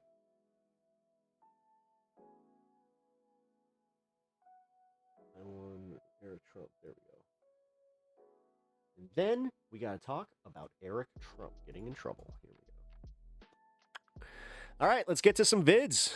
We have officially done over 3 hours of just talking and hanging out. So I hope you guys enjoy that. Also, like I said, if you have not already subbed to the channel and you're feeling the vibe, consider doing so. I really am trying to reach some goals here. So don't be so stingy. And you know what? I mean this for everybody, by the way. I'm going to go on my tangent one more time. I do this at least once a month. Guys, if you guys are a regular YouTube consumer, I'm going to lecture you real quick. And yes, I do have a bias in this, but I will, I'm honest about it. Whenever a creator, whether it be me or a larger one, asks you to double tap the screen, like the stream, sub to the channel, any of that stuff, it does actually help. Like, this algorithm is run on that stuff. So when you guys withhold that, especially like from creators that you might like, you guys are kind of, I'm not gonna, I don't mean to be a dick, but you're kind of stifling the creator spaces because you're not participating, which it's free, it's easy. And honestly, if you are like already enjoying free content, you have to, like, come on, guys. Like, if you can't even do the free bits, that's kind of that's kind of shitty. Like, I started thinking about that, where I was like, God, I love this channel. Why don't I just like and sub? And it really comes from the whole, like, I don't want you to tell me what to fucking do. Like, I got it. Like, I got a little of that ODD, trust me, never really went away. But realistically, it is something that, like, you can help any of these creators. I don't care if it's a right winger, left winger. I don't care if it's political, non-political. Just fucking hit that like button and sub to the channel that you are enjoying at that point, because it doesn't cost you anything, and realistically, you might end up enjoying more of the content later. Like, even if you're not, like, if they say, like, if I say something that you might not disagree, like, you might not agree with, you might come back and be like, oh shit, yeah, you know what, I like this. But whatever, man. Like, realistically, it does help. So just remember that, guys. And this goes for everybody. It makes you a better, I hate using the term, but a better consumer. Because it is like, yeah, I think that it's kind of rude almost to say, like, where it's just like, if you just constantly, and the no hate on the lurkers, because I always appreciate the lurkers, but even when I lurk, I hit the like button and, like, make sure that the stream or whatever I'm watching gets a little more traction. So Pep is a real one you can follow. Yeah, no, I appreciate that. You can't tell me what to do, Pep. Double taps. That one. Yeah. Wait. Oh shit. I forgot about the coffee one. Is that the Macho Man coffee? I think that's Macho Coffee. Yeah, cup coffee, yeah. I forgot I had that one. Yeah, I'm gonna be updating the emotes, by the way. I got some more of Stan that I've been doing, and also I have some help this time, so we're gonna have some pretty ones. Okay, let's watch this Philip DeFranco thing on Eric Trump before I derail this entirely. Let's talk some news. Last night, professional fighters walked out of the Oval Office down a red carpet into a cage on the White House South Lawn. While military bombers screamed overhead, the Marine band played, and Joe Rogan put on maybe a child's tie and called the action. He's already a little dude. Why was the tie even smaller? Yeah, that was a setup to supposedly help celebrate America's 250th birthday, though it really seemed to be more about Trump's 80th birthday. And as far as the crowd, he had over 4,000 people, including J.D. Vance, much of Trump's cabinet, Mike Johnson, as well as Mark Zuckerberg and David Ellison, who's Paramount Plus, actually streamed the event. The crowd, I mean, they got entertained with knockout after knockout and ads for everything from Budweiser to crypto. And actually, it almost didn't happen because a watchdog group called the Public Integrity Project, they sued to block it, where they filed on behalf of 2 locals who said that they frequent this area. They were offended by a cage match going up next to the national monuments. They called the setup hideous, grotesque. Dude, the fact that it got that close, that tells you how much power we do have as the American people, because legally, the president works for us. That's our house. That's not his. They argue that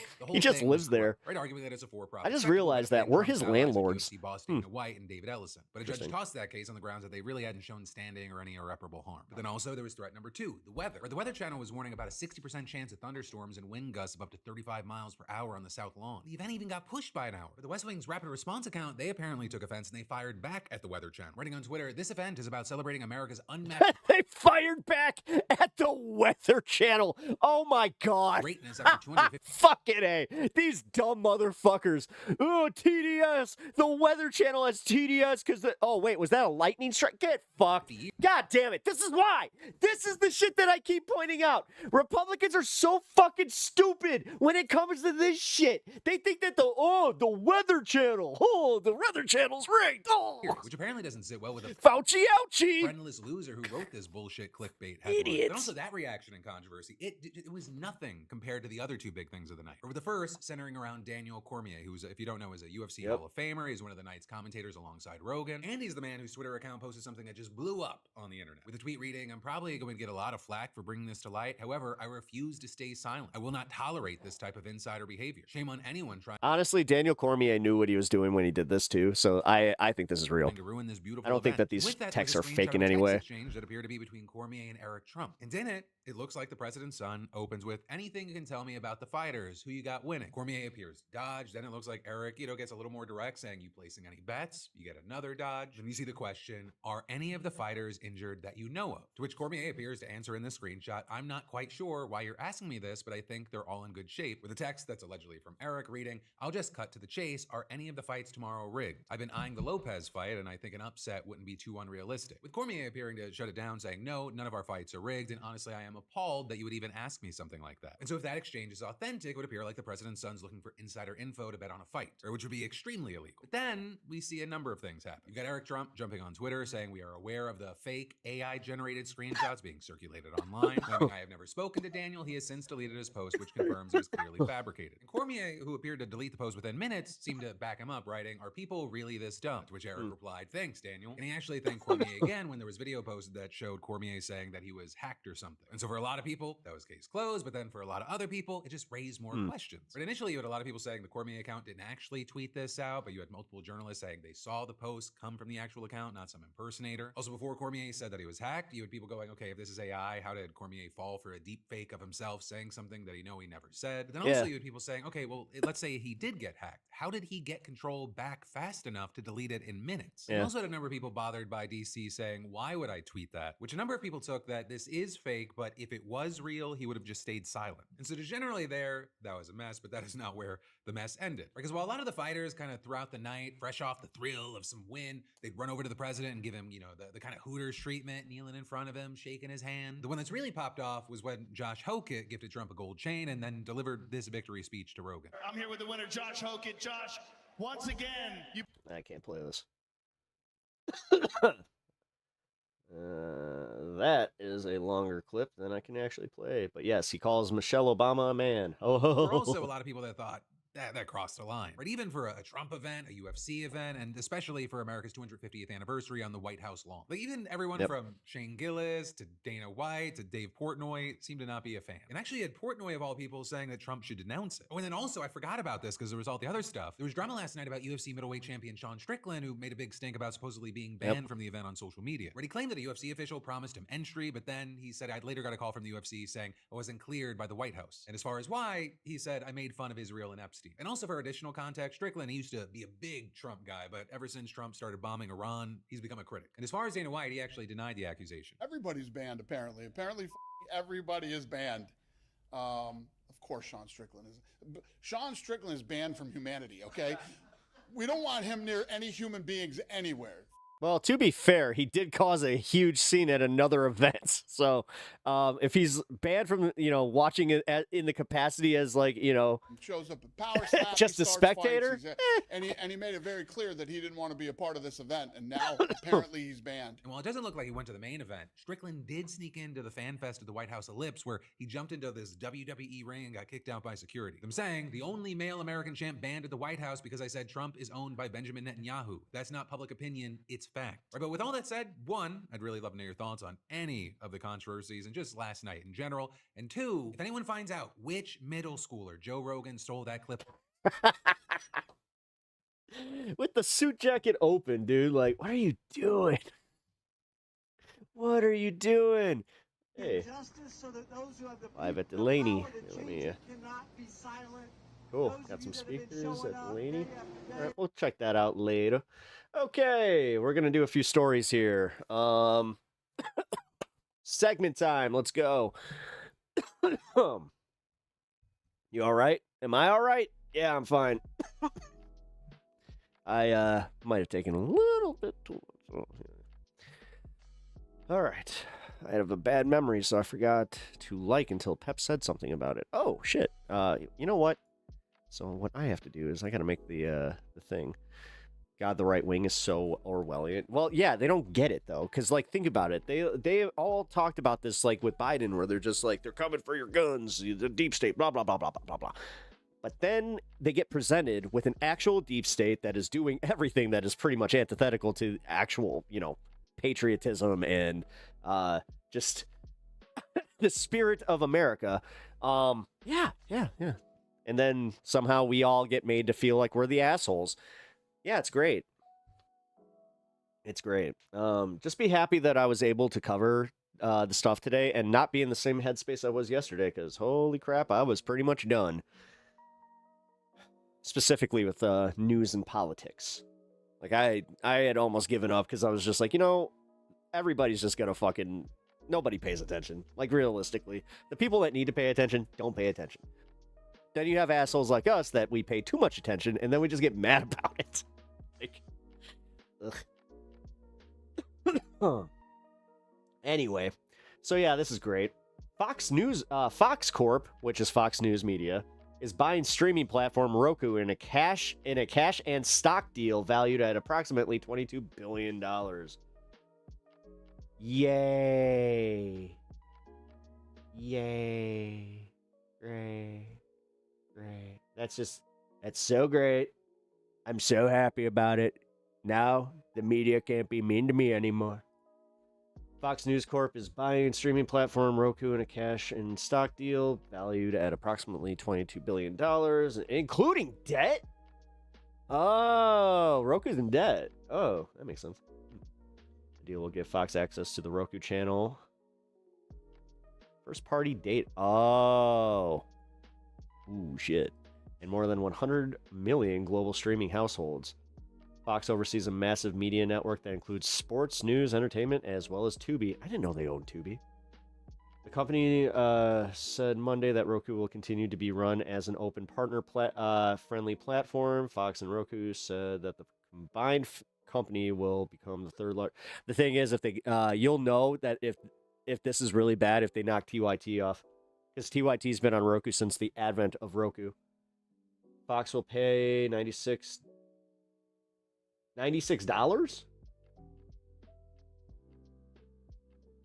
What? In cash and 0.9693 shares of a Class A common stock for each Roku Class A, Class B share outstanding. The transaction is valued at 160 per Roku stock.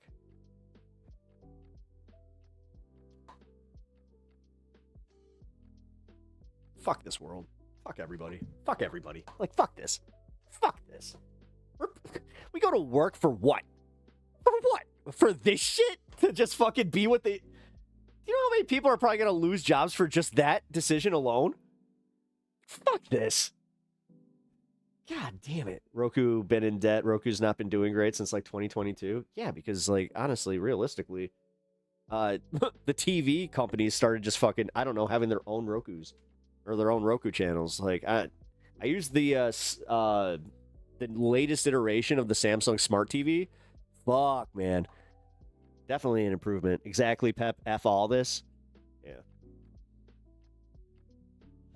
Existing Fox shareholders are expected to own approximately 73% of the combined company, and Roku shareholders will own about 27% once the deal closes. How does that fucking work? What in the actual fuck, dude?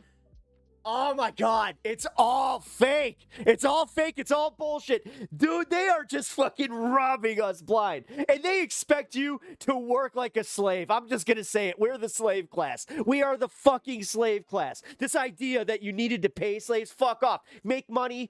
Fake. Make everybody like that in the upper echelon class, make sure they're all taken care of and the rest of the plebeians can fucking fight amongst themselves, and they totally will because we're manipulating them in a sophisticated algorithm. Get the hell out of here with your bullshit. And this is... Feels like nothing is real. Please, I'm telling you that it's all bullshit. Samsung's UI is the worst. It's like a third ads. Yeah, you ain't wrong. Fuck off. Fox's stock declined before the market opened, while Roku's shares rose nearly 3%. Yeah, because Fox is taking on bad debt, and the thing is, they understand that this is going to get a lot of people to not have Rokus anymore. This is so bad. All right, well... At least, I guess this is bad news that we can kind of laugh at. Yeah, the scene is clearing here at Six Flags St. Louis after a family was rescued off of a ride. They were up 120 feet in the air for nearly... Did I say funny? I meant horrifying. 3 hours. We got here right as the rescue was getting underway. Take a look at this video. You should be seeing this is a crane supplied by... they got stuck on the swings? Six Flags, the Eureka Fire Department. I'd be panicking. Oh my God, that's my nightmare. Fire departments that were... Dude, okay, on like the incline of a roller coaster before it goes, like getting stuck there and then having to like get help down on that ramp. No, that is just as bad because you're just hanging there like... Scene as they went up 120 feet in the air and... I don't know, though. Then again, 2 of those 4 people brought them down and then went right back up and rescued the other 2. We're told this family of 4 included 2 teenagers and 2 adults. The call came in around 5:30.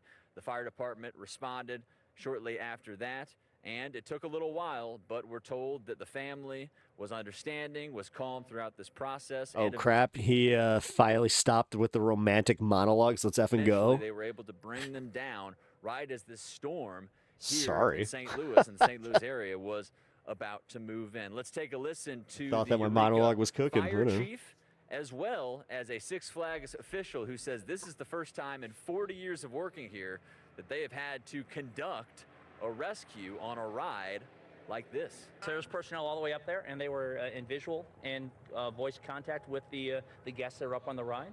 And then there was actually personnel higher above them that had set up rigging and rope and already dropped that rope in place so that if the crane couldn't reach or whatever happened, that we would be able to have a secondary means of egress. There is always a backup plan on all of our rides. There's a backup plan to get people off of them.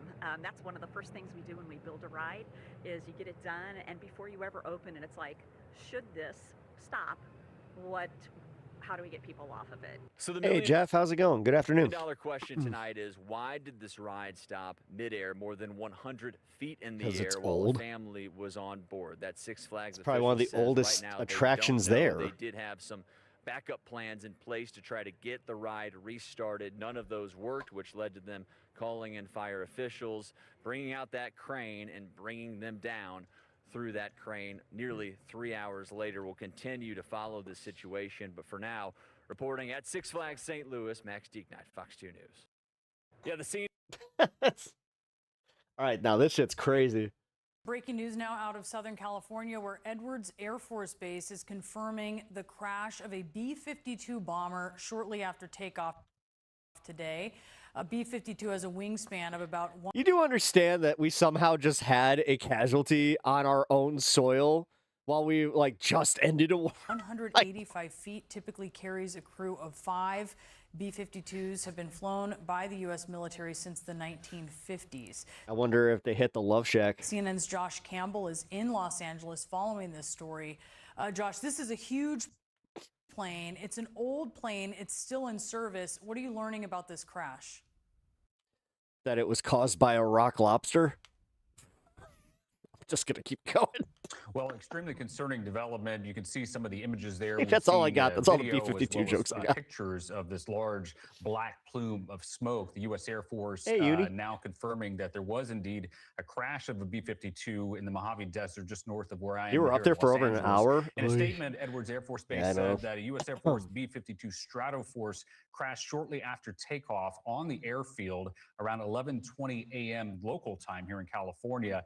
They said that emergency crews were launched. They responded to the scene. They described the situation as currently active and ongoing. Still unclear about the fate of that crew, whether there were indeed any injuries or what their status is. Obviously, we're hoping and praying for the best, but you see that smoke billowing, then the statement coming from the military as well, confirming an actual air crash here. As you mentioned, this type of aircraft, according to the Air Force, the Stratoforce, it's a long-range, heavy bomber. They say it's used for multiple different types of missions. It could fly at subsonic speeds up to 50,000 feet in altitude. Also say that the potential payload that it carries can include nuclear or precision-guided ordnance. They say that it is often it can be used worldwide. You have to realize how difficult this is for obviously these families, this community, and all who follow military operations. I've flown several times in B-52s. They are remarkable machines of war, and this is a very difficult scene to look at. The fact that evidently there were no parachutes deployed is not a good sign. But let's not presuppose anything, but let us hold these families and these crew members in our hearts. Second thought, to tie these two things together. Did we really just lose B-52s are more people again? I don't know, guys. Like, nuclear again, this is triad. the stuff where, okay, Pete Hegseth, riddle me this. You guys remember when the train thing happened and they were going after the guy from Indiana, fucking the other Pete, the other Pete. two being the Fuck, ballistic forgot his name. missile submarines, and of course the our Ossoff. Who the intercontinental fuck? ballistic missiles. This Now I have him as Ossoff. Like, oh god, all these guys, all these white politicians just start fucking meshing into each other. is the third piece of that triad. And we've built onto it, but B-52s go back Pete Keg's breath. 60, 70 years. Buttigieg. I'm Yes, sure is a Buttigieg, that guy. surprise to many viewers, but they're extremely reliable. Today we have B-1s and B-2s. All three of them have been used in these wars in the Middle East repeatedly through their service life. They are not invulnerable. They have a lot of capacity and capability, but occasionally we will lose one in an event like this. So point two is this is a significant strategic nuclear weapon and also used in long-range conventional strikes, for example, in the Middle East. And then third and finally, Boris and Brianna, whenever you see an event like this, you really need to hit pause on your assumptions because it could be some kind of mechanical failure. It could be some kind of pilot error. It could be an environmental condition, although the conditions look quite clear there. But to everyone who is saying, gosh, I can't imagine what happened with this vital nuclear capable aircraft, I'd encourage you to hit pause. As you mentioned, the U.S. Air Force will, I guarantee you, tear this apart, understand precisely what happened, and come to us at the right time. And certainly those are all very, very good words because there's so much we don't know at this point. I think I was surprised to see just how this was right along the runway there, Admiral. I wonder, as you were looking at these aerials, what is standing out to you? Precisely what you just said, Brianna, to have a major piece of destruction right at an airstrip where you're theoretically at a pretty safe physical area. But again, you have to recognize that act of taking off or landing obviously is highly risky, short of combat aerial operations. It's the point at which the aircraft is most vulnerable. But looking at that kind of strip and burnout, you have to think fuel might have been involved, fire might have been involved. Can anybody answer that one really, legitimately? Perhaps all occurring at an extremely vulnerable moment in the... Okay, we get it. We get it. It's a vulnerable moment. Let's see if there's any updates. Category, you would say this. Nope, just talking head bullshit. Okay, we're done with that. B-52 bomber now has officially K'd as many people as we have allegedly lost in this entire conflict. So, yeah. That sucks, bro, for real. Yeah, it does. Okay, so we're going to talk about Riley Gaines. This is hilarious. This exposes exactly what we already thought about, like the Maga influencer sphere. Now, am I so naive to think that this could, like, there isn't, like, some left-wingers doing the same shit? I don't know if it's as egregious as this, but there could be. I don't know. You never know. But this, I'm going to assume that it's not, because, yeah, our favorite fifth-place swimmer and anti-trans activist has been exposed as needing to have all of her talking points catered to her by a producer. Wait, tell me the pillars again. So it's pro-life. First Amendment, Second Amendment, sanctity of life, and veteran and first responders. Okay. Yeah, she's being told her sincerely held beliefs. First, second. Yep. Cool. The First Amendment, the Second Amendment, the sanctity of life, our veterans. I feel very passionately about.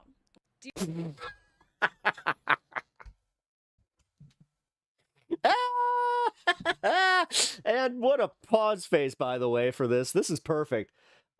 This should embarrass every fucking buddy on, like, in Maga land that, like, gave this chick credence. I'm gonna be honest, like, this is just me. I don't think she's cute enough to be where she's at. I think that a lot of people just, like, they saw, you know, like, I'll give her like a 5.5, and they were just like, we can make her into a 6, and then we can use her on camera to tell everybody how much we hate trans people because she's, you know, but this pie face bitch. Do you guys, if you're going to talk about, I mean, you hate to even call them political issues, but do you specifically say like the left or the right, or is that something you try to kind of refrain from? God damn, dude, this is so scathing. Like if I were to say something to the effect of like the left is still doubling down. She's like in Iowa too.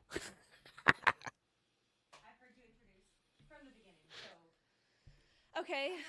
First, that's what I Damn, just when I thought that Charlie Kirk had the fucking, you know, like face to head ratio, like kind of on lock. She might be coming in close second there. needed to figure out really quick is when I first I don't know. She has the dumbest eyes I've ever seen. A lot of people would be like, she has beautiful blue eyes. I'm like, nah, she has empty eyes. There's a difference.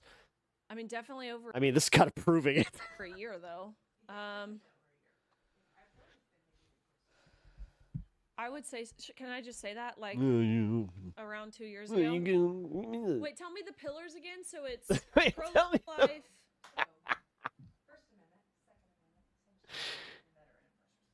Okay. First, second. I mean, this explains everything from her Piers Morgan appearances. Like, I'm starting to think that her producer was in her ear for those. Yep. Hello, my name is Riley. Oh my God, that was all the pre-show? I'm a very Oh, this was the expose that everybody was making it out to be. This wasn't, she can't play that you took this out of context bullshit.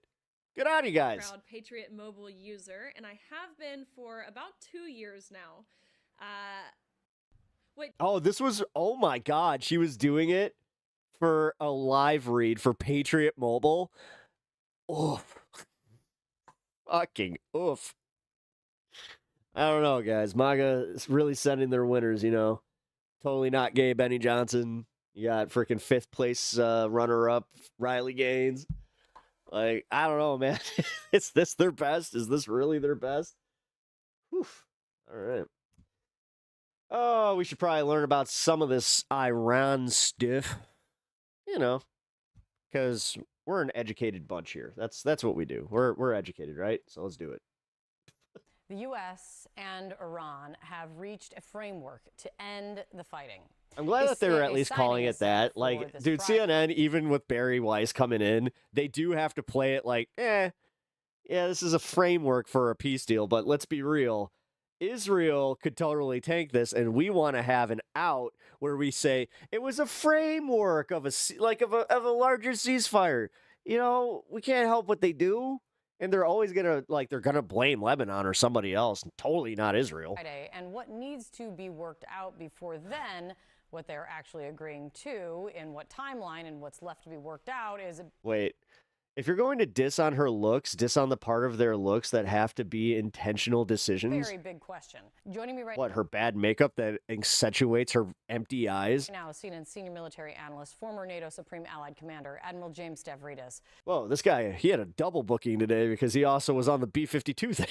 They were like, bring that guy back. It's good to have you here on a day where there's some answers and a lot more questions. Admiral, could you characterize this moment? You're right. A little crass of me to go completely after her, you know. Ending the war, do you think? Come on. Can we also just point out that Charlie Kirk's head to fucking face ratio was wild? I think it's like a car kind of chugging down the highway. It's been moving in this direction, Kate. You and I have discussed it. I mean, they have a choice over the haircuts they get, right? There was 65% chance we'd get to an. But also, no. As somebody who, listen, no, Sylvie, why are you protecting somebody that would literally look at you and like immediately do the trans fucking investigating shit? They would be belittling, like, no, fuck that.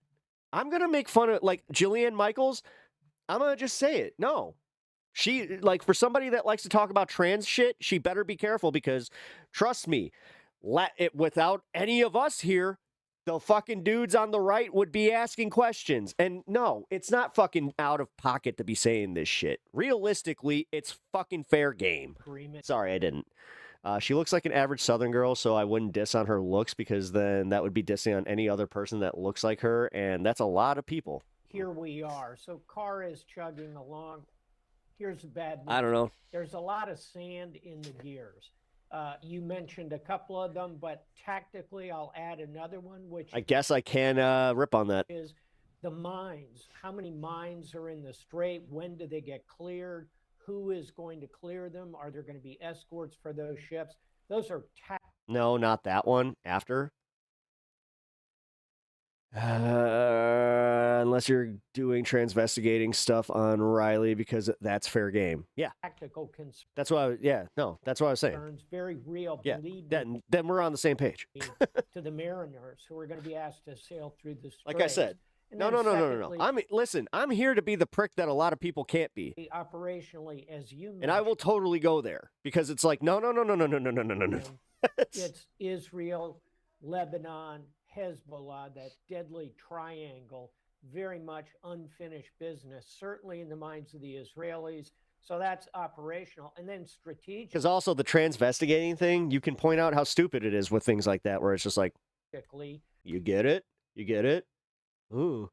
It's the nuclear material, as President Trump calls it, the nuclear. I love pointing dust. out the hotter trans girls than the fucking, the atrocities that are like Kim Davis. It's hardly dust. But, dudes that are totally consistent in their arguments, they would totally fuck Kim Davis over, all of my examples that I've given. Hunter Schafer being the main one I usually go to. And there's no clear path to get that out of the country. So Carr is Wasn't this guy on the last CNN spot? Yeah, like I said, technically I think they filmed this one first, and then the B-52 thing happened, and they were like, bring him back! I'm dead serious about that. Will we get They were just like, hold on, he was an expert. Free chance, but a lot of sand in the gears. Let's go back to the tactical, because Oh my God, we get it, dude. It's going to take forever to clean up the nuclear dust, and we're giving them $300 million. Oh, this is so boring. You know what? Fuck it. Talking head, blah, blah, blah. Are we going to get some actual information? No, talking head. I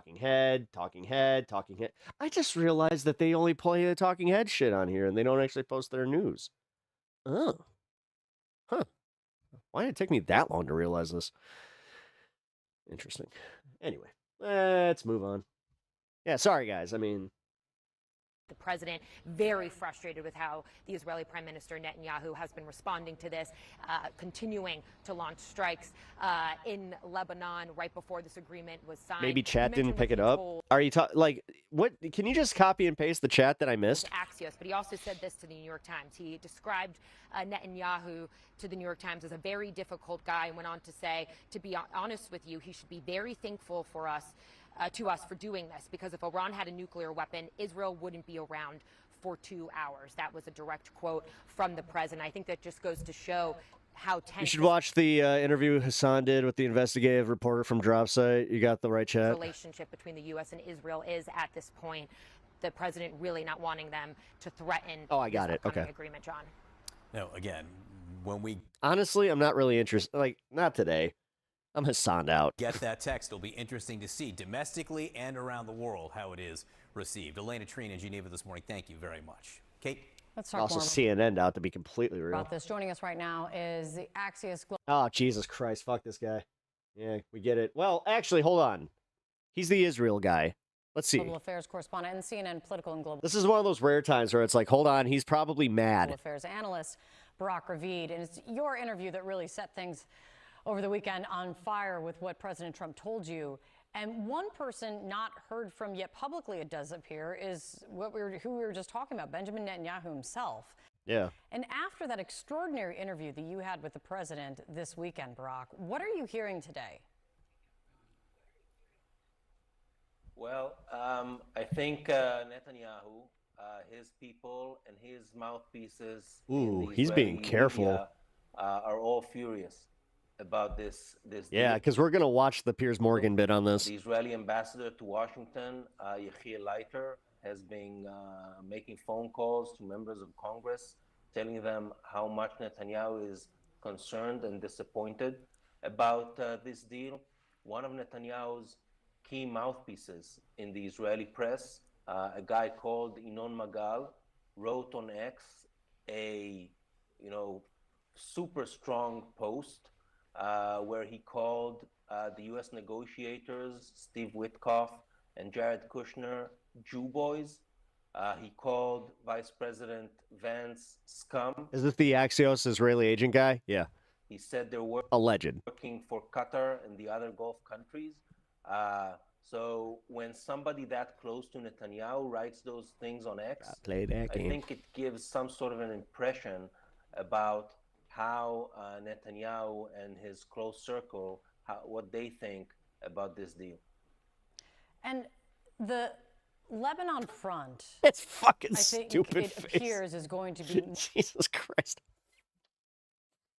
more and more critical to how long we live in a simulation, and it's so dumb. I hate it. And stays in place if they're going to continue negotiations about the long-term future and stopping. The thing is, we were watching Gundam, right? One of my favorite shows, and there's a moment where I had this thought where I was just like, wow, Gundam had like they have some stupid leaders, right? Like in the Principality of Zeon, they have some really just some absolute boneheads. But none of them, like if you wrote them as Trump, you would just be like, oh, that's a bridge too far. Like, no, that wouldn't, no, couldn't be that stupid. Long-term future of a nuclear program. Israel's defense minister said this morning that they are not withdrawing from southern Lebanon. So what is going to happen here? What are you hearing behind the scenes? So Why does it look like Spider-Man was there? first, I have no information that points to any demand by the United States at the moment. Those are power lines, you idiot. At least for an immediate Israeli withdrawal from southern Lebanon. What I heard from U.S. officials is I had a moment there where I could not figure that out. basically in Lebanon they're talking about a ceasefire, which means everyone hold in place. Whoops. No military action either by Why do you do this, Spider-Man? Hezbollah or by Israel. And from what I heard from regional mediators, that in the talks between the U.S. and Iran through the mediators on over the weekend, the point the U.S. made is you, Iran, make sure Hezbollah doesn't shoot, and we'll make sure Israel doesn't shoot.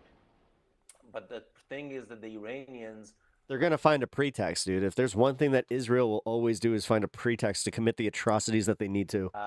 don't feel that Trump really has... Even if it's fucking fake. Sure. I mean, that false the flag, I don't think Israelis it like... don't, take military They don't action in even Lebanon. know that because they're just like, no, it's all real. That's gonna Anything be the main anti-Israel, sticking all real. point in the Because it makes it easier for us to go, this oh, deal. they're bullying us. And also next week, on June 22nd, there's supposed to be another round of direct negotiations at the State Department between Lebanese and Israeli officials. The U.S. wants a deal between Israel and Lebanon, not through Iran, but through direct Israeli-Lebanese talks. And I just wonder... Can we all take a moment to laugh at the... Did you see that they were blaming the left?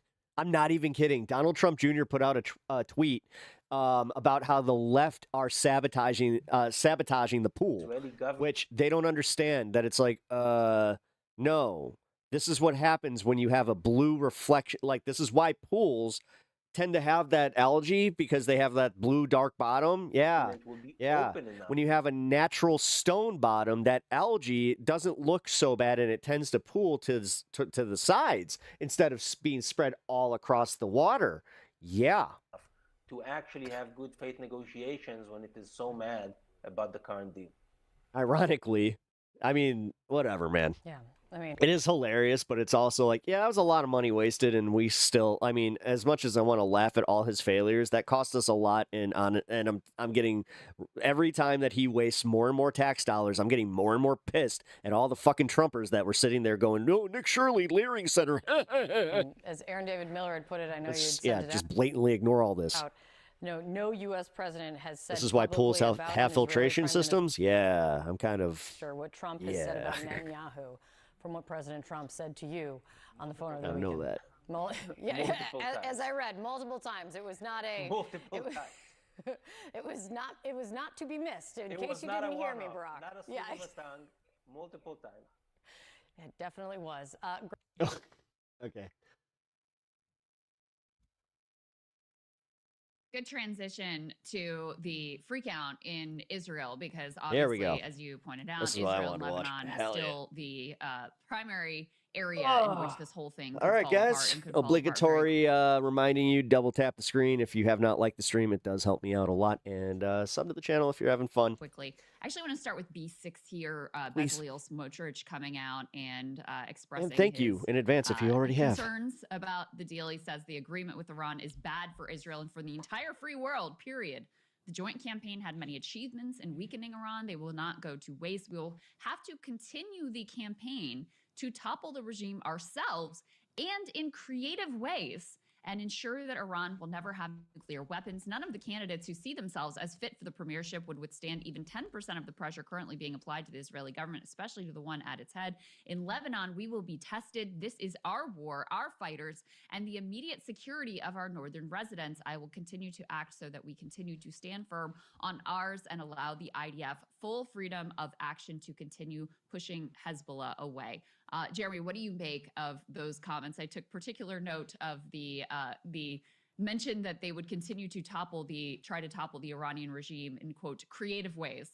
Yeah, I mean, I think that's clear, and that's been the policy for a long time, but I think they're going to really escalate those efforts. I mean, Crystal, there's something else interesting here, which is that Iranian officials and analysts that I've been talking to, not just government officials, believe that there is going to be another war, and it's going to be between Iran and Israel. Oh, shit. And they said that the focus right now 5. is the issue of decoupling.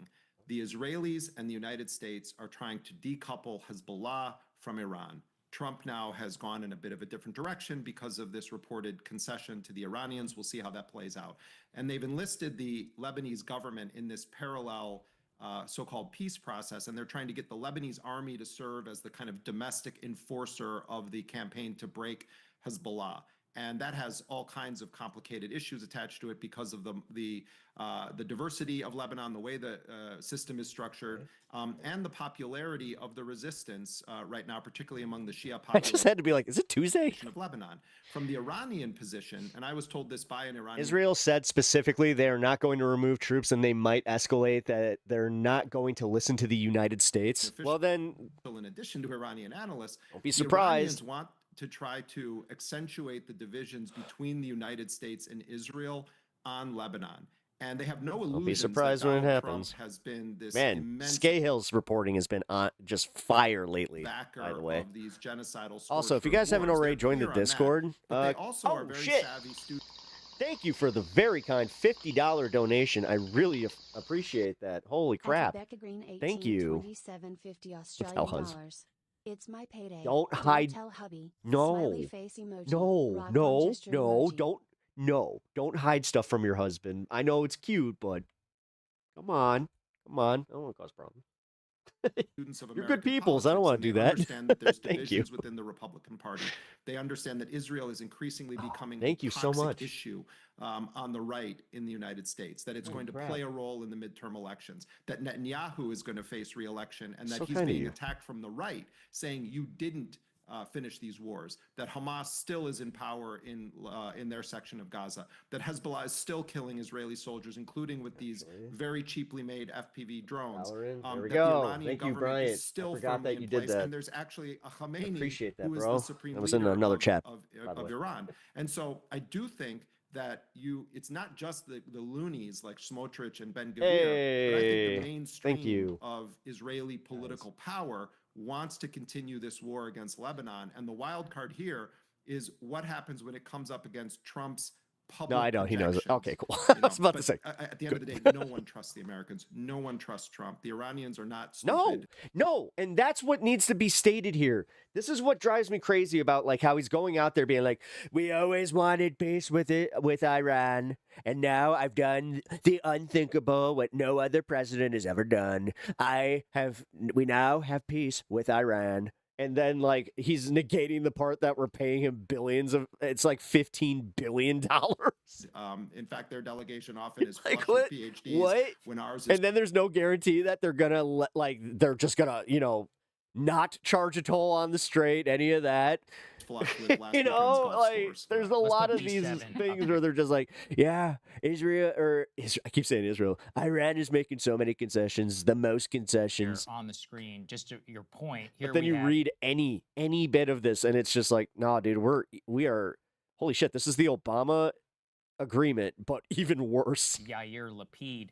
A tough morning for it. This guy is the leftist, by the way, of Israel. Yeah. This morning, quote unquote. Israeli citizens are waking up to an agreement between the U.S. and Iran made over Israel's head. In one signature stroke, immense military achievements secured with the courage of our pilots and the blood of our fighters has been erased, while Netanyahu stood on the I'm actually happy about that. sidelines. Like, if I'm gonna give Trump any credit, it's that he actually did kind of just say, "Oh, fuck Netanyahu. Who does he think is the actual president of the United States? Him? Weak, ill, isolated, and powerless. He signs an agreement that funnels billions to the Ayatollah's That made me regime, happy. leaves the nuclear structure intact, preserves the ballistic missile threat as is, throws a lifeline to the murderous regime in Tehran. This is the culmination of long years of failure. Netanyahu is the man who, for years, sold the public a false image of Mr. Security, and in reality became the father of Israel's greatest strategic failure in history. The man who built the notion of Hamas is an asset, who enabled the flow of Qatari money, who abandoned the diplomatic arena, who dismantled Israel's alliances and left it isolated at the moment of truth. Netanyahu is good for Hamas. He is good for Iran. He is good for Hezbollah. He What? This is the leftist? is not good for What? Okay, I'm going to just be honest. My first question about this was how this affects the elections in October in Israel. Israel, the one who promised total... But when you have this guy coming out and saying this, I don't think there's much affecting it. I think that they've already made the call that Netanyahu's just going to keep his job until whenever. Victory ends his tenure with Israel's enemies stronger, Israel weaker, and the deterrence built with the blood of our fighters eroding before our nation. I mean, you could have written Gotta that wash from dishes, Ben Gvir or still be lurking and Smotrich listening. too. Hell yeah. But it does demonstrate, Jeremy, the level I will make sure to make this more of an audio-friendly show, even though I think I do a pretty good job of that. of basic, I guess, bipartisan. I need to get the sound. Dude, that's right. I need to order a soundboard. For Bibi Netanyahu. I found one for pretty cheap. It was like $40. It'll do exactly what I need it to. So Inside of Israel at a I critical could justify political that cost. moment for him. It'll And bring so how much are more the fun to the show. Iranians thinking? They can look Wash at the Israeli hell out of politics those the same way any of dishes. us can, about the reality of getting 60 days without fire in Lebanon, potentially even fire Oh on shit, Iran. I gotta pee. I've been down I here mean, too long. and we've been talking about this on the show and elsewhere before, that it's been really clear over the past few years that it's not, as Bernie Sanders says, the extremist right-wing government of Benjamin Netanyahu. This is at the core of mainstream political life now in Israel. And in some ways, it is reminiscent of the posture of many top Democrats in the United States, where they're sort of egging Trump on, and they're sort of using the taco line that Trump always chickens out, and they're trying to sort of make it more, make Trump more aggressive, or sort of attack him from the position of, you failed to achieve these objectives and the regime is being left in power. There are ways in which that also is kind of a common dynamic within the institutional Democratic Party, who very much actually wanted a war against Iran, and they were happy to have Trump do it because the odds of it becoming a disaster could be beneficial to the American Democratic Party's political future at the midterm elections. But again, my understanding is that many Iranian officials, many leaders of Hezbollah, do not view this as the potential end of the war. They view it as a phase where the crossroads is going to be, how much more deeply does the United States get involved with what is ultimately going to be a war on the part of Iran, Hezbollah, potentially a broader axis of resistance against Israel as the Israelis start to ratchet up their covert operations inside of Iran. Tests are going to be all over the place in the next week or so, because the Israelis clearly want to undermine this. Trump apparently told them he's going to stop this. I doubt it. I think it's going to be really tough. And then the ball is in Iran's court. Do we say no nuclear negotiations unless the scorched earth bombing or siege of Lebanon stops? That really, in a lot of ways, is going to be the massive question looming over this for the coming days. Yeah, as it has been the whole time. Just to give a broader sense of how this is landing with the Israeli public, not just the political class, we can put B3 up on the screen. These were some Telegram comments that were pulled by Middle Eastern analyst Sina Tusi. Among some of the choice quotes here from ordinary Israelis on Telegram: God will curse Trump. The first war in Israel's history that we lost. We have Yeah, I went a little long there. to admit the facts. Iranians That's one of taught those ones where America it's a like, lesson. oh, I hope I don't have problems later. Hopefully in 10 years, we won't be dependent on American idiots. And then to turn to the American domestic political context, because we have plenty of influential pundits in our own country who seem to By put the way, interests of check this Israel out. above virtually anything else. One of them being Play Mark this Levin, while who's we been do very this. influential This is with awesome the White House. dice. Trump has tweeted out multiple times, hey, you got to watch what this guy, Emerald Mark dice. Levin, is saying, because he's right Nice on and heavy. target. Let's go ahead and take a listen here to B1 and his immediate reaction last night to what we knew of the deal. And when Israel is forced to defend itself, including Sick-ass little preemptively box. against Hezbollah in Lebanon, and remember, they're not at war with Lebanon. They have a peace deal Will with Lebanon. you? They've never been at war with Lebanon. Roll some D&D with me. And it is said to be in violation of the deal. Yeah, right. Love this. We saw this play out earlier.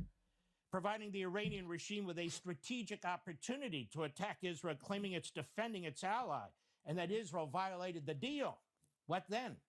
Oh, what Will then? Israel become a God, pariah? I never realized how much of a dork he is. And will it be admonished? I mean, I did, but not like I didn't know he sounded this bad. I've seen a few clips of him. It's funny. Mark Levin's one of those guys where, like, I never saw him on anything, never really heard his name anywhere except for, like, maybe passively, like on some, news program where I was just like, okay. But once I saw this guy, I was just like, what the fuck? How is he as popular as he is? And I've never seen him. Hezbollah must not be in the deal. Was it after Tucker got fired that all of a sudden he got kind of popular? And that must be very clear. But to me, and at this stage, it's not very clear, despite some of the language that's been put out in anonymous briefings of certain media by administration officials. Let's also put Lindsey Graham up on the screen because I thought his response was also very interesting. In the American political context, Jeremy, mostly I've seen the neocons sort of reluctant to directly really criticize Trump, especially since the American side has not released all of the details of the deal from their perspective.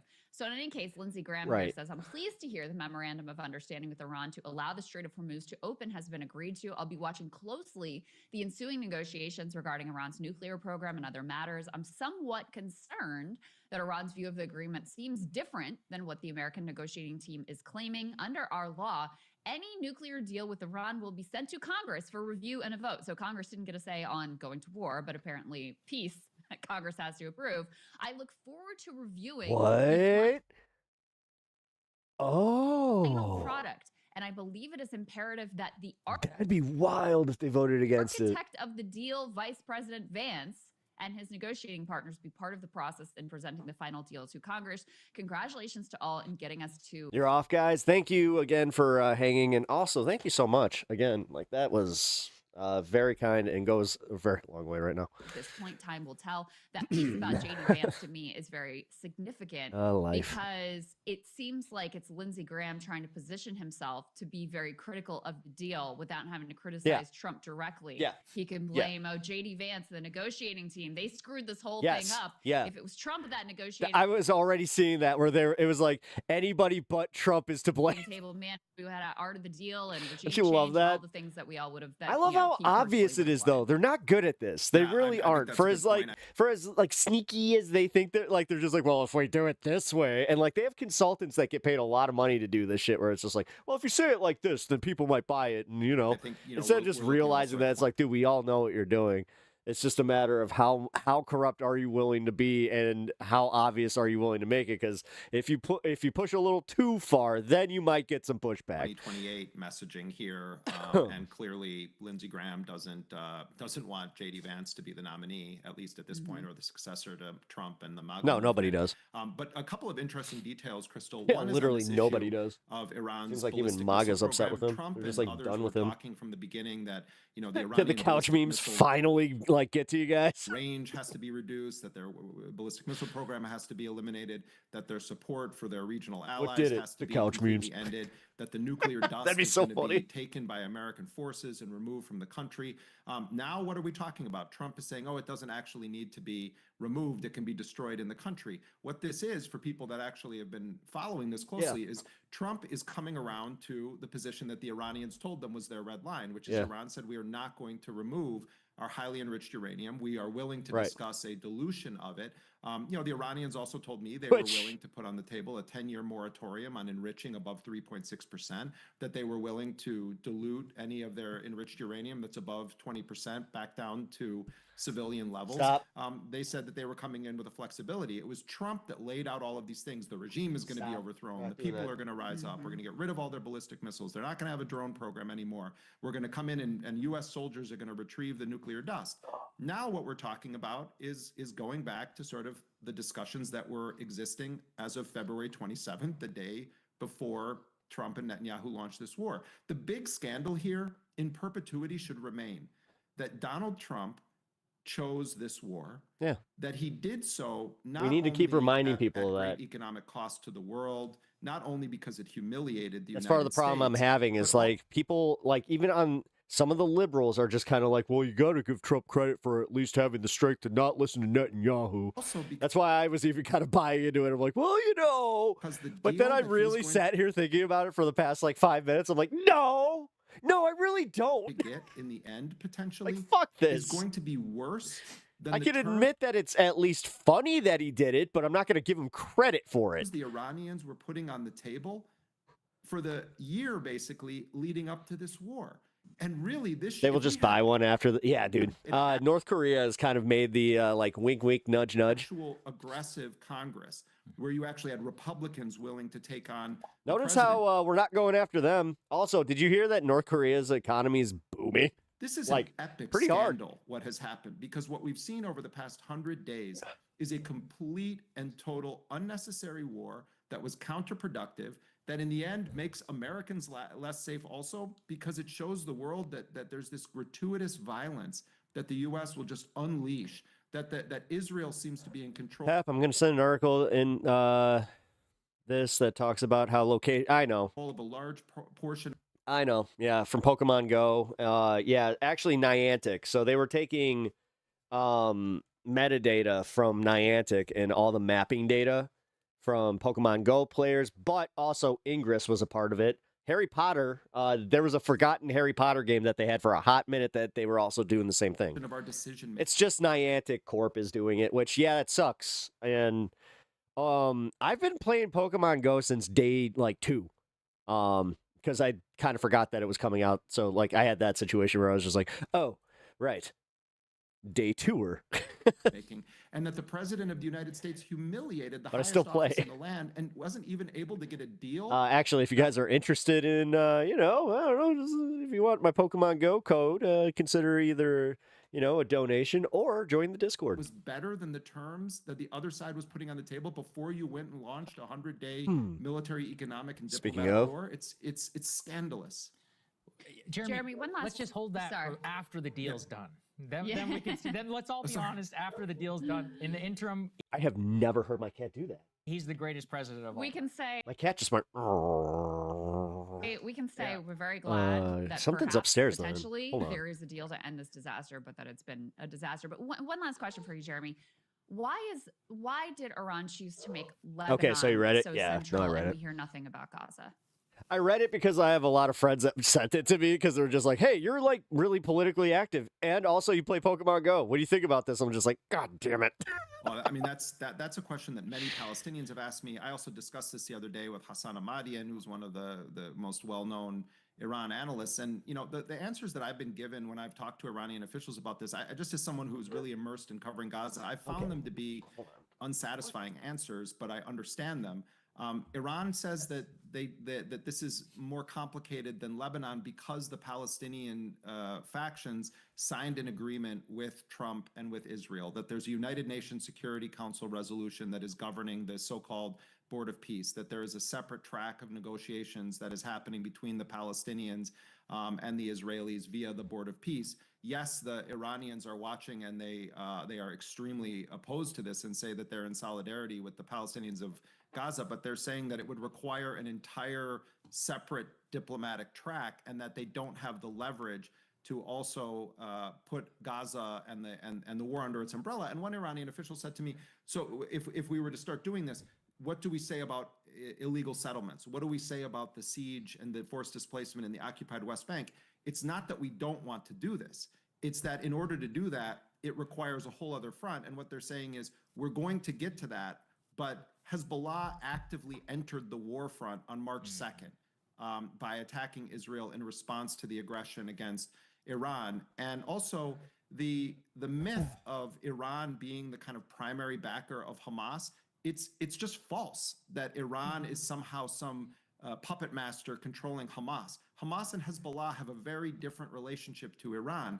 I think the Iranians also came to a point where they felt like this was D-Day. And if they didn't draw a red line in defending and having a joint front with Hezbollah and the southern resistance in Lebanon, that they were essentially ceding that territory in perpetuity to the Israelis. The situation with the Palestinians in Gaza is unspeakably horrifying. Just one statistic for you. Israel has killed more Palestinians since the October ceasefire was signed than Israeli civilians that were killed on October 7th. Think about that for a moment. The Israelis have killed more Palestinians, approximately That's pretty bad. 1,000, in Gaza since the ceasefire. Honestly, one thing that's not being talked about with the ceasefire from the U.S. and Iran is how this impacts Gaza was signed last and the West October, Bank. Than civilians who died. Like we're all the focus is on not going to war with Lebanon, but it seems like we're now just unilaterally being like, yeah, but you know that other thing you were doing, we're not going to look too far into that. Attacks on October 7th, Come on. 2023. When you look at that and then you say, oh, we're making a deal with Donald Trump, the world looks very different. So I think that's why everyone's very suspicious about this. That's a really, really important point there. And it is, you know, if anything, it at least dispels this myth that Hamas is 100%, you know, Iran controlled. Because if it was, then they would be drawing a lot more red lines around that than they did around Lebanon, which genuinely does make a lot of sense. Thank you so much for your analysis and all the work that you guys are doing, Jeremy. We rely on you. No, for real, dude. Drop Site News and Jeremy Scahill, like, protect these guys, honestly. Like, these are the dudes that, like, if anything ever happened to them, like, it's almost obvious where it's like, hey, oh, yeah, you know, it's totally not the power structure that so totally taxed. this guy fucking constantly is putting on under the microscope. Zateo does This Week in Gaza. Oh, really? I need to check that out then. Okay, so fuck it. Let's go to this. This temporary deal we've reached, and Okay, so what do you think that Morning Joe's going to have to say? Do you think that he's going to be like, yeah, this is good? Or do you think that he's going to go Zionist? Which one? we don't really know exactly what's in it. My concern is if you look at the language of the deal on nukes, which Donald Trump said this is why he was fighting the war, it is identical, as in plagiarized, as in lifted straight off of Obama's deal. Nice. They used the same words. They lifted it off of the Obama deal and put it on this deal on nukes. Well, at least they made it obvious enough for people to point out. Obama was That's leading great. on nukes, and he's going to be tougher. If you even read the Copy the homework, but you're just like, agreement, it's identical. dude, you didn't have to copy their name, you dummy. Then you can talk about the okay, well, here's Obama's. Iran affirms that under no circumstances will Iran ever seek, develop, or acquire any nuclear weapons. That's July 14th. That has been unthinkable until Trump. Republicans melted down. Donald Trump said it was the worst plan ever, that Iran was going to get a nuclear weapon because of this deal. And this is what Donald Trump says. Iran cannot develop or purchase a nuclear weapon. And actually, it's actually closer than that. I will get it, but it's the identical language.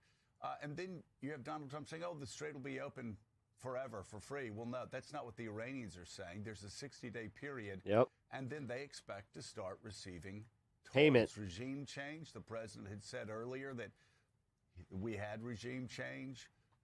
Now he's saying he doesn't care about regime change. This Yep. regime tougher than the one He's over this, dude. This is him giving up. before, which was pretty bad. All and right, you so can just go not down the list Zionist. of what So far, what I'm waiting for, talking about the other shoe to drop, is there going nice to see Israel celebrating Iran's victory. They ain't celebrating. Islamic? We're watching them crash out pretty hard. Actually, the next segment is going to... Dude, I'm pretty sure we get to see Conricus, and we get to see his head explode on Piers Morgan, which is going to be hilarious because he's just going to be...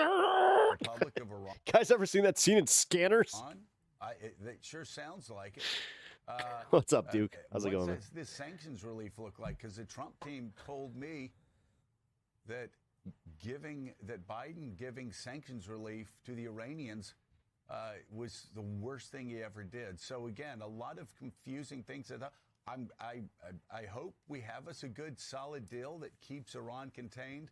Right now, I'm seeing nothing in here, but that would do that. But maybe you can assure me that I haven't read deep enough into the memorandum of understanding.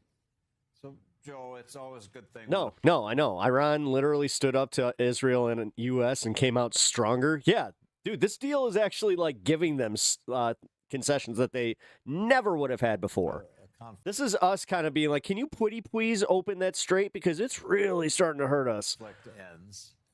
This is one that's really harmed the global economy. So if the Strait of Hormuz is reopened, and that seems to be the basic top line of this deal, that will be a good thing for the global economy. Oh, Jesus Christ. Talk fucking faster.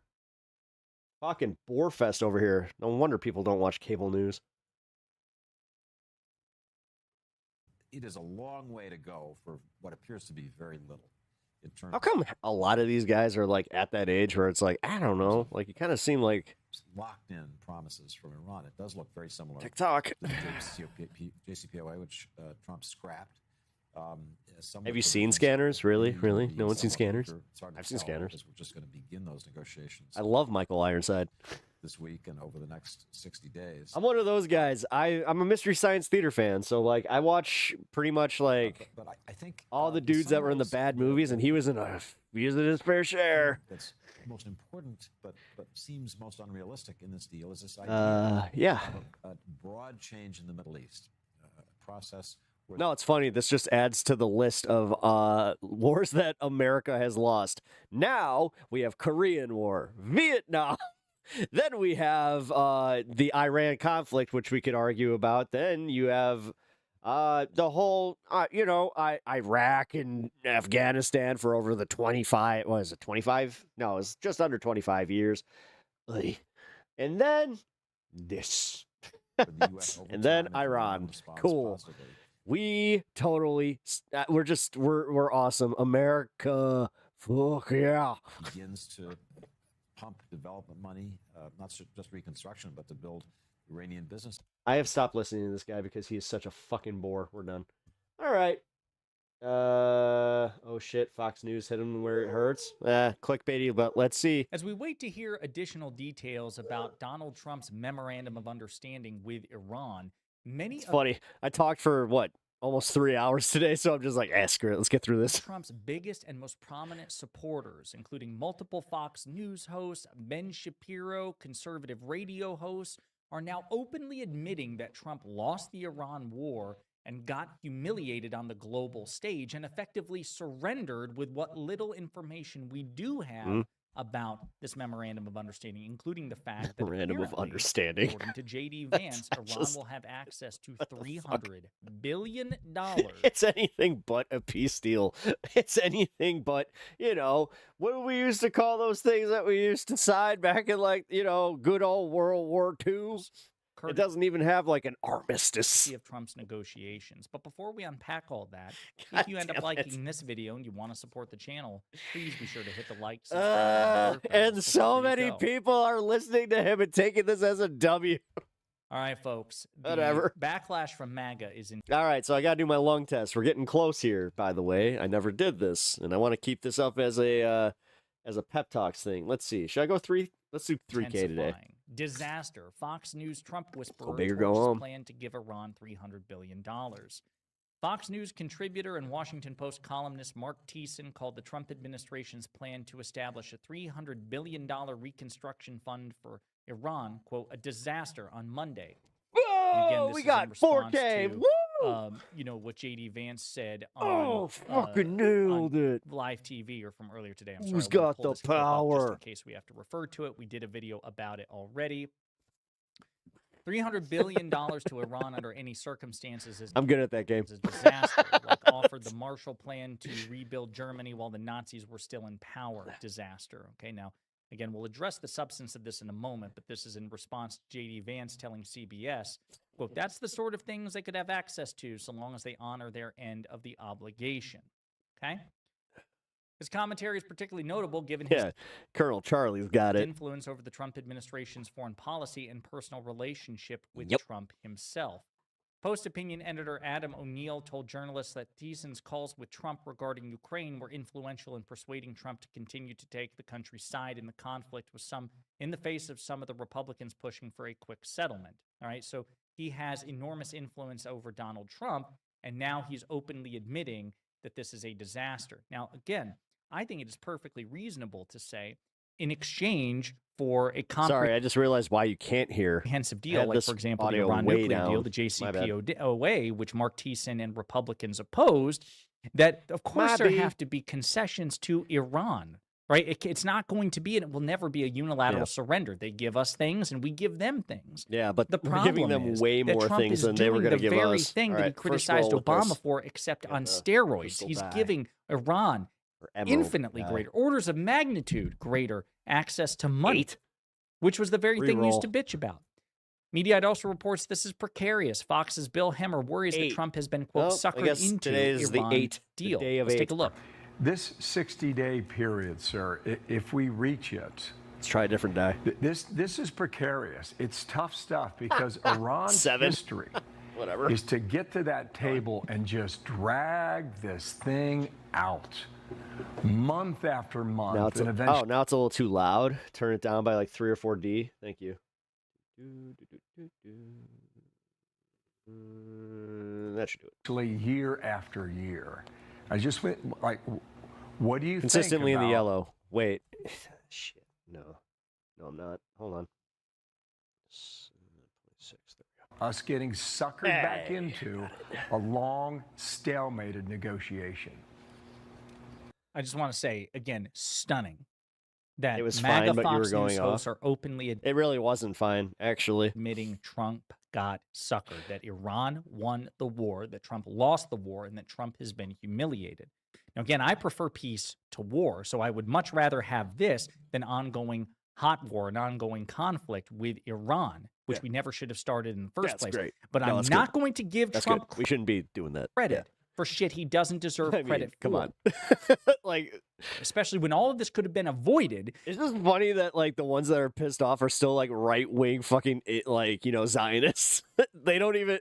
This whole thing was just like, wait, oh, we didn't plan for. Oh shit. If he had not shredded the JCPOA, There are and a lot of people in the government that like legit Lindsey Graham, everybody that takes an APAC check. God damn, dude. Trump, this is where I'm saying he was accidentally based on this one where it was just like, oh, he kind of just went, I don't give a fuck who I piss off, and Netanyahu can, you know, he can kiss my ass. He can kiss my orange ass. President Obama. Got some other clips. I make sure that I put the same stuff that I put on my face just because I want my face and ass to be the exact same color, but you can't tell the difference between which one is which. I want to provide for you as well. So again, that's Fox News' Bill Hemmer referring to the memorandum of understanding with What up, Bob? Bob, good to with see you, bro. Iran. But well, certainly what we've just gone through is an indicator of just that, and I'm sure that's why you're raising it. We went through a what about ceasefire Bob? because the discussion was that they would reopen the Straits of Hormuz in 2 weeks' time frame, and now here we are 60-plus days, and that's finally Butthole, like an going to orange happen. So again, lifesaver. this is their military Nobody can tell the difference between my asshole and my mouth. expert General Keane weighing in as well. In a They both pucker up, and you know what? It's okay. They're both covered by orange cheeks. appearing to agree with Bill Hemmer.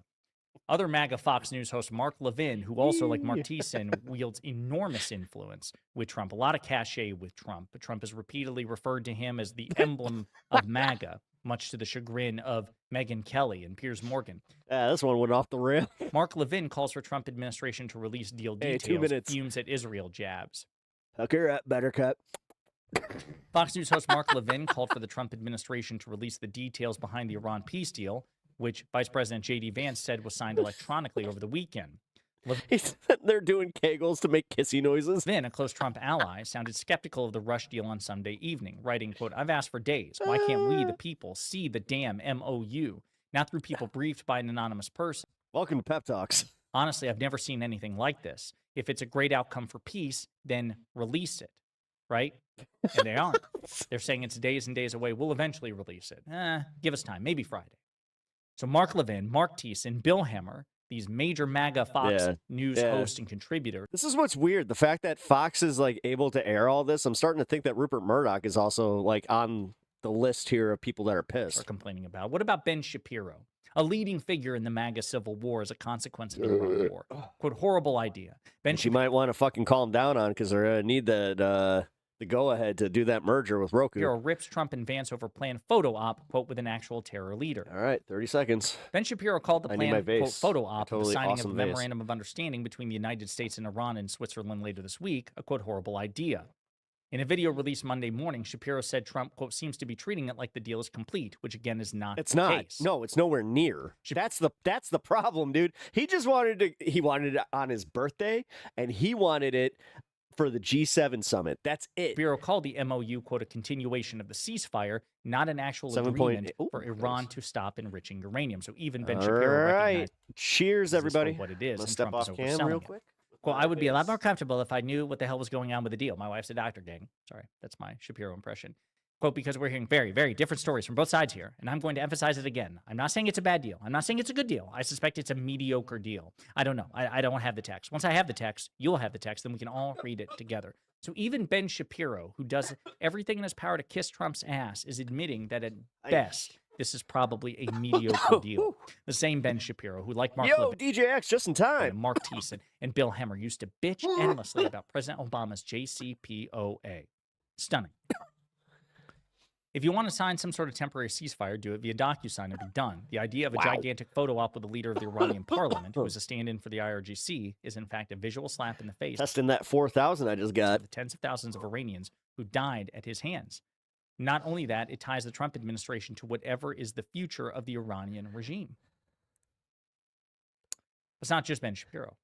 It's also conservative. Mega so radio. if you had to try either apple pie baked beans or dill pickle flavored baked beans, which one? I love dill, so I'd probably go with that. But the apple pie one, actually sweet, like baked beans. Ooh. Host Eric Erickson, with some who apples, is I'd be okay pro-Trump, with. even though he occasionally criticizes Trump. I try it. He's very upset. Do they? Oh, wait. Does it have cinnamon in it? That's that. If it has cinnamon in it, maybe not. Trump has surrendered to Iran. Those who killed Americans love this deal. And if you look all over his Twitter page, he is that might taste a little weird. Apoplectic. Eric Erickson reposted. We were told the apple cinnamon baked bean sounds awesome. War was necessary to remove the Ayatollah and IRGC from power, get Iranians to rise up and take control, eliminate Iran's nuclear weapons capacity, end Iran's support for terror around the globe, create stability in No, because a little too. It's got that weird spice. the Middle It's East. not even good. Like none of it. I like cinnamon, but it's got like It's got a very specific It said like. Iran is getting billions. Its homicidal regime is intact, worse than ever before. It keeps weapons-grade uranium. It gets to keep its proxy armies. already and has Hamas brown and sugar. Yeah, I Hezbollah. know. It's getting de facto control of the Strait of Hormuz and has been transformed into a regional superpower. The deal is a fiasco, not just for Israel, but the world, and it will take years to repeal the damage. This is again from Eric Erickson retweeting. I mean, the funniest part is they're not wrong. They're not wrong about specifically the damage that's already inflicted. Like, I'm glad that they're catching up. Yes, I'm an IRGC spokesperson because I'm willing to say the deal is bad for the United States. So again, he's very upset about this particular deal. And the National Review, which is even more conservative, release the text of than the deal. Wall Street Journal is demanding that Trump release the text of the deal. That's how bad things are going. Cinnamon's good with buttered toast. That's what I eat. I do eat that. Midas Touch says this. I don't hate cinnamon. It's just I'm not sure if that would be a complimentary flavor to beans. It's a historic humiliation for the United States. We spent over $70 billion bombing them. We will spend $300 billion to rebuild them. We lost this war, and now we will. I mean, I'm sorry. Iran. Like, I actually We're kind of probably like barbecue baked beans. go through. Like, I just really do. I love, like, especially if it's a good, like, a sweet baby Ray's. Again, more reaction as time goes on, but I really want to focus on the burgeoning right-wing backlash that Trump is Just got facing really about hungry. this. Again, Anyway. they are saying some of Trump's biggest supporters, many of whom are MAGA Fox News hosts, are saying that Trump has surrendered and Trump got suckered by Iran. And it's not just like your rogue Fox News agent. It's literally, it's like you have your morning show, your afternoon show, and your evening show all have at least one prominent member going, this is a bad deal. And then for the Wall Street Journal to put out like just a blanket release the text, like. Now, again, I prefer peace to war, so I will take this shitty deal over an Sweet increasing baby Ray's, hot hell war, yeah. But I'm not Chicago going to staple. give Trump some sort of fake golden prize for this. I'm not going to, grade him on a curve for this, nor should you. my go-to. This war and this shitty deal should have never been on the table to begin with. We shouldn't have this shitty deal because there should have been no war. They have a seasonal habanero barbecue sauce. It's fucking awesome. President Obama's JCPOA should have been preserved by Trump. If he had done that, there would have been no war and thus no need for a shitty peace deal. It's all Trump's fault. He gets all the blame, all of it, and none of the credit. Give him nothing for it, and don't let them gaslight you. No. And the thing is, the gaslighting this is kind of funny. It's affecting his supporters way more than anybody on the left. And the independents are they don't give a shit. They're just like, is gas going to be cheaper? That's it. Realistically. But here we go. We get to find out just how bad this is. Because Piers Morgan discussed this with some of his favorite panelists. Excuse me, I got the hiccups all of a sudden. Any more? We're good. Okay. But yeah, Piers Morgan decided to have a panel on about whether this is good or not. And we had a few prominent Israeli supporter crash outs is being kind. Dude, so all I've seen from this is what Pondering Politics covered from it, because he's good at this. I'll admit it. He's good at finding all these clips immediately, and if it pops up in his algorithm, then he's like, I'm making a video right now. It's like, damn, I'm not that quick. But yeah, he was saying that Fox News is already kind of pissed off about this, which again, surprising. And then the Wall Street Journal, I'm starting to see that. I don't know, man. Maybe this is me being a pessimist, but this could be kind of like hey, we're not necessarily cool with this, so expect that this might not be a thing, because there are stipulations with, Lebanon and there's certain things that Israel could do that, hey, if you gotta go back, you gotta go back. And I have a feeling that's what they're kind of playing with. We're betting Benjamin Netanyahu, holy crap, I couldn't get that out, is playing with fire where Trump is easily manipulated, right? But he is unpredictable. And I think that this is kind of where the dementia is kind of a win. Dementia Don's a win when it comes to just him being impulsive and also just kind of being you know what, fuck it. Now, does it always lead to good things? Fuck no. Fuck no. We wouldn't be in this situation had he not been in that mode. But it is kind of cool to watch Netanyahu. You know what? It's kind of funny. I got lifted before I start talking about this, but I am it's kind of funny that I'm only fucking up his name. There will be no deal with Iran. Benjamin. Except are we ready for this? Conditional surrender. We're a long way from that, aren't we, Naftali Bennett? Okay, so Naftali Bennett is the one that they are saying is likely to win in October, which I'm not sure how their elections work. So is he campaigning? What is this? And why do they always go back and forth they ping pong between two people? It's I want to tell the Iranian regime from here, I'm going to be your worst nightmare ever. It is a massive loss for President Trump, the United States, and Benjamin Netanyahu. You're not Iranian. You have no idea what you're talking about. You have no idea what people in Iran think. I'm wonderful. Okay, thank you. I appreciate your alternative take on history. Iran play their first match in the World Cup football tournament later today. There is a chance that Iran could end up playing the United States. Of course I'll be watching. But the important thing is that Iran defeated the aggressors in the war. President Trump celebrated his 80th birthday this weekend before welcoming UFC to the White House in honor of America's 250th birthday. The contrast between the spectacular festivities on the White House lawn and the tense diplomacy happening thousands of miles away could not be more stark. And that really lays bare the most important point. Trump is sick of the Iran war. He wants out by any means possible. The details can wait for later. And there are a lot of details waiting. What we know for sure is that an Iranian regime, which they said would collapse in days, will now be honored at a global photo opportunity with US officials in Switzerland on Friday. I certainly plan to be there, but it's possible the president himself could be there. Okay. We'll figure it out, Trey, but what we know is that we've got a lot of work to do, but a very big win for the I heard a crack. I'm like, uh-oh. American people tonight. A very big win, says the vice president. They're going to have to explain how exactly That this is sucked. a very big win. The Iran war currently looks like Trump's biggest mistake. I had something like this Thousands of happen people on in the Friday, Middle East have too. been killed. The What global is- economy has suffered serious and lasting Now I'm damage. paranoid. The same Something's regime breaking that on me. accused of murdering tens of thousands of its own people is going nowhere. The Hormuz Strait should Oh, he's in New reopen York, on huh? Friday, and the US will lift its blockade, restoring the exact conditions we had before the war started.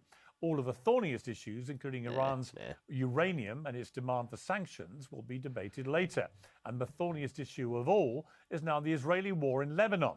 This agreement compels Israel and Hezbollah to stop fighting, even though neither were consulted.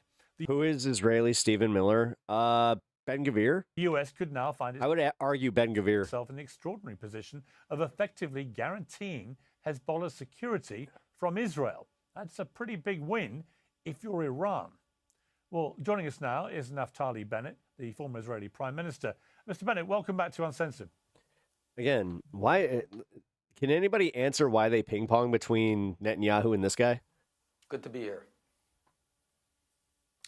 I suppose my opening question to you is in the context of statements we're now seeing from the National Security Minister, Ben Gvir, and the Finance Minister, Smotrich, railing against this deal between Washington and Tehran, insisting that Israel should be allowed to continue fighting on multiple fronts. Smotrich said the agreement with Iran is bad for Israel and for the entire free world, period. The joint campaign had many achievements in weakening Iran, and they will not go to waste. We want to continue the campaign to topple the regime ourselves and in creative ways and ensure that Iran will never have nuclear weapons. And Ben Gvir said Trump's agreement does not bind us. Israel is not subject to the United States, and we're an independent and sovereign nation. Our duty is to the citizens of Israel, to the soldiers of the IDF, and to the Jewish people, and our historical duty to the persecuted and murdered Jews over thousands of years of exile to provide security to Jews in the land of Israel. So some very strong words coming out of two of the more hard-right members of the Israeli government, but pretty clear messaging as a reaction to this impending deal that it doesn't involve Israel as far as they're concerned, and Israel should be free to continue exactly what it sees fit, including prosecuting the war against Iran and against Hezbollah in Lebanon. Is that your assessment? Well, surely every country has a right to self-defense, and so does Israel. I mean, if you were attacked now by some terror organization, you'd fight back. So will we, if necessary. We don't want war. For us, it's very personal. You know, my son is in the war. Many families have their children in the war. Is he though? And we hate war. But we are being attacked, so obviously we have to defend ourselves. I always wonder, like, do they have the nepotism thing that, like, a lot of people have when they go to the military, like, kind of like Elvis did, you know? Right, but Donald Trump has made it crystal By clear all accounts, he was pampered, wants this deal. obviously. He wants it done. He wants it signed off on Friday.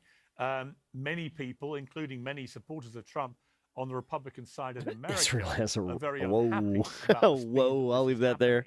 because they do not believe there are enough commitments in I'm there getting from too pissed at the the stream. Iranians, which basically take this deal any further than the Obama deal of many years ago, which of course Trump tore up in his first term. I mean, it's are pretty you much the same. concerned, as a former Prime Minister of Israel, and maybe perhaps the next Prime Minister of Israel, are you concerned that America, for political and economic reasons, may be hurtling towards a deal which is a very flawed deal? Well, we're going to have to see the final deal because this is a pause. This is certainly not the end deal. And President Trump has been very clear that he's going to dismantle the nuclear program so Iran can never acquire a nuclear weapon.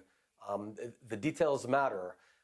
I believe that America still retains tremendous leverage, but the jury's out. We'll see in a period of 60 days that we need to achieve the objectives of taking away the nuclear uranium stockpile, ensuring that Iran can't build a shield of immunity with thousands or tens of thousands of ballistic missiles, and taking apart the terror network. This is still achievable, so we support any effort to achieve these three objectives. But if those objectives are not met, and most people looking at this are highly skeptical that they will be met, they think the Iranians have a lot of leverage. They realize there's a ticking clock to the American midterm elections in November. There's a lot of pressure on President Trump to get out of this war, and they can just play the long game. And if they string it out over the 60 days, and then at the end of it, they do what the Iranian regime has always done, which is just obfuscate, lie, dissemble, and try and string things out even longer, it's very hard to see what happens then. I mean, do the Americans then re-engage in the war, or would the Israelis in that eventuality go on their own and attack Iran again on their own? Look, for many years I've been a proponent of what I called the octopus doctrine, where Iran is an octopus of terror and it sends its tentacles across the Middle East, and we should be focused on Iran and not bleed ourselves to death just fighting its tentacles. I would say that Iran is very similar to the Soviet Union of the 80s. It's a very disconnected, corrupt, incompetent regime that doesn't care about its own people, and it's destined to collapse. But the timing matters. Was he talking about America? What? When will it collapse? Maybe it'll take 2 years, maybe it'll take 15 years. But we, the Western world, can accelerate the demise of this horrible regime and free its people. But we need to act in that sense, not necessarily only war, but other means. For example, we know that who is this guy? Every few years, there's not Smotrich. A wave of protest. He's the last prime minister. And we know before Netanyahu. And now he's running for prime minister again. Iranian regime turns off the internet. So what if we put in place, thank say, you for the $5 etching. Yes, he will. Starlink receivers, so they can turn on the internet next time and achieve the protest. So there's a lot of work, clandestine, secret, covert, overt, many things that we can do to accelerate the ultimate collapse of this really bad regime. War is one of the tools, but there's many other tools. That's why this deal matters so much, and why we have hold high hopes that President Trump will be strong and see it through. President Trump said in March 2026 on his Truth Social platform, there will be no deal with Iran except unconditional surrender. We're a long way from that, aren't we, Naftali Bennett? I mean, if at the end of all this, he is very happy. Iran, the regime stays in place. It's just like, the killed Ayatollah's son, who's more radical, now replaces his father, as has been the case. The people don't uprise, as there's been no sign of them doing at all throughout this entire war so far. And the Iranians maintain control of the Strait of Hormuz, and the awareness that should they close it, they can cause enormous damage at will, as we've seen economically. And yeah, they can also, they essentially do have the world by the balls on that one. Attack their neighboring Gulf states whenever they feel like it, and know that that too causes enormous damage, both in the practicality of firing missiles, but also economically to the business models of those Gulf states. Yeah, you know, I mean, that was, I think, realistically what kind of ended this was the UAE and like the Gulf states kind of getting involved and just being like, hey, how much will it take? That's why I'm starting to think that like this is where I want releasing the text would be great, because if, for instance, the Saudi Arabian government and the UAE are paying America a very certain amount to kind of just go, hey, why don't you pay this off, you know, or they're just pay it directly. But I know that they did say that this was like a joint account kind of thing where like people were going to, you know, other people were going to contribute. But We heard in the White House. Bandit, what's up, dude? When Donald Trump was Good to see you. Attacking Did you have a good weekend, man? President Zelensky of Ukraine, it looks Also, to many Stan just got a people butt ton like of Iran treats. holds a lot of cards here. Well, what you've just described is that Iran is a big, violent bully, and it proves all the more so that we have to ensure that it doesn't acquire a nuclear weapon, ensure that it can't terrorize the Jesus. world, because we've seen This guy. So is this guy somehow worse than Netanyahu? a demonstration Like, of just what because this we- bully looks oh, like God. when it uses conventional weapons. So now imagine what it would look like if it acquires nuclear weapons. So How if is everything? anything, we've all seen the true Iran. Things are good with Uni, and she's healing up. It's just yeah. I also want to tell you that I believe that Life. soon in Israel there'll be a new government. Hopefully, I'll lead that new government. And I want to tell the Iranian regime from here, the regime, I'm going to be your worst nightmare ever. I won't relent until we free your people, ensure you don't have a nuclear weapon. So you've got no hope. We won't. Wait, Trump was easily convinced that to join Israel in the attack because he wanted to look very strong and thought it would collapse into 2 weeks. Or wait, in 2 weeks, because he didn't listen to his own military advisors. Yeah, I heard about that. I heard that his own military advisors were just like, "What the fuck are you doing?" Up on this effort because it's fighting for our Benny freedom, for Loco, our hey, you just security, got and here. Welcome to the show, man. If this is your first time, I appreciate you stopping for by. the benefit of the entire Middle East. The I feel like I fear, recognize your Naftali Bennett, is that this PFP war though. has actually emboldened the Iranian regime. uh, And I guess no, time will you've been be here. the I was answer about to say, what that. am I But talking I appreciate you joining me, as always. Thank you very much. Thank you, Pierce. You lurk a lot. Okay, I was Well, about joining to me say, now I'm like, to discuss I recognize this. This is my panel, Jonathan Conricus, the former It's Lieutenant Colonel and spokesman for the IDF. Here we go. Here we go. This is one of those rare times, guys. I hate Jonathan Conricus. This guy sucks. I call him like the Israeli Lou Ferrigno. I mean, look at him. Iranian But yeah, dude, this is Canadian commentator Goldie Gamari, Jack Pasovic, senior editor. This of will be Human interesting. Events, and Wajahat Ali, the host of Democracy Is. Watch Welcome to it. all of you. Yeah. Wajahat, let me start with you. Yeah. You know, if you look Coheed, what up? The deal, I want to play a clip. This is Barack Obama's response to the news of this deal. Hey, I know that volumizing It is technique. doubtful that any agreement that arises is going to be significantly different or a significant improvement from the deal that we had in the first place. Man, Obama's getting old.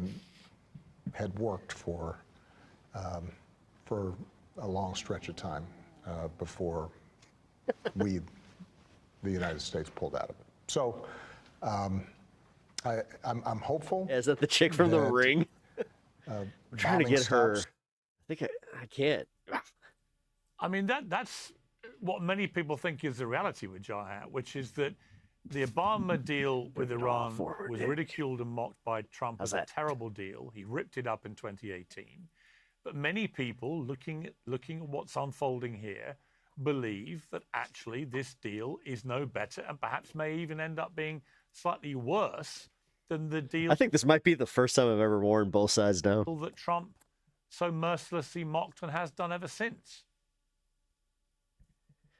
Actually, I disagree with President Obama. It is far, far worse. It is a massive loss for President Trump, the United States, I and feel like I look like the lead singer of fucking Dirty Heads. Benjamin Netanyahu. I want to remind everyone about 3.5 months ago, Come and join me by a place. Donald Trump Place and by the Benjamin sea. Netanyahu decided to launch this illegal, unconstitutional war with Iran. They have since done what? They've done a regime change. So what have they done, Pierce? They replaced the older dying Khamenei with a younger, more militant Khamenei. The Strait of Hormuz, which was open, is now closed. Everything that I said I am. Keep my shit tight, man. Motherfucking Hoover Dam. Iran, especially with this young guard coming up, is flexing its power. Iran has actually emerged in a way much stronger. Our allies are abandoning us because they see us as weak. The United States of America couldn't use its military might to force Iran to open up the Strait of Hormuz. Instead, many of our allies are going to what? China, to look for a stable partner. Thousands of people have died, 4,000 Iranians, 4,000 Lebanese people. Israel is occupying Lebanon right now, has ethnically cleansed about 1 million Lebanese people. And with this deal, what's going to happen? Obama gave $3 billion. Now, according to the terms, we haven't seen it, but what we've seen from both sides so far is that Donald Trump will give about $300 billion, right, to Jesus Iran fucking Christ. to rebuild. He's going to release the Do you understand how much money that is? assets that were What are frozen. we doing? Then Iran says it's going to get sanctions I released. never want to hear shit about Nick Shirley ever again. They're going to get an Ever inshallah again. about the uranium and the enrichment. And then Oh, what this he is could have done painful. and should have done was simply stay with the JCPOA, not blown Don't it up, you? which was actually Exactly. a diplomatic coup. And voila, now we have this massive loss. And furthermore, Pierce, something that's remarkable that you and I have not seen in our lifetime, I think you and I had the Actually, we should be demanding that Trump pay for this. wisdom to be against the war on terror. He has to commit his entire fortune. Well, he's got $3 billion or something like that, or $5 billion, whatever. He's like still in the single digits. We've seen Which is kind of funny that like all. I just kind of thought about that. in our lifetime that most Americans, whenever the United States bombs He ain't Muslim even that majority rich. countries, they're with Like them. in comparison. The majority of Americans are not with Donald Trump on this. In fact, every single month that this war has gone on, a majority of Americans, including his base, including young Republicans, say, why are we in this war and why are we giving this money to Israel? Do you think that one day he's gonna rug pull Elon Musk and he's like, you know what? It turns out Mr. Elon has been committing a lot of fraud. So what's We're gonna have to seize all of his assets and give them directly to me. going to happen now, and I think what President Trump should do is, we know what Israel's going to do. I don't know if you just saw earlier today, Israel's defense minister said, we don't care, and you just heard what Naftali Bennett said, we don't care what the United States does. Yeah, what We're gonna self-enriching continue kickbacks are there? occupying Gaza, we're going to continue occupying Syria, we're going to continue occupying Lebanon. Question. We're going to do what we're going to have to do. If Trump was smart, what he'd say is the following. Israel... There's a reason that they are not interrupting him like I am, because he's cooking. You do what you want. We don't have your back. We're not going to defend you. We're not going to use our munitions. You take on Iran by itself. And I guarantee you, if Donald Trump finally cuts off Netanyahu, Israel will back away. It'll probably take 1 week, 2 weeks, or 3 weeks, but it will. And that's in the best interest of the United States and Trump, who's negative double digits on this issue. All right, Jack Posobiec, it's very hard to see how this is a win, isn't it, for Donald Trump? However this plays out, I mean, all the objectives from the start. I mean, you know, he posted, as I said earlier, there'll be no deal except unconditional surrender. Well, we couldn't be further away from that. If at the end of all this, there's a situation very similar to the situation that Obama found himself in when he did his deal with the Iranians, where's the win? Why would that not be also just as mockable as Donald Trump mocked it at the time?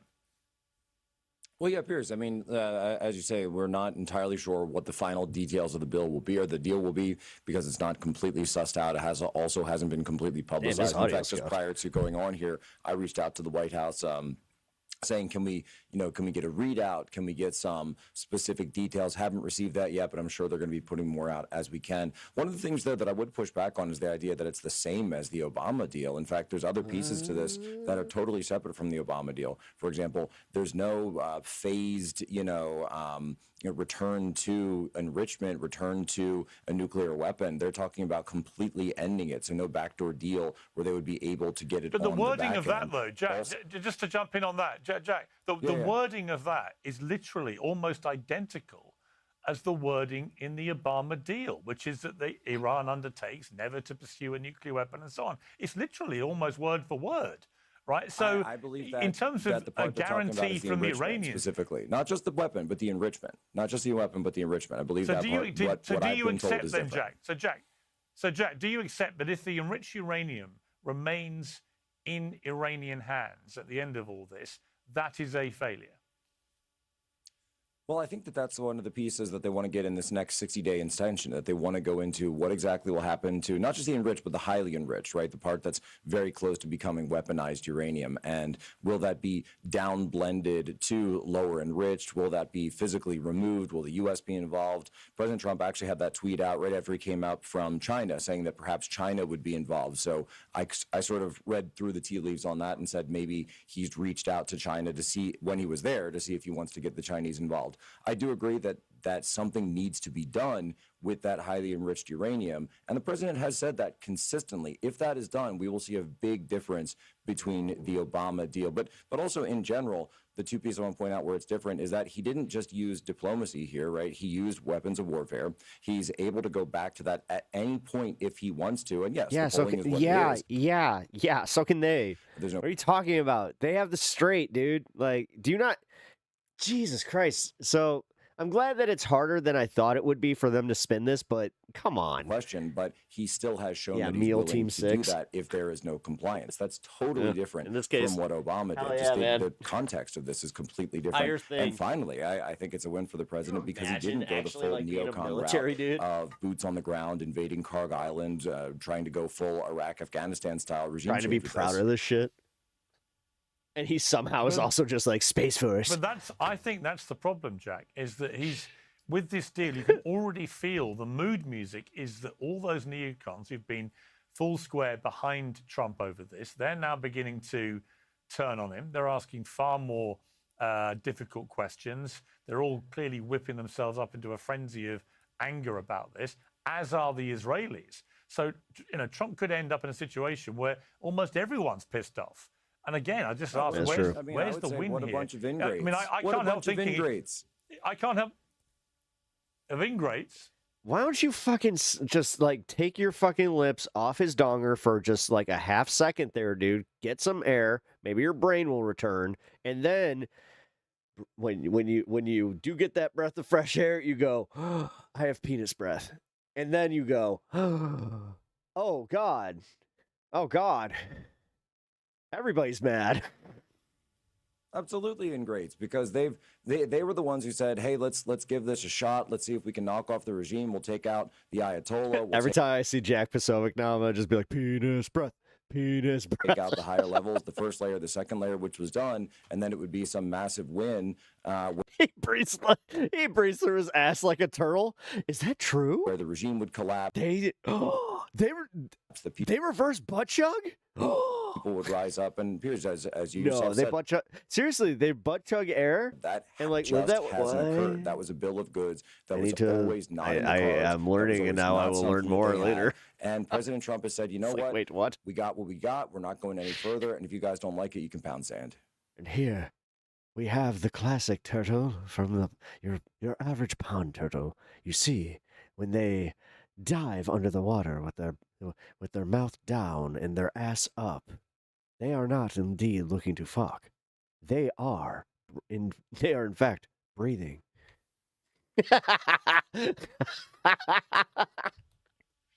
Okay, We got Jonathan nothing. Conricus, welcome back to Uncensored. Look, it just Wrong hole means they're choking. seems to me, Jonathan, and I've been saying this is highly likely to be how this all played out for quite a while. There are two competing agendas here, and I think we're now seeing all this come to a head, where Donald Trump has a political and economic imperative to stop this war. He just knows it's getting more and more damaging to him politically and to the Republicans with the midterms coming, and economically, it just isn't sustainable to keep Breathes through his ass like a turtle. doing this. But the Israelis, clearly, from the rhetoric we're already seeing from senior members of the Israeli government and from others, Yes, indeed. Welcome to Pep Talks. there's widespread view Wow. in Israel that this Try to pay is, attention. this is a different thing for them. That Israel wants to have the right to continue doing it, and that I suspect from the way they're talking, that's exactly what they will do. So, is that your reading of this? Yeah, thanks for having me. All right, here we go. You know, Naftali Bennett, he was, I think, very, very measured in his comments. And I think I can, maybe he's careful because he wants to be able to communicate well with Trump if Naftali Bennett is elected. and then he needs to have a good working relationship. So he's careful with, respecting the president. I can perhaps speak a little bit more freely and reflect public sentiment and general sentiment. And you quoted two right-wing, pretty extreme ministers, but I can tell you that there's, on the other side of the aisle in Israel, from the opposition, saying equal things about how horrible this apparent deal is. And of course, we have to understand that we're in an information deficit. The Iranians are pumping out You hate much this guy, Jonathan Conricus. more information than the U.S. is, and there's I love watching, like, Anna Kasparian cooks this guy unclarity. We have over and over, and it is, I'm not the biggest Anna fan, but god damn it, there's something cathartic watching her just make this guy squirm. Dishonest negotiators here, Pakistan and Qatar. She can get this guy's like fucking face red. In promoting the Islamic Republic, and the U.S. hasn't yet already said what the deal actually entails. And the most important topics: what are the details regarding their nuclear weapons, regarding their proxies in the region? But the Israeli perspective is different because we, like most other people here, have skin in the game. We have been at the receiving end of Iranian aggression for the last 35 years. Israelis have been killed and abducted and burned and murdered by Iranian proxies. Israelis have been forced to run for shelter for so many years by rockets that were either made in Iran or paid for by Iran. And Iran has waged indirect warfare using Arabs as their cannon fodder against Israel for a very long time. So that is the main reason why the Israeli Got perspective some nerve there, guy. is wholly different. This isn't about what America wants from an Israeli perspective. This is about the very basic necessity of the Israeli state to defend itself against Iranian aggression. And just to put things into context here, Israel, up until now, never even spoke about, bringing down the Iranian regime. But the Iranian regime has had an official goal to annihilate what they call the Zionist entity, which is the state of Israel. And they've been trying to achieve that by all the means that they have. So one positive thing that we can speak about is the damage that has been inflicted on the Iranian regime's ability to produce weapons of mass destruction. I think thanks to military action by the US and Israel, there's a significant downgrading in that capacity. The Iranian regime is still exposed. Iranian skies are still open to Israeli, and if they decide to do so, American planes. And there are many things that have changed. Yes, I agree with you, and with this I'll conclude.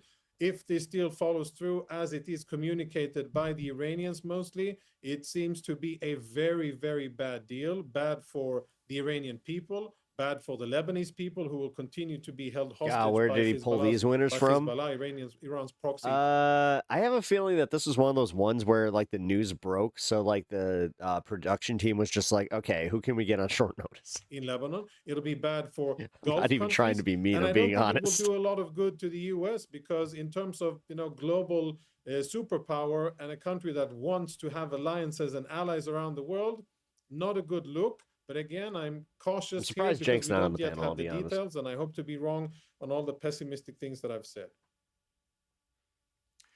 Goldie Gamari, you posted in response to the announcement the deal was done, Contract Law 101, both parties must sign a deal. If anyone thinks the terrorist Islamic regime will sign and honor a deal made with the great Satan, while their beloved supreme dictator remains unburied and rotting in a fridge, I have a bridge to set you. You added, President Trump has created the conditions to exterminate the terrorist Islamic regime occupying Iran. If it doesn't agree to sign and abide by the unconditional surrender deal Trump wants, bookmark this post. Strong words there, but again, there is a reality check, is there not? That it's clear to me that Donald Trump wants out of this war. It's equally clear to me that Israel does not. And these competing positions. I like how people are trying to convince us otherwise, where it's just like, it's kind of obvious, guys. Something has to give. Well, I'm not quite sure what makes you say that. That's not what I've seen from President Trump. President Trump has said that he has all the time in the world. It's not just the military aspect here. There's also the economic aspect. No one really speaks about Project Economic Fury. Now, here's the thing. The Islamic regime is slowly collapsing internally. I hear some people talking about how there's like this new, stronger, more, hardliner Ayatollah. Where is he? Why haven't we seen him? Why hasn't he put out a video or a voice message or anything like that? The reality is the Islamic regime is scared. They're scrambling. And right now, President Trump is really putting their feet to the fire, because I have seen and shared footage from inside of Occupied Iran. Really? Yeah, Goldie? absolutely. Well, Really? Here's, did you know that the supporters of the Islamic Where is the regime- evidence? Where is the evidence this regime does not That's my other maintain dog. a completely tight grip over the He was, country and the people? There hasn't he was a been good any boy. uprising of any kind His baby by the Stan annoying Iranian him. people since the start of this war. That does not suggest to me a regime that is collapsing from within. That was the promise that Netanyahu and the head of Mossad made. Well, hang on. Let me He was finish. adorable. Let me finish. Let me finish. That was the promise made in the White House Situation Room by Benjamin Netanyahu and the head of Mossad. I think his camera fell, but it looked like he was going like. was Like, that just there like would be about to a Hulk out. dismantling of the leadership. All the jokes led to this. The IRGC would collapse from within. Enriquez. People would rise up, and that would be how this played out. None of that's happened. That's what I mean by a reality check.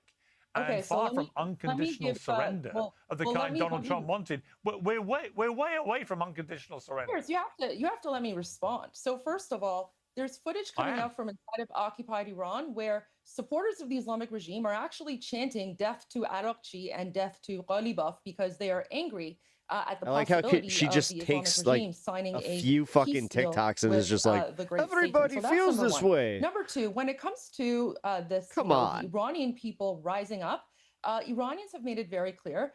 Our leader is His Royal Highness, the Crown Prince of Iran, Reza Pahlavi. Reza Pahlavi has said very clearly that when the conditions are right, he will make the call, he will issue the call, and the Iranian people at that point will rise up. He has not issued that call yet. And so anyone who's out there saying, the she's war one has of these failed because the people. Iranian people haven't risen up, they don't know what Oh. they're talking about, because you have Yeah, to look about at the the regime. Iranian Okay, angle so here. she The still thinks Iranian that they're actually people going to do listen it. to His Royal Highness Reza Pahlavi. We already know that on January 8 and 9, when they went out, they were massacred. Over 40,000 innocent, unarmed Iranians were slaughtered. Anyone who thinks that Iranians will once again go out while they are unarmed, while the Islamic regime is still a little bit in control and still has the weapons and still brings in their proxy terrorist groups What's like up with her Hezbollah, hair? Hamas, It and looks Houthis and like others, it's a Hashd wig. al-Shaabi, to murder Iranians. If you think Iranians are going to rise up right now when the conditions aren't right, I don't you know know. nothing about The Iran. hairline. So that's why Iranians haven't risen Beauty. up, because His Royal Highness Reza Pahlavi has not issued the call yet. It has nothing to do with Israel, nothing to do I with need your America. expertise on this Ultimately, one. Iranians have been fighting for freedom for 47 years. We will overthrow the Islamic regime with or without international help. That's all there is to it. Okay, Wajahat, that's all there is to it, apparently. When it comes to why the Iranian people haven't up yet, yeah, absolutely.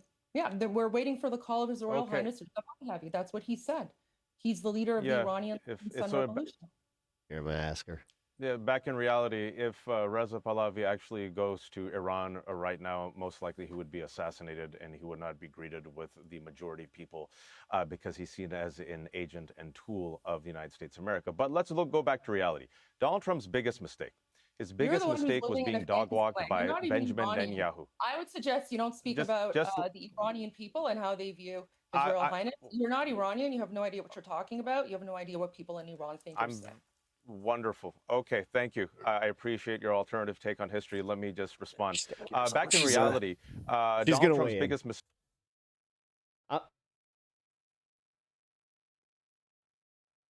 It's a lot of product, she says. Was he allowed She thinks it's her natural hair. himself to be dog walked by Benjamin Netanyahu. He pulled out of the JCPOA. If he had just stuck with Nice it, set of hair on if he her. had just stuck with it, Iran would be weaker right now. The regime would actually be much more compliant. There would be much more transparency. It'd be less dangerous. He blew it up. Why? Because Netanyahu said, blow it up. So he did.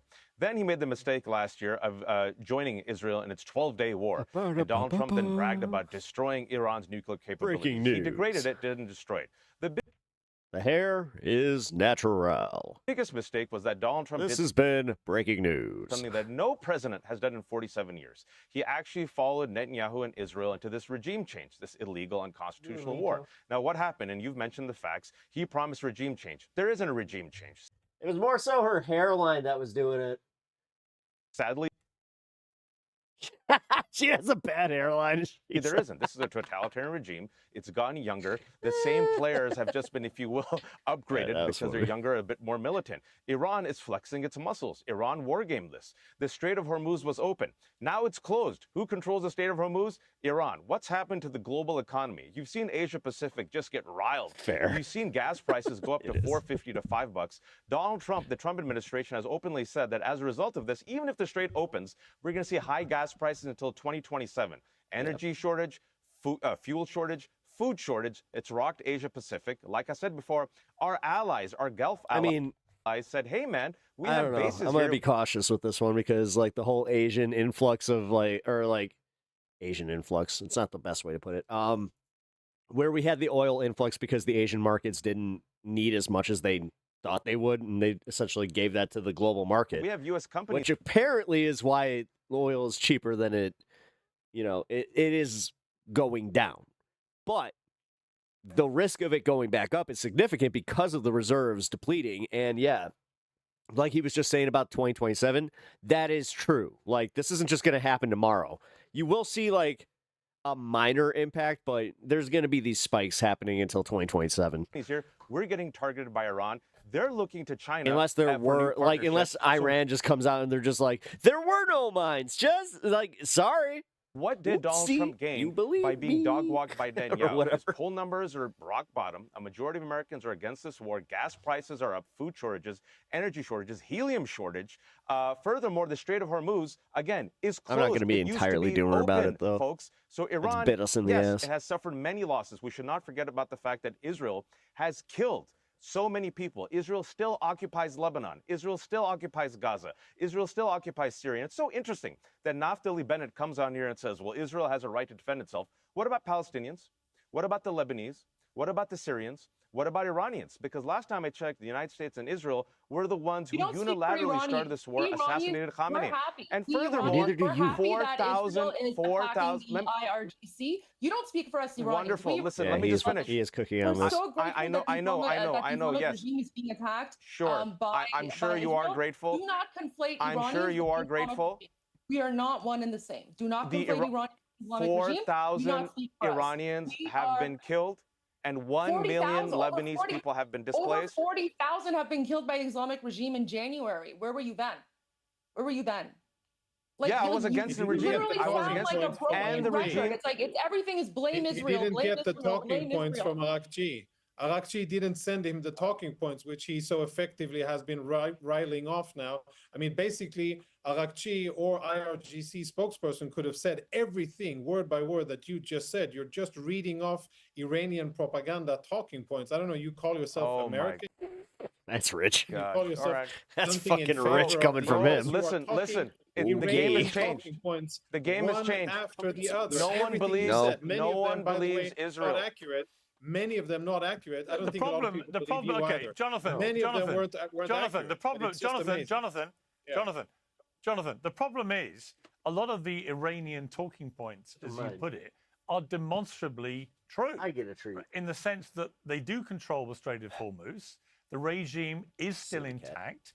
The Ayatollah's dead, but his son has replaced him. And although we haven't seen him, we've had statements come from him, and he is believed to still be alive, albeit wounded. We'll see. I mean, time will tell. But we've also seen Iran attack its neighbors in the Gulf with impunity, which has caused enormous damage there. So this idea, and I totally agree with Wajaha, there's been a lot of damage militarily to Iran's Navy and Air Force and so on. That's indisputable. But what's also indisputable, Jonathan, is that there's been an asymmetric war battled through the Strait of Hormuz and the control of global energy and all the economic damage that causes.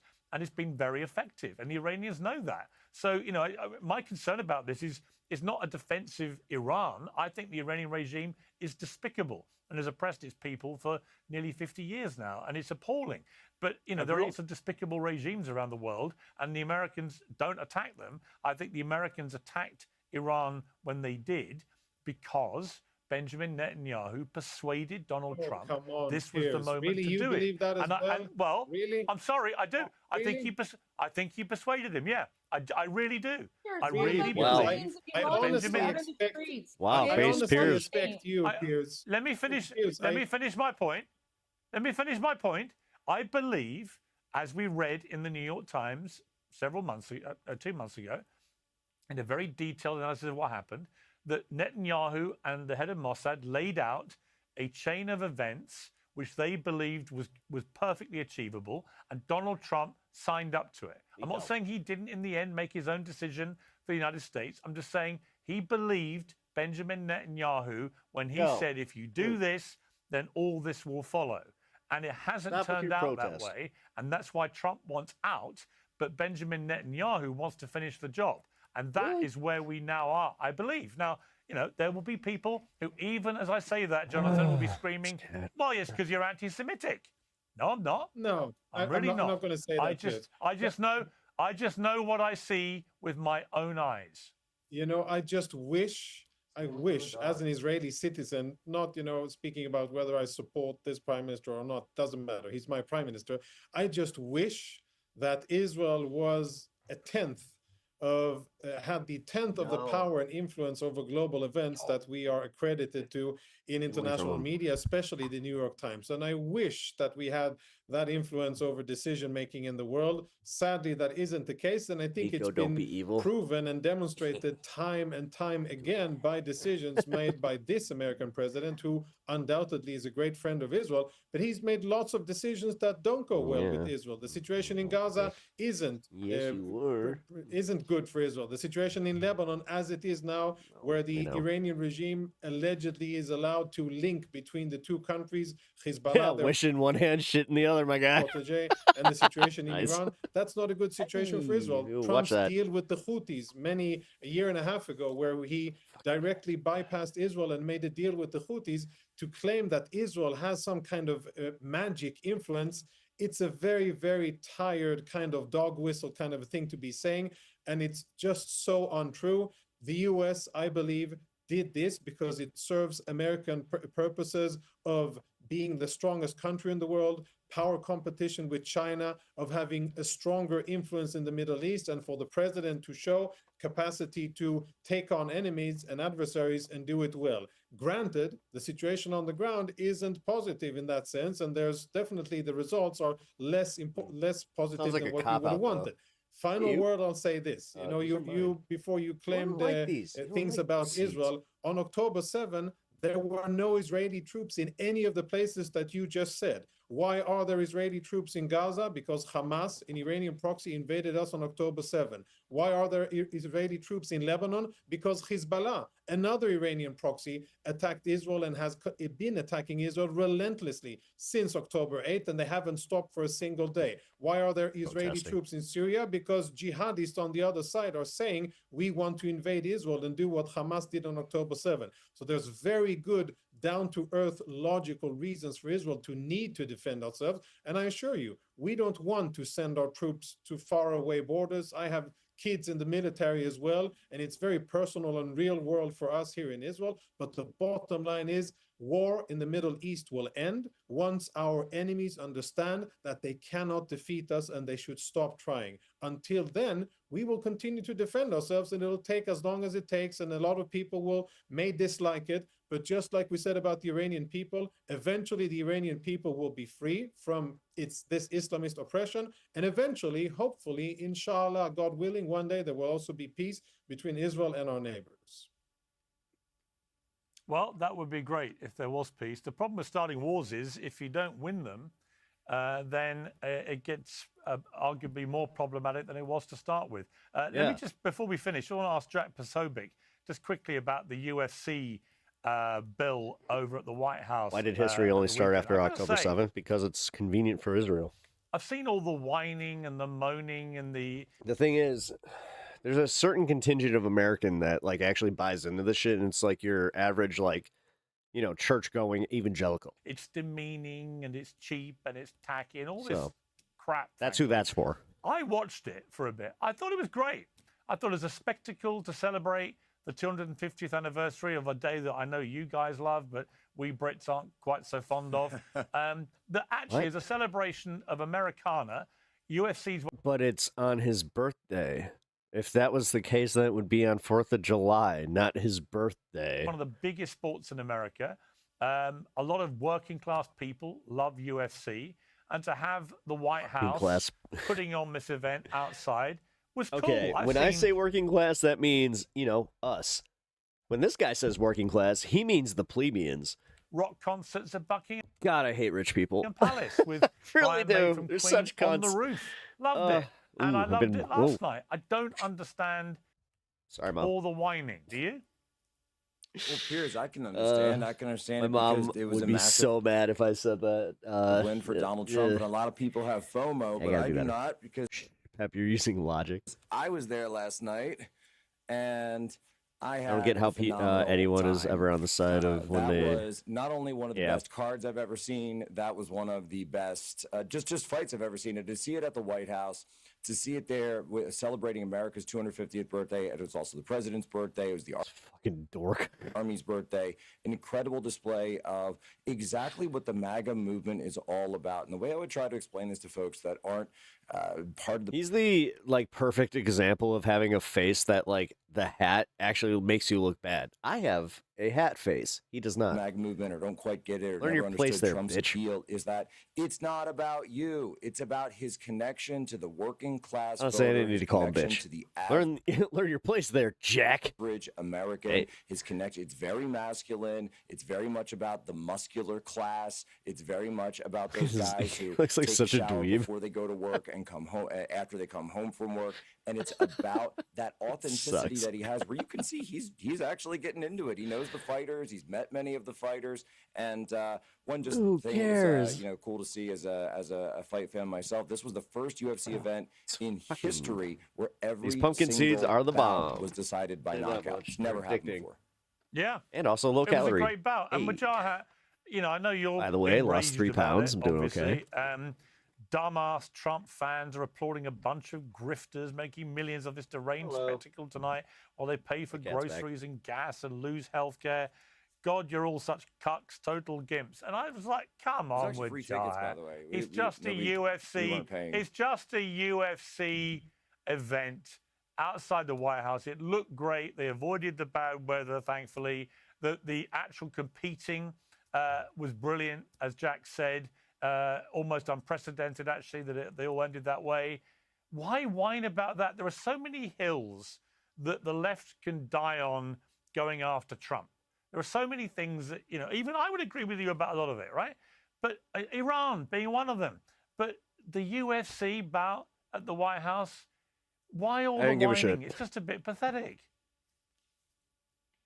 I'm glad Jack said that's what MAGA's all about, because only 16% of Americans actually approved of that. A majority of Americans, including Republicans, were actually, even UFC fans and even Trump fans, were actually disgusted that the White House and our soldiers were used as props for essentially what is a big grift for Donald Trump and his billionaire friends. I want to remind everyone that it cost about $60 million. Donald Trump says, hey, inshallah, UFC will pay for it. But that's what he said about the ballroom. Oh, the ballroom that he destroyed, and now he's claiming he wants $1 billion, also cost about $12 million for security. Also, we had the honor guard being used as props, and they had to salute the fighters who came out of the Oval Office. And now the only thing that people are talking about is one of the fighters, who, by the way, vomited on himself 2 days ago.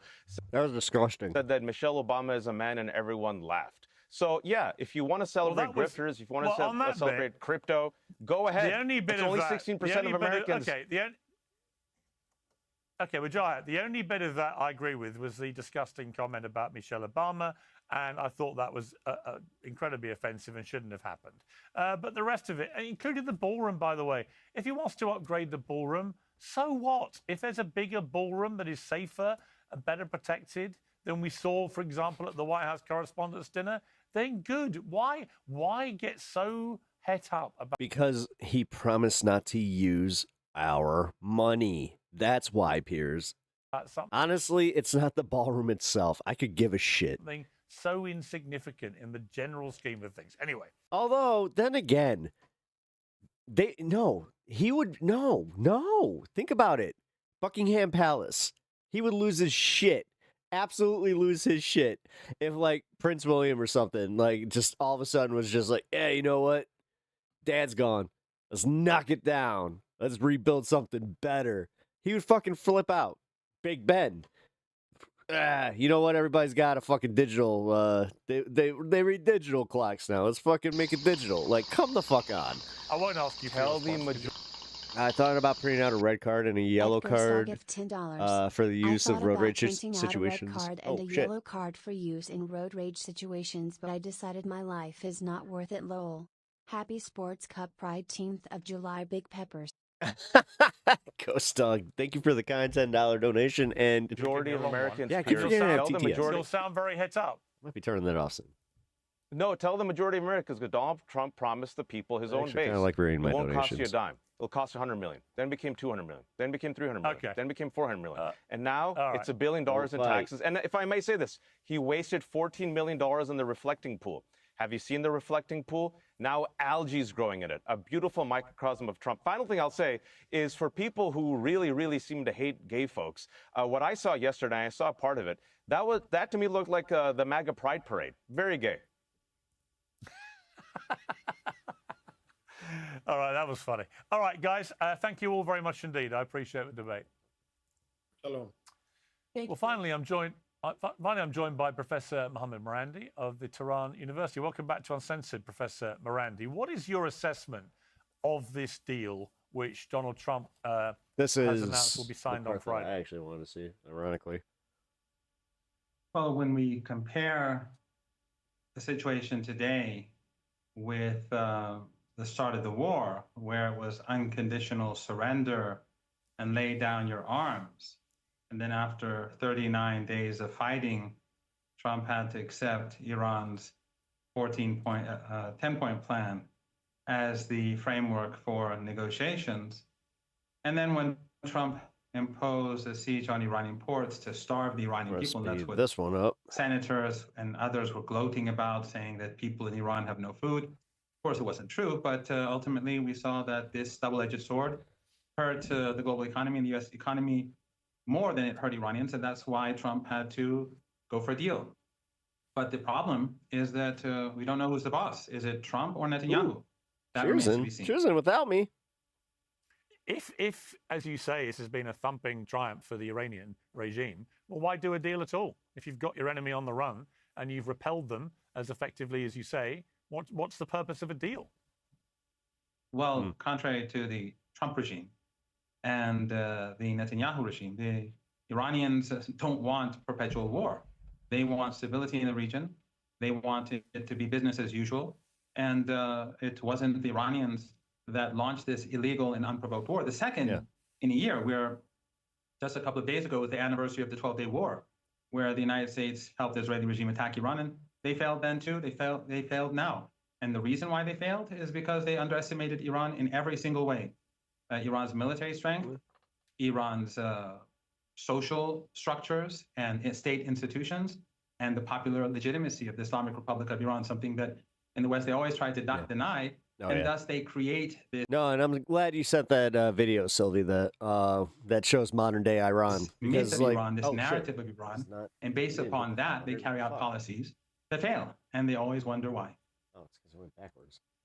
At the core of this deal is Donald Trump's conviction that Iran must never be allowed to develop a nuclear weapon, and that the enriched uranium, which the Iranian regime currently has, must be removed. Is your belief that at the end of the 60-day negotiating period for that part of this deal, that at the end of that, Iran will give up the enriched uranium and have it destroyed, and that further it will give an unequivocal guarantee to never develop a nuclear weapon? Well, first of all, we have to get there, because right now the Israeli regime, the ethno-supremacist regime, which I asked you 3 times about whether you consider ethno-supremacism to be a legitimate form of governance, and you didn't respond. This regime, it is not clear whether it's going to abide by the commitments that Trump made. They have to end the genocide in Lebanon. They have to end the slaughter of women and children in Lebanon, and in Gaza as well, because this agreement includes the whole region. But so far, we don't see any indication of that. If this continues, this is a red line for Iran. And if the Israeli regime does not abide by its commitments, then ultimately the Iranians will not abide by their commitments. And we saw this happen already a couple of months ago after the fighting, after 39 days of battle, and when Trump accepted defeat, there was a ceasefire agreement. And part of that agreement was included Iran allowing ships from those countries that assisted the United States in the war to go through the Strait of Hormuz, the Saudis, the Emiratis, Qatar, Bahrain, and Kuwait. And in return, the Israeli regime was supposed to... God damn it. How long is this? Oh, I gotta pee. Are we getting close? I got and 3 minutes. The onslaught in Lebanon. And immediately afterwards, Netanyahu carried out carpet bombing across Lebanon, killing hundreds of civilians in a matter of minutes in order to wreck the ceasefire, and that he did. So the Iranians blocked those ships from those countries, linked to those countries, from leaving the Strait of Hormuz. And we are where we are now, where the global energy crisis is entering a critical phase. So if Netanyahu refrains from ending the genocide in Lebanon and the genocide in Gaza, where there's supposedly a ceasefire in Gaza, Trump ceasefire, then we will go over the cliff, the global economy, because Iran will not be able to abide by its side of the bargain. Finally, and on a different tangential theme here, but Iran play their first match in the World Cup football tournament later today against New Zealand. A, will you be watching? And B, there is a chance that Iran could end up playing the United States if both, I think, come second in their respective groups. How would that be viewed in Tehran?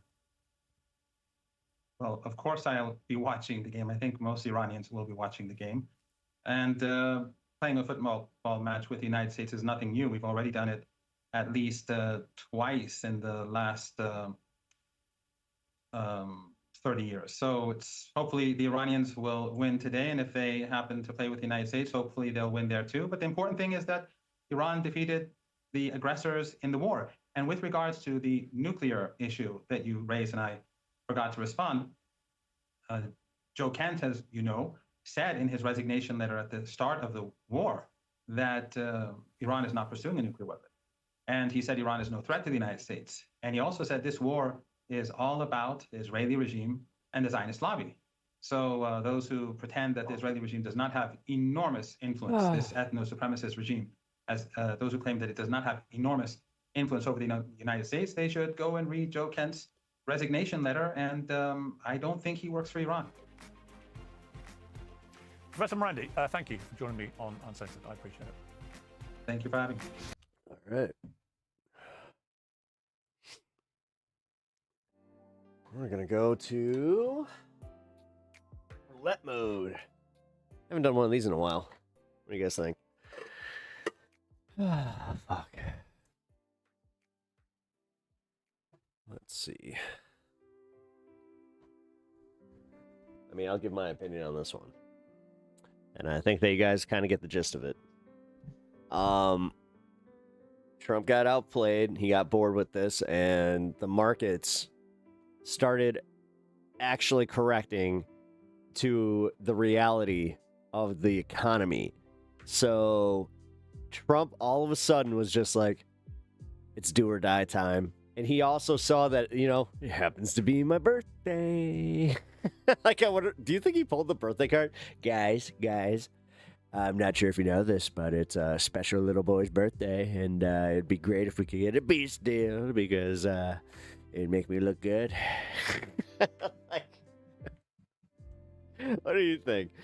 Nah, yeah, I don't know. I mean, Iran might have been kind of like playing on that, where it's just like, we heard it's somebody's special birthday. Hey, perhaps you want to make a deal, and you know, everybody gets 300 billion. How about we get 300 billion? Hey, like, oh fuck. Oil might be mightier than the sword. Oh yeah, come on, you don't know that. Honestly, that's something everyone should do once you start looking into any of the countries that we're dealing with. You should look up videos of... Oh, yeah. I did the same thing with Russia, Ukraine, like back in the day at this point. For my birthday, I got the gift of LOL, yeah. Heard that one before. What is that accent? I don't fucking know. I'm trying not to be offensive. Was I being offensive by trying not to be offensive? Fine, no accents. I get it. Even though, you know, I could probably do it. Let's see. I actually don't know an Iranian accent. So, no, that was just like, hey, guy, you like sports car? I like sports car. Hey. It was global. Yes. Yes, it was a global accent. Exactly. Was it Turkish? Was it Iranian? Was it Polish? There we go. Actually, you know what? That's the definition of inoffensive right there. You can't figure out what it was. It was like Bane's. You can't place it exactly. Yeah. Right. Can you guess what country I'm from? It's up to you to determine where I am from. Yes, Batman, but the greatest mystery is, where am I from? Wait a minute. You have an Eastern European dialect. But I don't know. Why do you sound like a frog? Tell me where you're from. It's an very old Persian guy. It's Sesame Street. Yeah, exactly. There we go. Hey. Hey, what are you doing on this block of Sesame Street? We got Iran Street over here. It's just my New Yorker guy. That totally was not what I was doing. Yeah, no. Yeah. Whoa. I'm John Wick. Whoa. Dude, that's the lamest impression I've done yet. Yeah, this is my movie character. Whoa. Excellent. We are Wild Stallions. My name is Bill S. Preston Esquire, and my name is Ted Theodore Logan, and we are Wild Stallions. Middle-aged Persian man that grew up in New York. What you doing over there? Making the peace deals. Hey! What's going on with this guy? Ah! I see that you found me, Batman. Wait. What is with this leftist politics? It's almost like they always want to lose. Have they not understood that everybody just wants to be controlled?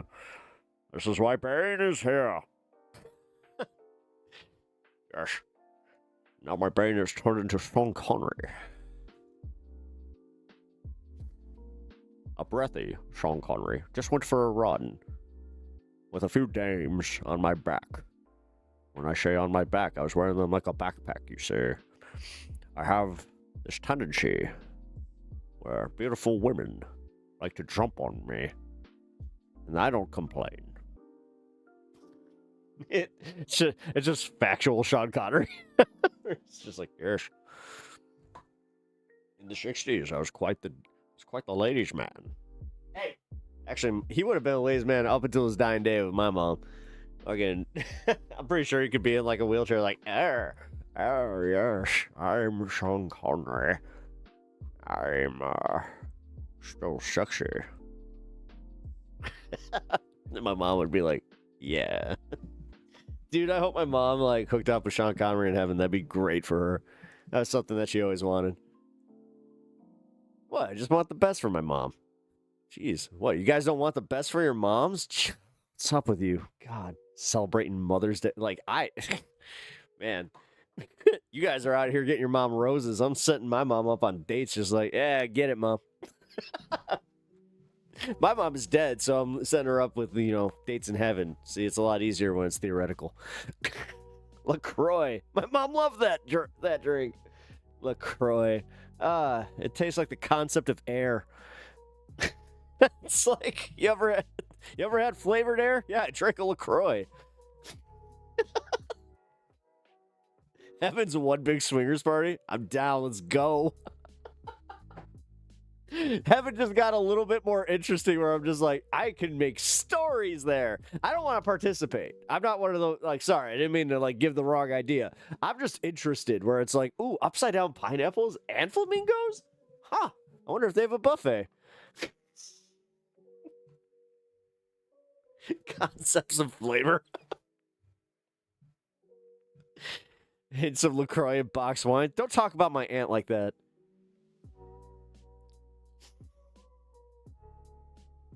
Oh my God, Heaven or excuse me. I'm here to make sure that you are making sure that everything is clean and sanitary. Now I know we're in heaven and technically we have it. Everything is supposed to be taken care of. Well, anything that's technically sinful, just remember the spooge. If it's sinful spooge, it ends up on the floor. That's why we need a greaser. Why rule in hell when you can swing and bang in heaven?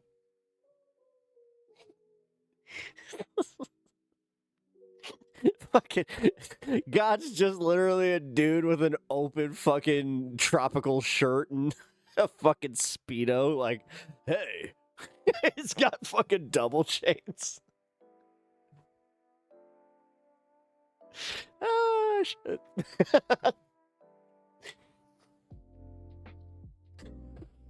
All right, I'm gonna be careful now.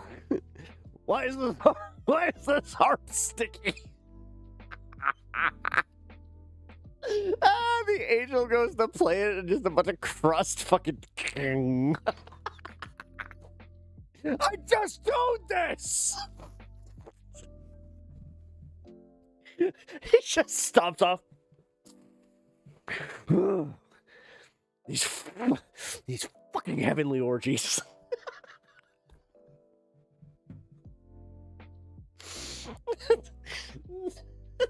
Hey, who pissed off Cupid?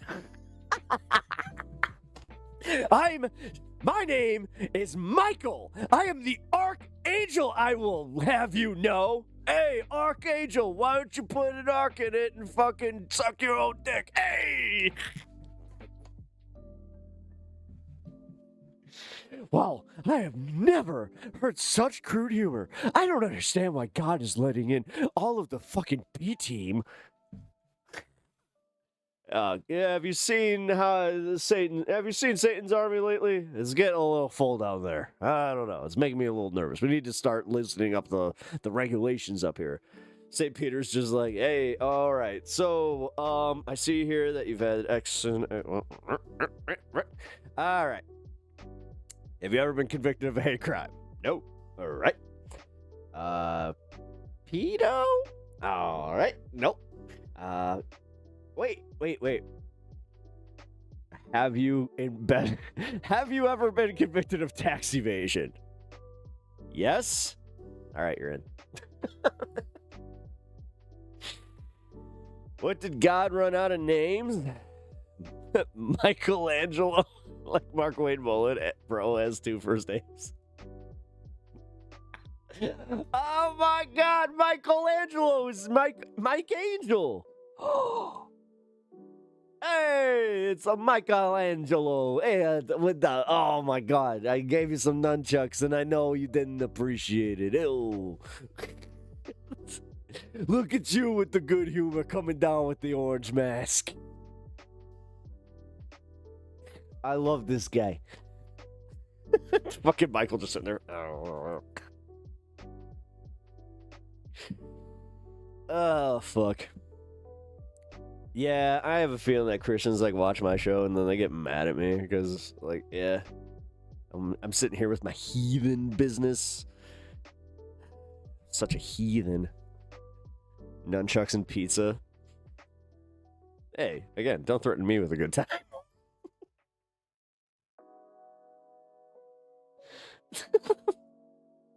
Remember, John? Yeah. Wait. Hey, stop it. I'm not sure if you know the lore, but my mom is in that movie. You watch yourself, mister. Actually, can we find that? I'll probably get struck for it, but here, it'd be worth it. Oh no, I'm monetized tonight. Damn it. Maybe I can do a freeze frame. Let's see. Is Michael on YouTube?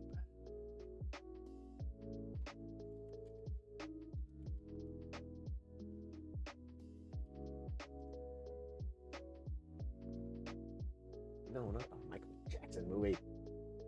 There's another one. Wait. What? Yeah, no, for real. She's in that movie. She's an extra, but it's like the one that she actually had like the most screen time on. She had, I think, 7 seconds of screen time. She's behind William Hurt on a bus and leading a group of angels.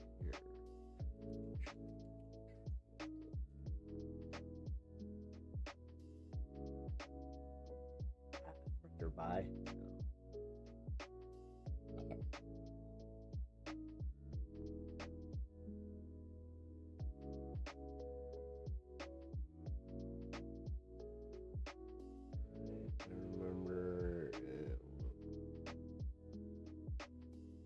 What's the dance scene? Sorry, I'm finding it. He goes to jail. Meets Annie McDowell, who my mom had lunch with. That was one of her big deals.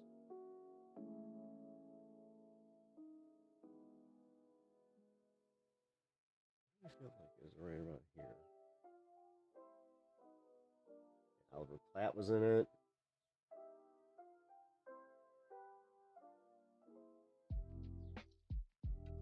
Sorry, I'm literally going through this. Like, all right, where is a bus? Bus. I need the bus. You take the bus here.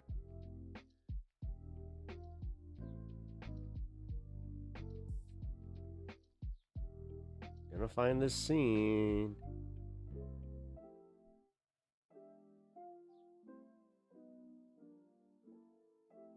This is a lot to get to for 7 seconds.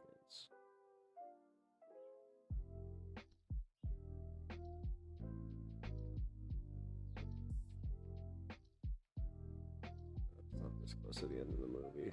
God damn it. He's sitting there reflecting whether or not fucking Michael was telling the truth.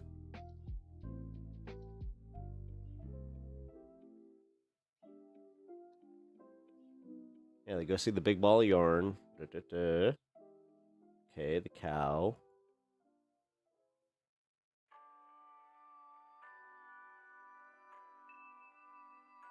Yeah, Michael does his weird little dance. It's the girl who has the hots for him. He's got to hide his wings. I remember this shit. Hold on. I get arrested.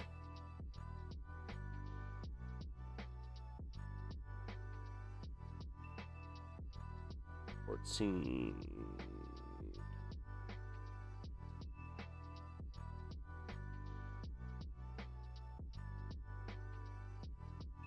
I can't actually remember if this movie was any good.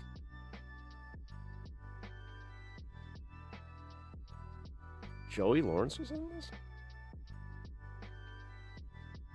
Oh, shit.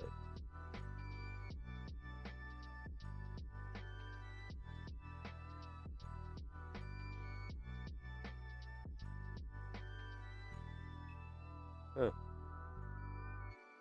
All right, that's it. I'll do this on my own time. I just realized I'm going too deep into it. And yeah, I actually might have to watch the movie to get to that. Yeah, I'll also find my best friend's wedding clip where I'm in that one. That was that's cool. Wait, I did the other day of what? Touched by an Angel. My mom loved that show.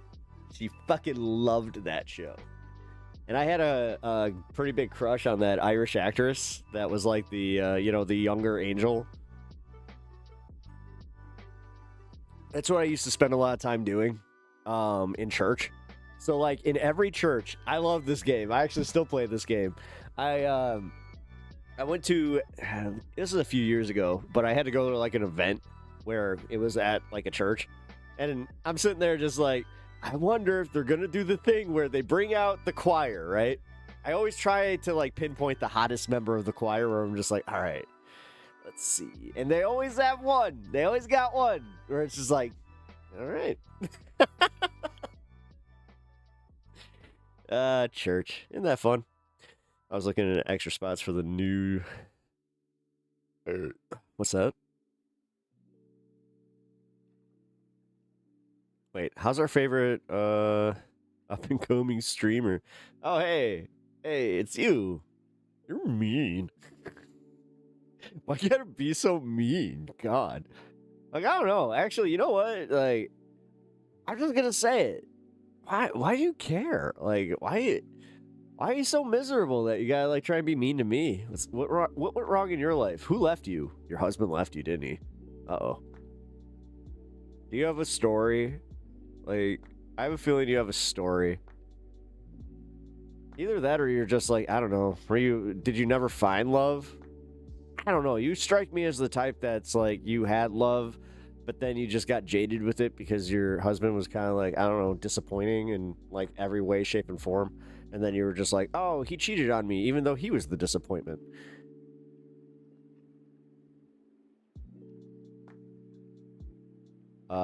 Pep, I wouldn't go around admitting that choir thing. What choir thing? Oh, what? Looking for the hottest girl in the choir? Oh. Really? Well, I don't know.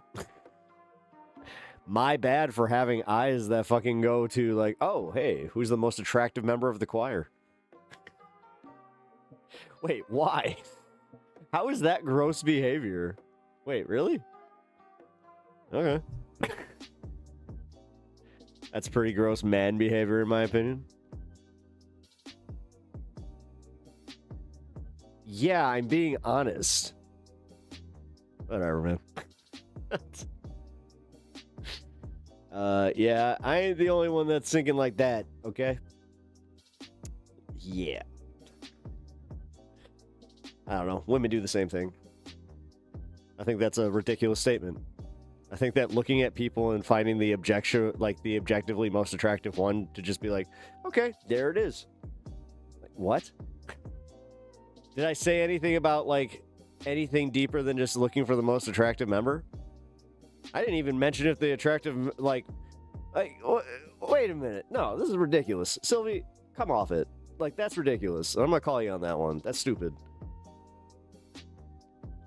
Huh? Yeah, because in every church fucking choir, the joke is that there's always, okay, so I guess I missed this one, where there's usually 5 members of a choir.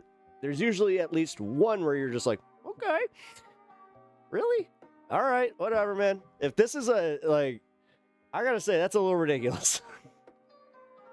Just gonna say, we will not have a point of agreement on this one.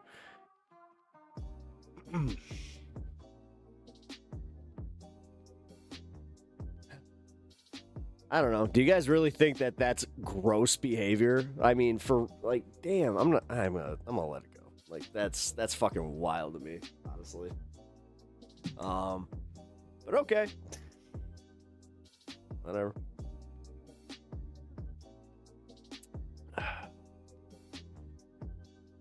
I guess we live in a world where we can't admit who our, sexual attractions would be.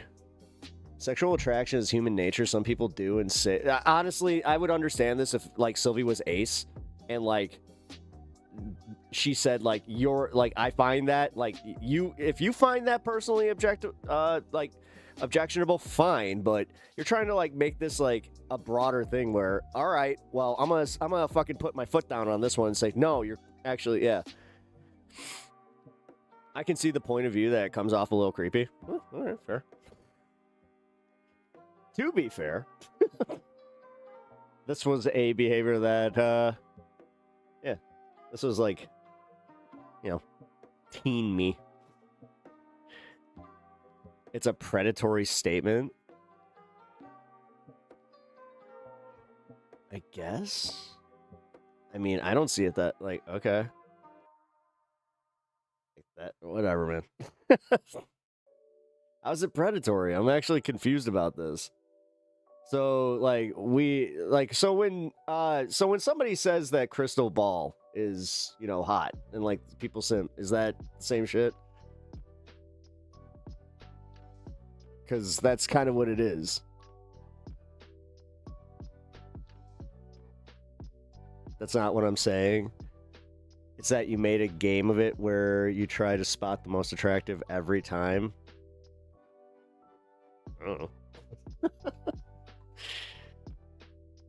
I guess I missed the part where it's like the joke is that there's always at least like so.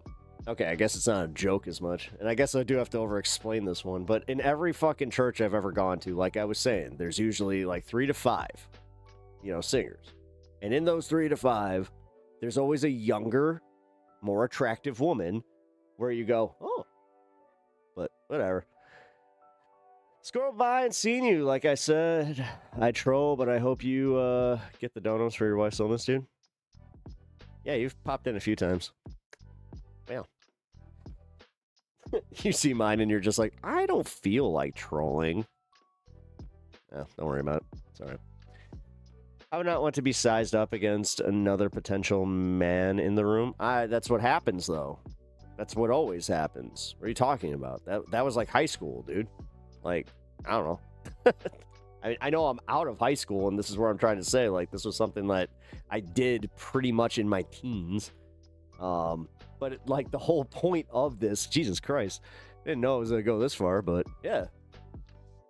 I was in a church and I found myself doing it again, where I was just like, look at that.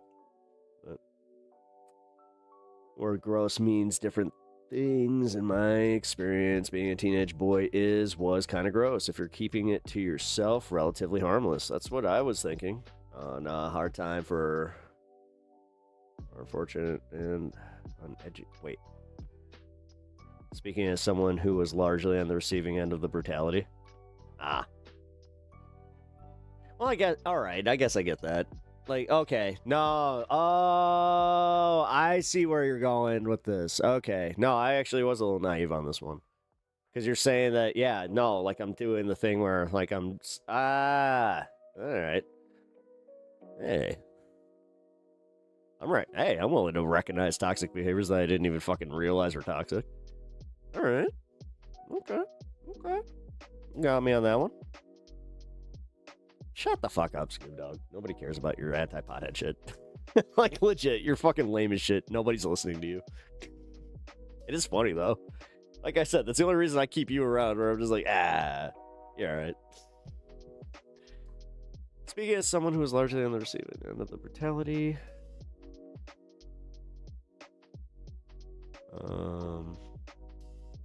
You've used that one before, Scoob Dog, by the way. And it turned out that that's not true. I had to look into that. So you tend to conflate things, but it's okay. Wait, really nobody cares about this? Everybody was talking about the next one? Not everybody. Believe it or not, there's an entire country outside of New York that actually just went, okay, good for you. I was happy the next one. And you know what? I listened to it on radio because, yeah, I didn't have the means to watch it on a video, and I ain't gonna do the yeehaw. So, I'm gonna say something bad. I hope you get the meme. Well, go ahead. Take the heat off me, because apparently, apparently I didn't understand that I was taking. I mean, I don't know. TOS, keep it. TOS, keep it. Yes.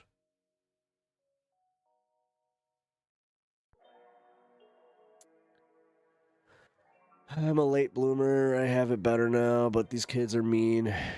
It's a valid objection, and sometimes you just have to let it roll off your back. Yeah. Ari at home, he's pretty cool. No, I have not. Donald Trump was rooting for the Spurs. They kept him out of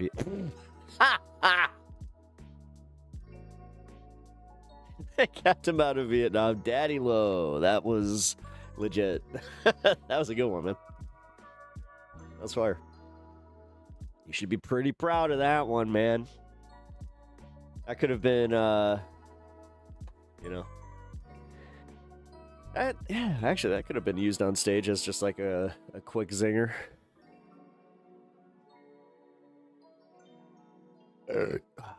I get the late bloomer thing. I mean, legit, dude. I used to get made fun of all the time by some of the meanest girls on the planet. You know how mean Christian school girls are? God. I don't know. Churches are predatory institutions to begin with, and the women in them reconditioned to accept heinous shit from the men. So, on the scale of harmless, but I get it. I get where Sylvie's coming from. No, and that's the thing. I kind of understand that. Like, I took a step back, realized that, where I was like, oh, okay. Like, yeah, notice how I'm not fighting. Like, there was a part of me that was more so like confused, where I'm like, wait, what? Like, you're telling me that you don't size people up? Like, that's fucked up. Like, what? That's kind of wild. Ugh. Trump is a bad luck charm wherever he goes. He walks by roses and they just die. That's why I got rid of the rose garden. He was just like, they keep falling over, they keep kneeling to me, but not in a good way. That's, I don't know. He seems like he does have like the black aura that does kill plants. Alright, let's see. Anything fun? Anything fun?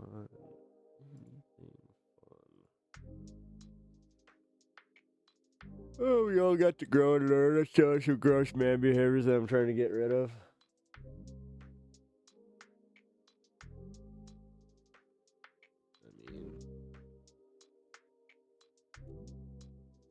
Exposed by his own guests. Don't care. 8 dead in the B-52 crash. That's not great. Kornacki camp for tomorrow's elections. Wait, but not the... What? What elections tomorrow? I hate the fact that I always have to ask that. It's insane propaganda you'll ever see. I don't care. Ew, they invited Howie Mandel on for Story Wars? Really? That had to be bad. Ethan Klein drops his lawsuit against iDubbbz. Good. Because it was a stupid fucking lawsuit in the beginning. Don't care.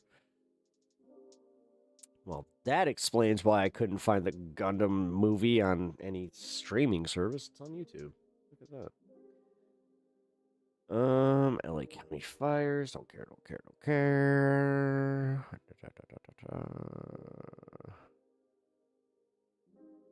Honestly, I think that we're just gonna chill until the very end of stream, because I don't give a shit about any of this. I'll just be completely real. You know what? Fuck it. It's one of those nights. Cool. We're just gonna chill. What up, kids? Kids are asleep and you're back. Oh, cool. Nice. I've always been a polite guy while my friends and family were all dicks the way they treat women. Yeah.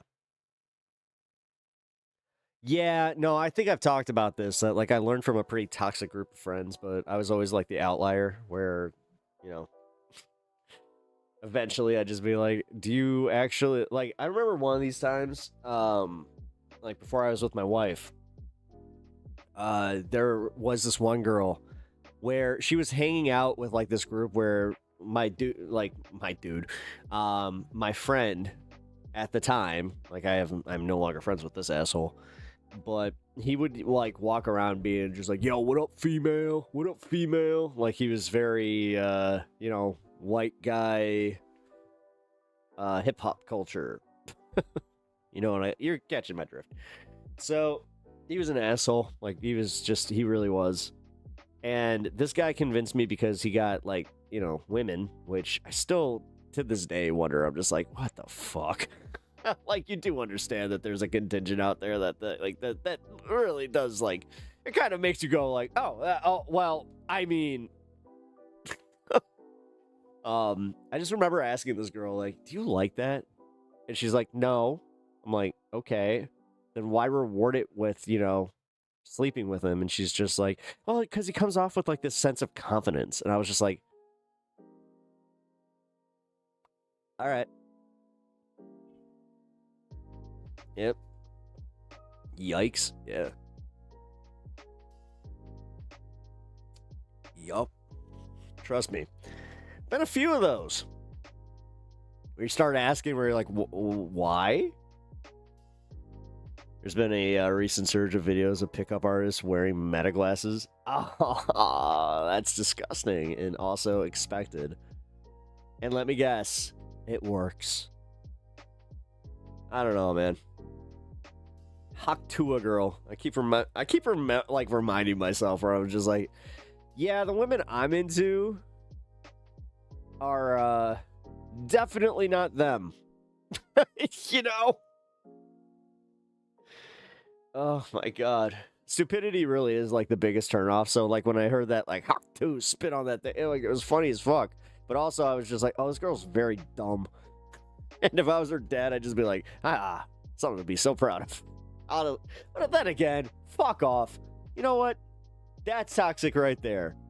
Like the whole, like, as long as she ain't a stripper, I fucking, I won. It's like, so what if she was a stripper? Like, especially a good one.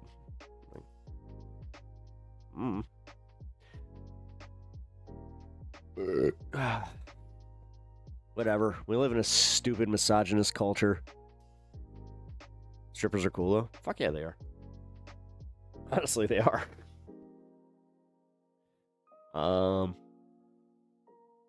Stupidity is a turnoff. Confidence is... It can be a turn on, I guess. Well, yeah, it's the unrecognized, or like I don't know, man. Unrecognized confidence. No, that didn't get rewarded at all. Short of good tone. Yeah. There's been a recent... Oh, wait, there it is. Funny enough, a lot of women recognize they're wearing meta glasses and get really upset. Huh. Good. Good for them, because it's stupid. Hey, Elaney. How you doing? King Pepper. Oh.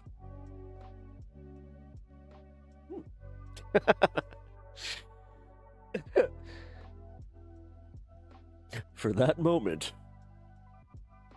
Now I understand where Trump comes from. When they hail you as a king. I'm in Orlando. There's like, yeah, well, yeah. Yeah, dude. Yeah, you live in Orlando? Oh boy. Yeah, you live in the land of them. Yeah, you do. Yeah, you do. My favorite one I ever went to was on the highway in Kentucky. No bullshit. I-65, man. There is one that is right off the highway. They have a buffet, or as I like to call it, a buffet. And yeah.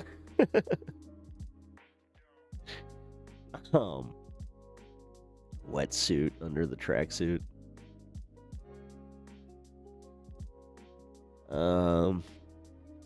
Wait, what the hell just happened? Yeah, they got a buffet. Yeah. Yeah, that shit was wild. I was like, I was going to the buffet, and they were just like, I mean, it looks, I mean, that was the weird part. I hate to admit this. It was clean, and I ate there. They had some good-ass chicken wings. I didn't want to be the one that didn't eat. This is my dad, one of his friends, and myself. We stopped there for lunch. I thought they were joking when we stopped there. I was just like, wait a minute. I thought we were going to Applebee's. They're just like, no, we have to go here. I was just like, why? They're like, because it's a strip club with a buffet. I was like, this is insane.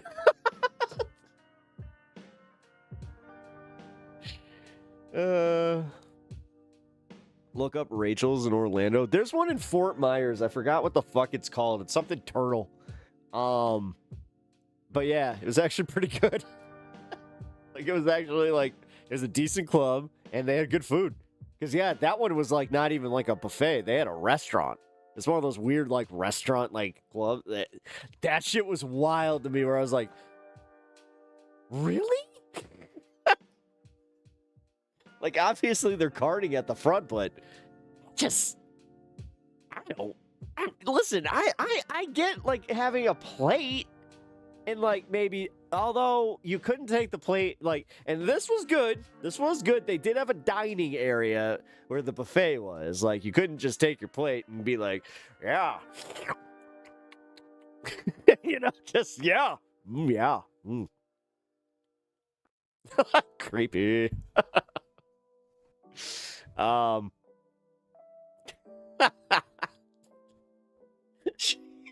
She's sliding down the pole and you're just like, it's so gross. But it's still so weird. Because, like, for real, it's not like they blocked off the area. So, like, that was another weird thing where I'm sitting there eating chicken wings with my dad and his friend, just like, oh, those are some nice titties. These are some good ass chicken wings. My dad, that was one of his things where he was just like, oh, this is really no different than Hooters. It's just you actually get to see them. I was just like, that is whoa. It's like, well, it was cool, but once I saw, oh, wait, Tampa, oh, yeah. That's what they were going for. What a combo, indeed, right? Chicken and titties. What a combo. It's just, I mean, listen. If I'm being completely honest, it wasn't the worst. It wasn't the worst. You know, it's better than stopping into a chicken joint. You have like Fox News on the, you know, the tube or some shit. You know, this was a little bit better. Hey, breasts are breasts. Yes. Natch with the comment of the night. Hell yeah.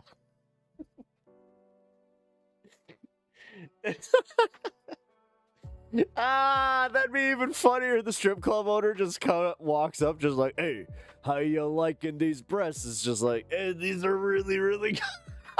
It's just like, I was talking about the ladies. It's just like, oh yeah, them too.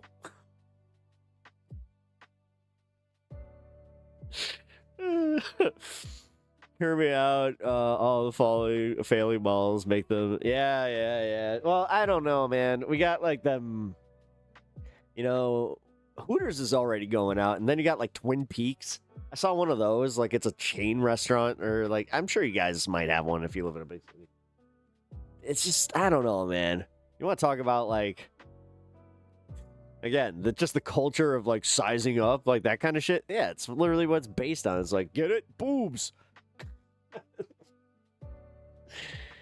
Sounds enticing, but I'd rather have my infomercial YouTube video pulled up while I eat. I hate the fact that I'm like a child and I need to have my video that I'm watching while I eat. It is, you know, that's probably not healthy.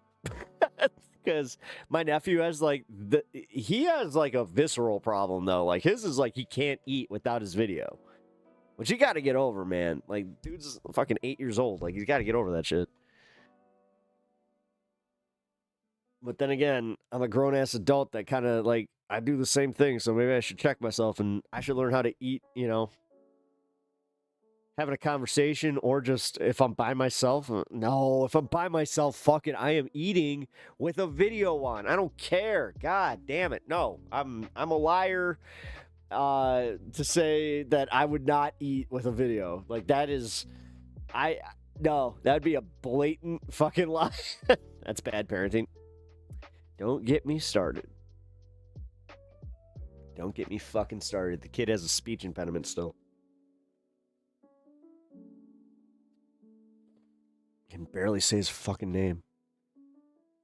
And then they sit here wondering, oh, I wonder what could have done it. It's like, all right. told the story about when I tried to, like, I even teased the idea where I'm like, yeah, I'd like to take him to see Superman. And they were just like, he doesn't have the attention span. I was just like, what? And I explained, I'm like, but it's made for TikTok kids because it's like very quick and it doesn't really have a cohesive story as much as just like scene. And she was just like, no, you don't get it. He hasn't watched a full movie in years. I'm like, that's not healthy. With the stream length, I prep, cook, eat, clean to the stream sometimes. Hell yeah. Actually, it's kind of funny. The one that fucked with me, because I guess it like resonated with me finally, was somebody, they were just like, I did an entire 8-hour car trip with you. I was like,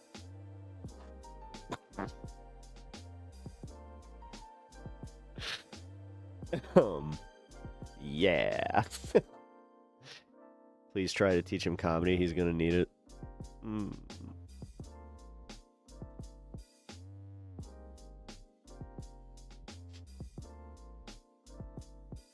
Wait.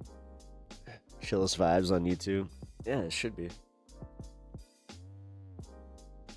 I mean, I tend to get a little shouty. People do get, like, confused by, like, my stream sometimes, where, like, I do go off and whatever. It's a... also realist show on YouTube. Because I'm too dumb to have a filter. And our little discussion just a little bit ago. I always cook dinner to the stream. Hell yeah, dude, I love these. All right, cool. Yeah, let me know what you guys do while watching the stream. That's fucking cool. Because, like, I'll be honest, man. Like, I got my certain streams that I do like my stuff to. So, you know. I'll do the weird one. While I, do the 3 S's, I tend to listen to Majority Report. If it's yesterday's or live, sometimes. Depends on my work schedule. But...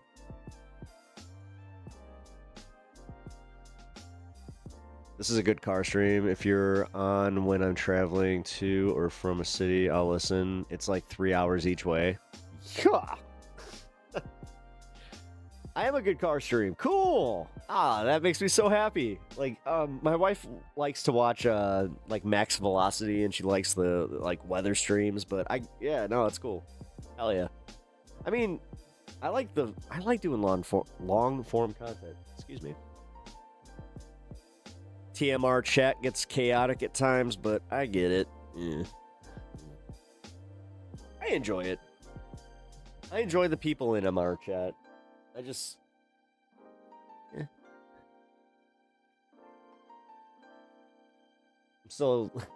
I'm still like up in arms about the Discord part, so it's just like, I can tell who's like Discord associated as opposed to who's not.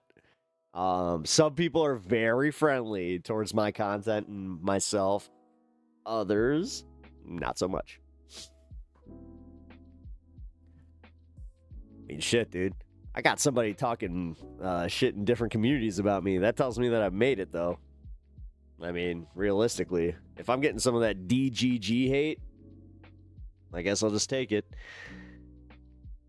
Oddly enough, I've never been in MR chat. It sounds like everyone is there. Yeah.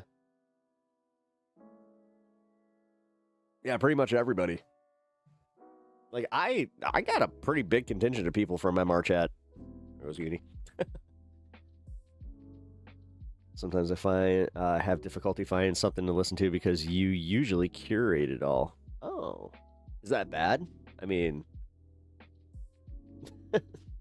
I think that I'm good at that, though. Like, that's what I like about, like, hey, I'm going to do something healthy here. I'm going to have positive affirmation of myself. I'm a good curator of content, okay? My show prep is very good. My algorithm is tailored to not only my interests, but my audience's interests, and I keep that as I actually keep awareness of that. Like, I watch shit that I don't like that I know my audience will respond to. So, I don't know. Give myself that pat on the back and get. Does Maga know that we're out of high school, though? No, they don't. No, they do not. Andrea is how I got to know the letter hack before letter hack was known to MR. Oh, shit. Damn, dude. You knew letter hack before Majority Report? That's how I found letter hack. That's crazy. Man, I miss letter. I really do. You know what? I'll say it. I hope you're watching this at some point, man. You're missed. Not just by your community, but by your fellow content creators. Come back. We miss you, buddy. Dude, come down. Calm down what? The fuck are you talking about? Oh, is Emily? I think Emily's behind. Yeah, I think Emily's behind. I'm usually there, but I'm rarely in chat. I used to stream purely for myself, and it was magic. Sometimes I had no audience. No, that's what I mean, realistically, like, I love being able to interact with you guys, because, like, that is one of, like, the perks of doing this. I don't know. I like talking. I like chatting with you guys. But, yeah. I would do this for myself. The only difference is when I was doing this, like, for myself, I mean, I was still doing it for an audience, but I did the Kyle Kalinske thing. Kyle Kalinske had a really good piece of advice that he let slip in one of his videos, where he was talking about how when he was content creating, how he pictures his audience just being the millions, no matter what. And I was like, oh, that's kind of actually a good way of doing this, where you're always speaking to that many people, because then it becomes natural, where you are essentially speaking to that many people. So when I started this channel, no bullshit, I had maybe 1 or 2 people that would watch my stuff.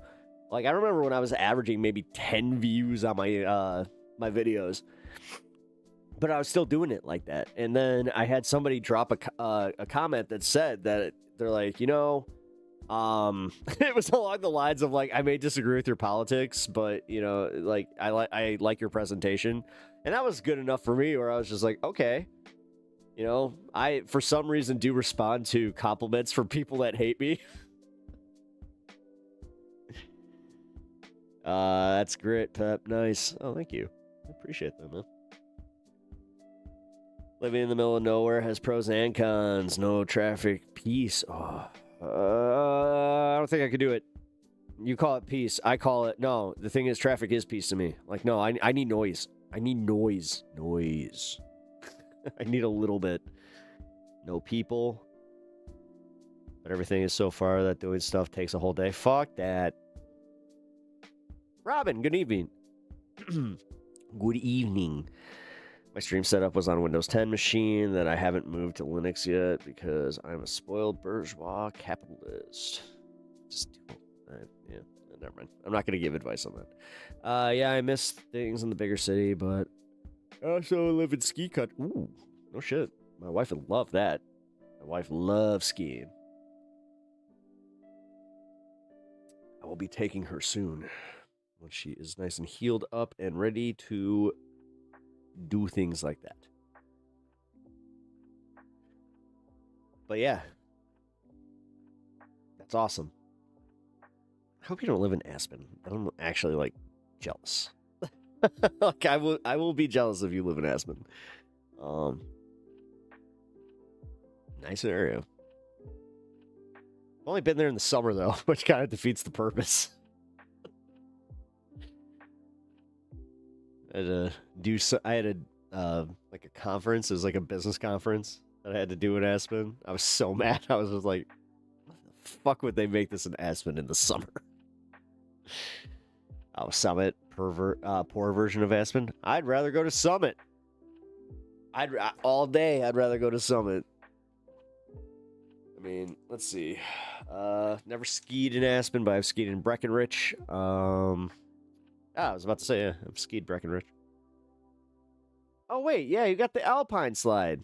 Wait a minute, I did that there. Yeah. Oh. We got noise, but it's all outside. Oh, yeah. No, we got some. See, I got that mix. I got like airplanes. I got the occasional train that you can hear. I got traffic. That's a big one. And people.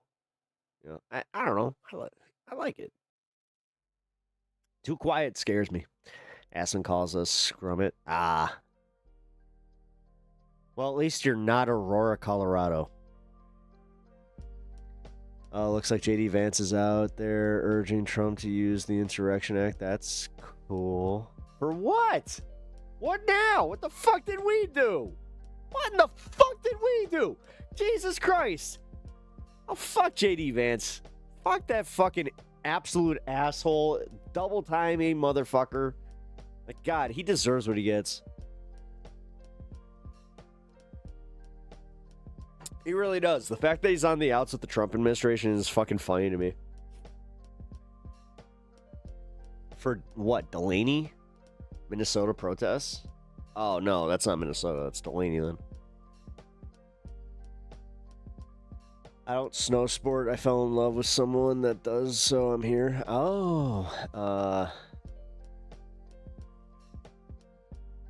that sounds nice. I snow sport a little bit. I would like to snowmobile again. I would love to, but yeah. Pricey. And you also got like, I don't know. Yeah, maybe I could go with my dad. I should do that. You know what? No, I should do that this winter. I should work it out with my dad. At least like rent him or something. Yeah, you know what? That'd be a fun trip with my pops. Because I'm not sure if you guys know this, but me and my dad, we used to, this is one of the weirdest things that ever happened to us. So we used to go snowmobiling, right? Up near like the Upper Peninsula in Michigan. And then one time we were in Kalamazoo. And we had this like, it was kind of crazy. Like this dude, he took us on a few trails, right?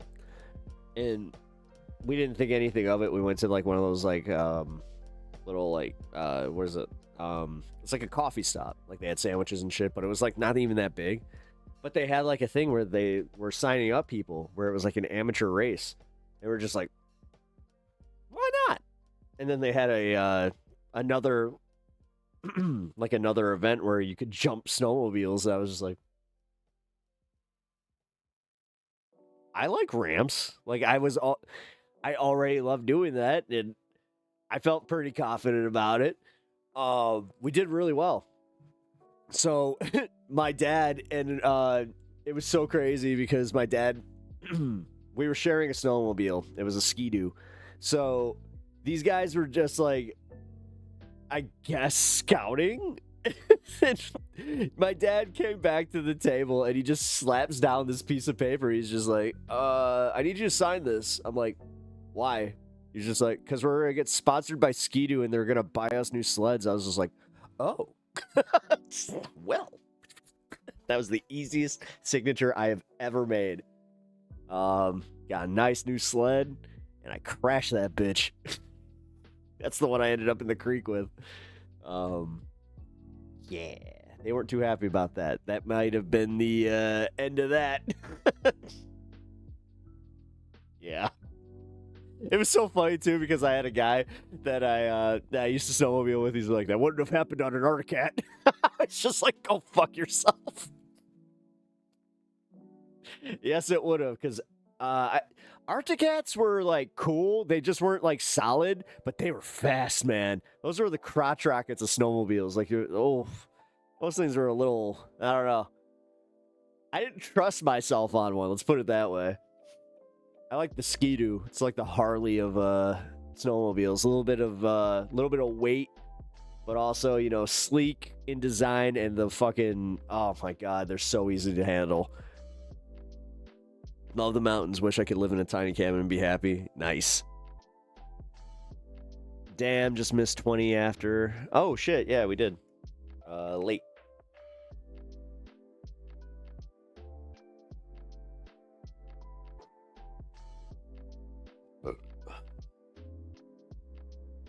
That's one of my favorite moments of my life, though. When my dad came back to that table. because that was one of the ones I remember being annoyed too. Because he was taking forever and I thought he was like on a business call. I was just like, this is our time. Like, hell. That was so cool though. Dude, they honored that the next day. We got to go to this so they had a dealership there, right? It was fucking awesome. We got to go there, we got to pick out the color. They made sure that like all the specs that we wanted were there. They asked us what competitions we were gonna be doing. Obviously, I had pretty like decent suspension on mine. Oof. Ooh, that thing had no give. I was pretty happy with that. I can be pretty rough from Alabama, so you know a lot. Ooh, damn, yeah. Snowmobile engines measured in husky power. Holy shit. Oh, yeah. You caught that. Nice. Yeah, I never got to do like a mountain circuit. I did mostly like Michigan, Wisconsin, and Illinois. Although, wait. I think we did Ohio. I think that we did Ohio.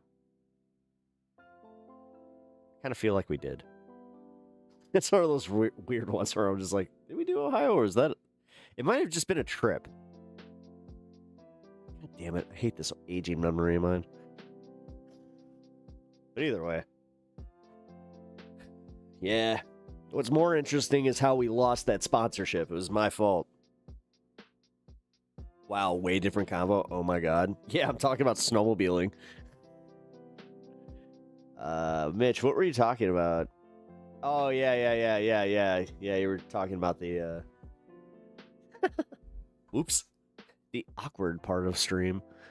Which, hey, listen, like I said, I will admit where a learned behavior can be changed even when I'm this close to 40. Unfortunately, I do have a friend that I really wish I could fucking get on this one. Because... fuck.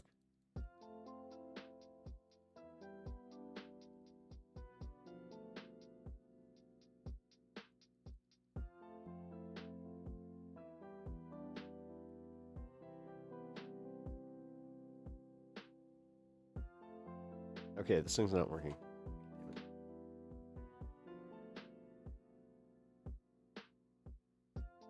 Oh, there it goes.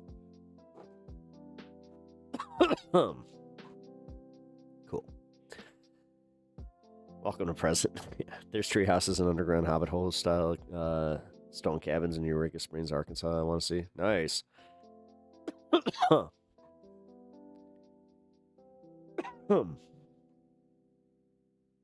Yeah, I have a feeling that like eventually, I'll get more interested in like doing some of that stuff. Because like I don't know, I like for some reason I like winter states. Like I really do. That's why I went to Toronto as many times as I did. Canada's the shit. It really is. Every time I go there, it just reminds me where I'm just like, God, this is what America could be if we were actually like caring people and kind of polite. Like even their redneck fucking, you know, the worst of the worst are technically still like are I guess that you would call moderates here. Or it's just like, oh, you got but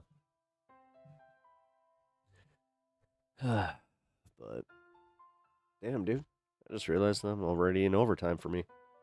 Alrighty. Yeah, I'm gonna call it here in 3 minutes. The Hobbit House. The Hobbit House. Dude, Hobbit houses are the shit. Like, I want to go to New Zealand just to see that, but, like, I also know me, and I probably will not.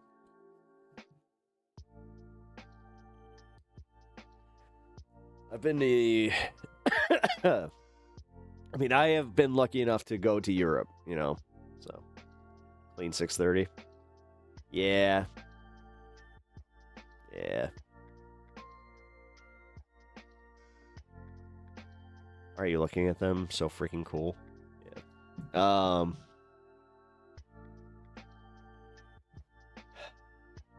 Now I'd like to go like here. Let's see. Because I've done some of like the like I did Stone Mountain down in Georgia. I've done Lake of the Ozarks.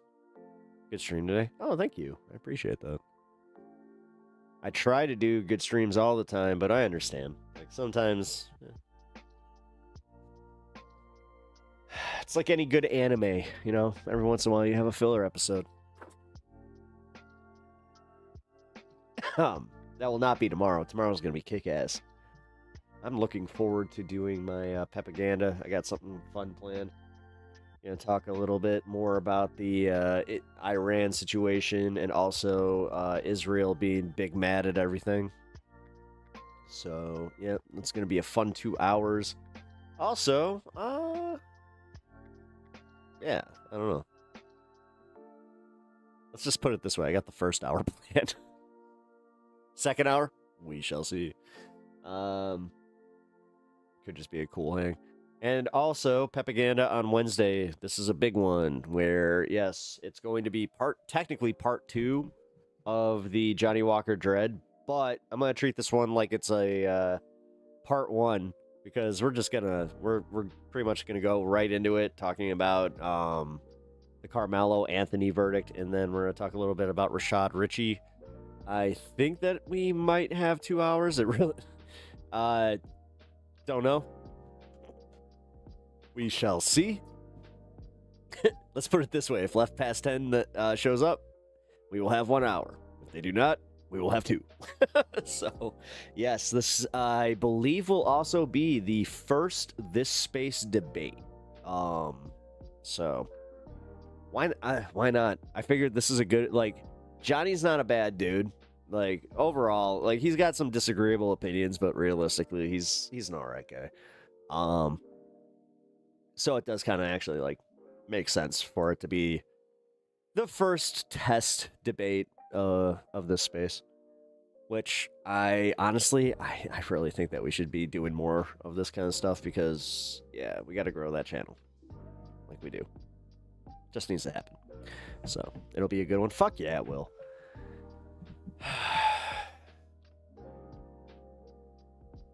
And then I also got to get, Sheriff Dredd. Sheriff? Guys, be nice.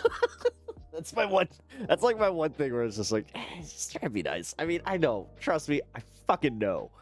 Like, there were a few times, even in the last conversation I had with the guy, where I was like, oh. Like, oh no, oh no, oh no.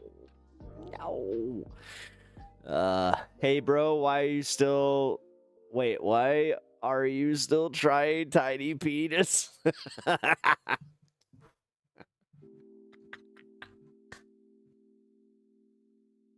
Yes! Dude, I don't know why. This is my favorite insult so far. Nobody else has actually gone there where they're just like, you have tiny penis. Tiny. It's so tiny. I said it. Yes, just call it Pep Talks Tiny Penis. There you go. Maybe when you finish with this stream, you can redirect to YouTube's. Yeah, that's right. I can. I totally can. Where are we going, though? Oh, yeah, you're talking about when I go to Johnny Walker. Yeah. No, that was the plan. Because he's gonna, I already have this one worked out. He's very happy that I'm using, GNN? Is GNN on?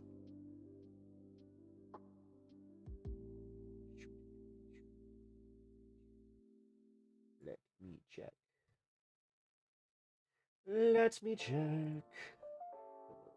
GNN. Where you at?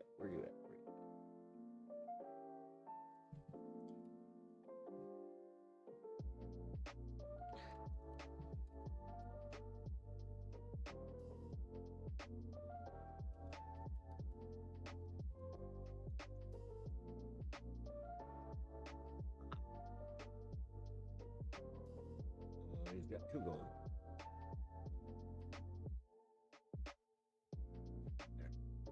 So you guys a GNM? Yeah, fuck it. I'll probably do the same over here. Wait, we got Cosmopolitics and we got GNN. Ooh. Ooh, Twitch. You guys are over on Twitch. What is your opinion? Where you want to go? GNN or... Oh, Jesus Christ, they have the same amount of viewers. I was literally about to be like, who has the lower amount of viewers, then I would give it to them. They both have the same, 17. So.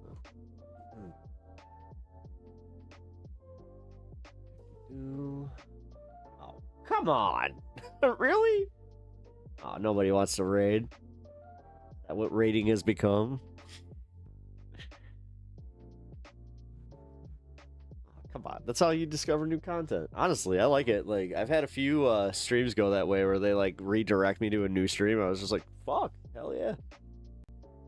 YouTube raid, yep, it's happening. The space schedule is hard to track sometimes. Yeah, unfortunately, like, yeah, you know what? I don't need to go right away. I'll just say this much, guys. All right, so this space schedule has gotten a little wonky, specifically because, yeah, we do have... It's summer, so you have like a lot of content creators on this space that need the time off. So if you guys have noticed an influx of syndicated content, that's why. I'm not going to go into detail about like the you know, ins and outs of why people are not able to show up. If it wasn't for you, I would have never learned about GNN. Oh no shit. Please tell him that.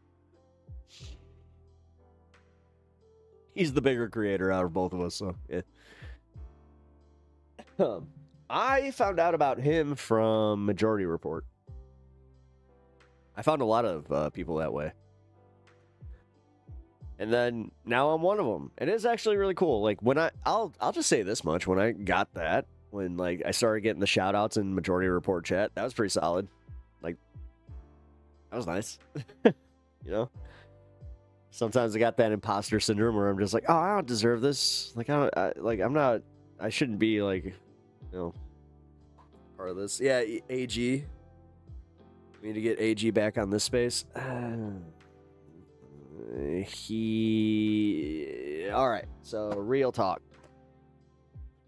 The problem is the audience split.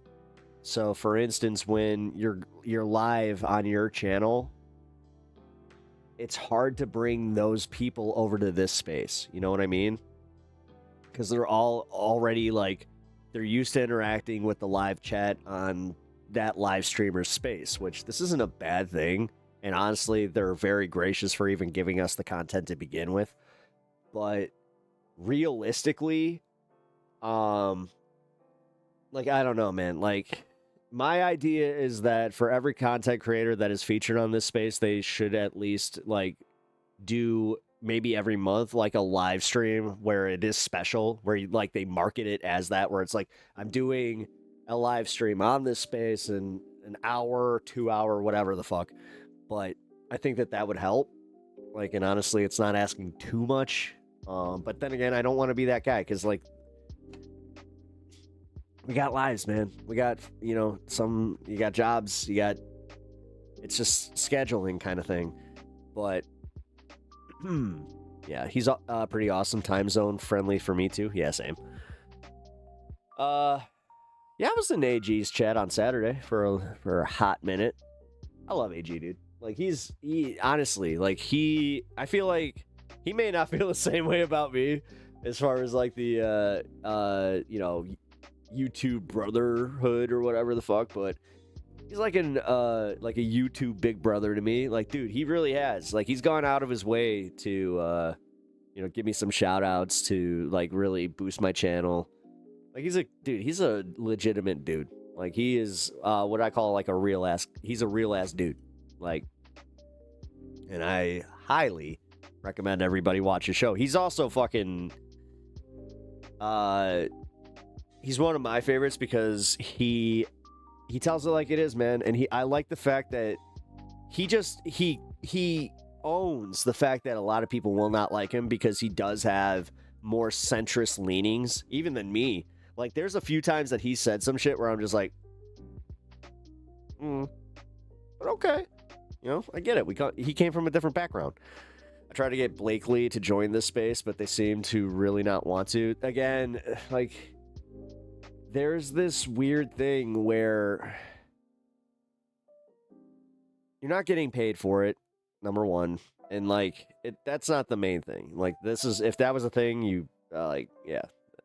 I do, 3 hours on this space exclusive because I believe in the project. Like, I think that, and also, yes, I am a smaller streamer, but I do have the fortune of being able to commit the time to it. Same with Alex. Like, us as smaller guys, we're trying to get our names out there. But it's not like they're taking advantage of us either. Like there's a mutual understanding and appreciation of what it is.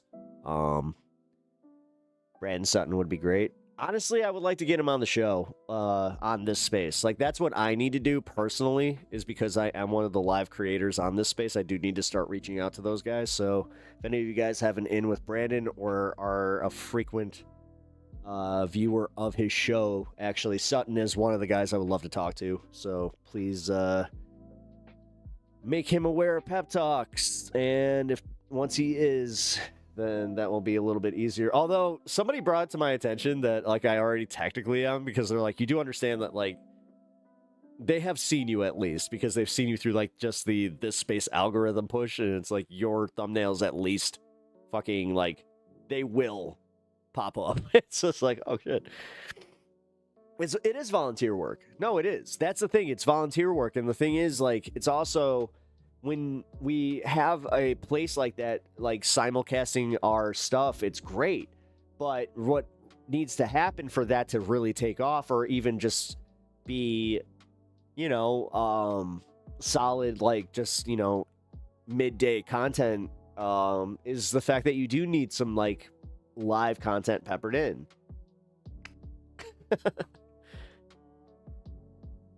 I'm going to talk to y'all more about that. I think edutainment-game show style content would be great to put in the mix. Yes, I love the game show that we did. I really did love the game show that we did. Edutainment. Now, we have a lot of that, but it's usually pre-recorded stuff. Like the Valley Labor Report, that kind of stuff. Like, dude, I miss Jake. I miss being the Jake lead-in, man. I want him to come back. Like, that's the thing. If Letterhack and Jake could come back, that'd be great. That'd be great. But if they're not ready to, and they, I don't know what their plan is. Like, I'm in the dark like you guys, and I'm going to just say, I just hope they do. But if they don't, I'm ready to, like, I'm going to champion this space as much as I possibly can. Like, I think that it is a worthwhile endeavor, but I feel like we need some. We need some. And I think that having the game show where we get, like, the left, honestly, we should probably try to reach out to the leftist mafia. Like, fuck it, I'm going to just brainstorm with you guys on my stream, fuck it. You know what? You can send clips. Cool. So yeah, we should probably, like, the leftist mafia, since they are technically, like, all, bigger draws, that would be great to try and get them on as, like, a game show. Honestly, let's see, the edutainment stuff, because we already have edutainment. Like, that is kind of part of the problem, is, like, it's edutainment videos from contributors. Nah, that's not gonna work though. Because, like, you could simulcast that, but it's not going to work for live content, Sylvie. Like, no, because the problem is, like, a lot of people, like, this space is still growing, so a lot of people want to see live content that they can not get any, like, I'll be honest, this is the reason I do what I do. And like you said, volunteer work, that's the way that I kind of view it. Like, I'm honored that, like, and this is where, in entertainment, some dipshit, like, agent would tell me that I'm being used, and, like, that this is, not worth my time, blah, blah, blah, blah, blah. It's bullshit. Because, again, I'm happy to just be part of this. You don't have to pay me. Like, I don't, like, guys, I make nothing from this space. Literally nothing. I can't make anything from this space, essentially. Like, we're, like, any of the donations or, you know, ad revenue goes to the team that keeps this space going, which I am just happy to have them. Like, dude, having, you know, we have a producer there. He doesn't like the shout outs as much, but fuck it. Producer Nick is a solid ass guy, knows what he's doing. So we're lucky in that regard, you know. We also have people contributing as far as cutting, like, they are editing our videos, they're cutting, you know, and doing thumbnails. Like, we do have a pretty good team of, like what you said, volunteers, but the goal is to try and get that making a little bit so they can, you know, make a little bit. I would like that team to make a little bit. But also, like, for any of the creators on this space, they, like, it would be nice to see the push, like the boost, where it's just like, you do need something, like, whether it be not even an algo push, because they don't control that shit, but you know what I mean, like, getting the creators' names out there. Like, honestly, that's what I was saying. Like, I'm happy that Alex was on Leftist Mafia. Maybe there's another live creator that could get on soon. You know? Hey! Ah, God. Dude, I get in so... Like, this is why, like, I get in so much trouble because I just let this shit go. It turns out streaming is not some people's priority. It has to be self-sustaining. Yeah, no, I get it. And that's where, like, again, dude, like, I understand this. I get the work schedule. Like, I'm lucky enough to have, like, as wonky as a work schedule as I have. That allows me to do this, like, consistently. But that's also where I was saying that might not be the case for much longer, but that's a whole other story. Whatever. Until that happens, we're riding. I'll say it. I was confused by the subscribers, or where were the new viewers coming or going to come from? Right. That was kind of my, yeah. I'm glad that you said it. Fuck it. So I've been pushing to get us out into the vertical stream because I think that we need, like, a better term, man, we need the fucking trolls. We need that interaction. You need to have interaction to boost us, and we can't, like, we have enough mods there where we're not going to allow fuckery, but we have to, you got to get it. Like, you know, like, and it's great what we've created, and it's great that we have the spaces that we do, but, like, this is going to sound bad, and you're probably going to clip it, but you really can't sustain a channel on, you know, 30 viewers on average for 8 hours of content with different content creators. Like, it's not working out the way that necessary, like, it's not working out the way that we envisioned it, but it's because we haven't done what's necessary. You know what I mean? Yeah, vertical never happened. That's why they got me. Yeah. A little fuckery is okay. Everybody I know in real world that I try to talk to about anything political, eyes glaze over. Yeah, well, that's also part of the problem is, like, yeah, like, this space we're trying to create, like, a, you know, different variations. Pep getting spicy, but you're right. Yeah, I'm sorry, man. Like, I've talked in private about this stuff, but I'm not going to insult your intelligence and pretend that you guys don't notice this. You know, even the biggest streamers on YouTube are doing that right now. Yeah, I know. Some trolls even stick around. Yeah, no, I've had that. I've literally had that. Like, dude, we have Terra Hope Bob. We got Jerry. Or, well, it's Sarah Hope Bob, but yeah, Kathy Sue, hello, welcome to the show. How you doing, or Katie Sue? Oh my God, right off the bat, got your name wrong. Well, mark on me. Nah, hey, Katie Sue, welcome to the stream. Appreciate you. We have troll regs. Yeah, it's fucking weird. Jerry Bob, Bob and Jerry. Wait a minute. Oh, shit, dude. Oh, man. Dude, I can't believe that I have as many hate watchers as I do. It is kind of crazy to me. But I hope that I also have, you know, watchers that enjoy me, or like new watchers like Katie Sue here, who I have not seen in chat before. So welcome. Just remember, you said hi, so even if you're lurking, put you on the spotlight there.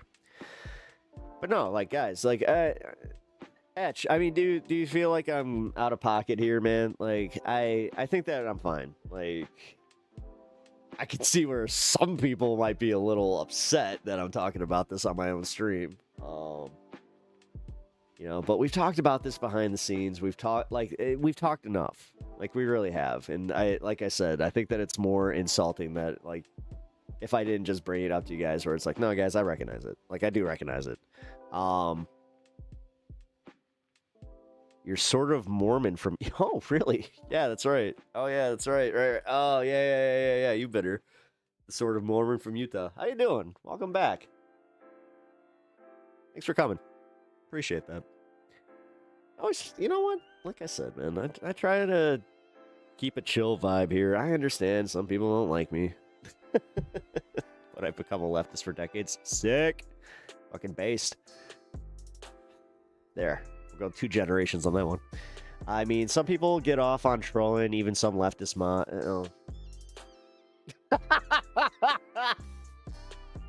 That was weird to know exactly who you're talking about.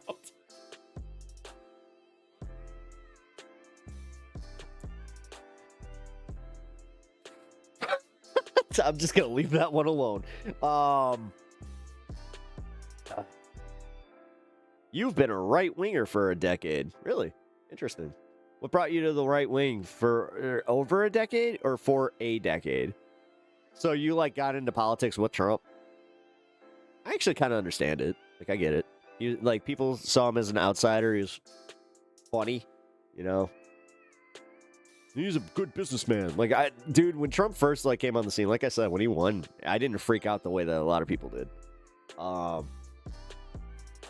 was more so curious, because I was just like, all right, so I've been saying this for a long time, where I'm just like, we need an outsider to, like, come in and disrupt everything. Let's see what happens. Yeah. Oh boy, if I knew. It's not like I voted for the fucker, but yeah, probably would have had a different attitude. I probably would have been like, what just happened? I mean, let's see. I was watching Joe Rogan, the Bill Burr election special. Yeah, I definitely did have, like, I definitely did have, like, a what the fuck did America just do, but I did end it with, like, that oven was hot. Nice. I'm just watching it stagnate and don't know what to do. Yeah, see, that's it. That's it. Like, that's where we can do this, man. Like, we've already got, like, the push. The problem is, like, half of this is networking, and we weren't using that properly, you know? Like, we got a few shout-outs from Sam Cedar. We got a few shout-outs from Leftist Mafia and, like, the creators that are a little bit larger than us, but, I mean, shit, Hassan Piker fucking shouted us out, but that didn't really do much. You know what I mean? Like, and part of it is also,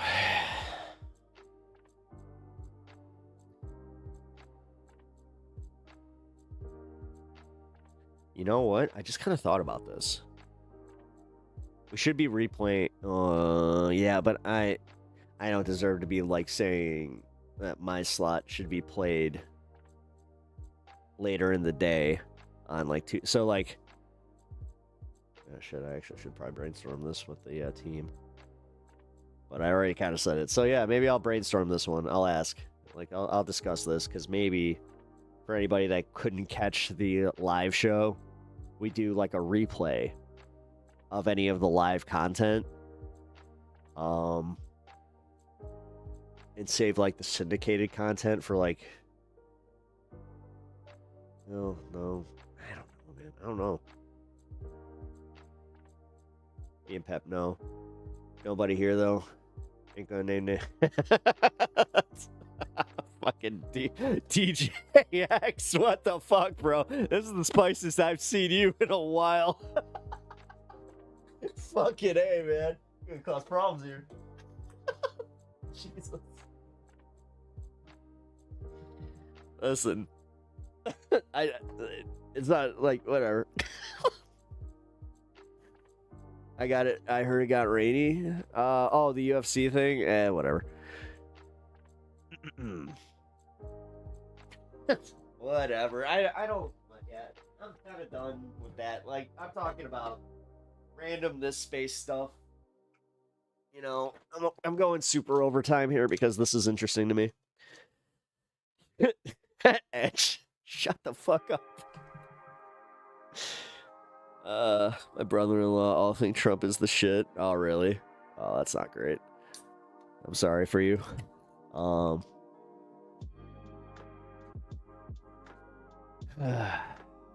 honestly, so like guys like this is more for Alex. Like Alex holds it down, bro. Like he really does. Like this motherfucker is out there doing more content than I do for this space, which you know, that's why I actually think like he, number one, he was the guy to put on with Letterhack, like hands down. Like I said, am I a little salty? I'm not salty. It's just more so like, hey, it would have been nice. Kind of one of my dreams, but it's all right. It's all right. It's all right. It's all right. Hey, Stephelson, how's it going, bro? Yeah, he's pretty awesome. Yeah, I don't know. I've been toying with like throwing it out there where it's like maybe I can join him on like an hour of his Thursdays. You know, I can devote like a day, like an hour. Like, because I like my schedule on Thursdays is a little wonky, but you know, I don't know, man. Alex is one of the only dudes that I would ever do like a actual show with right now where yeah, no, we're different enough, we vibe, and yeah, man, like I say, he's a real ass dude. That's what I appreciate. Not saying that everybody else isn't on this space specifically, like fucking Eminent Prof. If you guys don't know who Eminent, you know, Good Morning Comrade, you know, those guys are like, they're awesome. They're just busy. You guys are a good pair. Appreciate that. Yeah, no, see, I enjoy doing content with him, man. I go to Lex's channel sometimes, but I really don't think, or don't. So the gaming vids wait, what? Bitch, you just broke my brain. It's okay, man. It's okay. Who's Lex? Like now all of a sudden I'm just like, oh, what? Huh? You come to mind, I'm like, why do you guys enjoy trolling at right-wing channels? All right, I'm going to just say this, DJX. My problem is that they go to troll in right-wing channels, but then they ban every right-winger in my, like, in a chat. Oh, man, this is hey. Don't do that. Whatever, he's a good dude. So, yin and yang, before and after Pep and Alex. It's up Pep and Alex in the morning. Dude, that'd be fun. Actually, you know what? That's what we should do. We should do just like a classic show, radio style. You know, still have the fucking visual element, obviously, but get the soundboard working and we can just, like, because this is my favorite part about Alex's content. And I watch a lot of his content because, like, the dude, his opinions are what counts, obviously, but, like, he has opinions on everything. And that's what I love about him. It's just like, God damn it. You are watching, like, a movie, and then you got a fucking music video, and then you got a Fox News segment. It's just like, that's variety if I've ever seen it.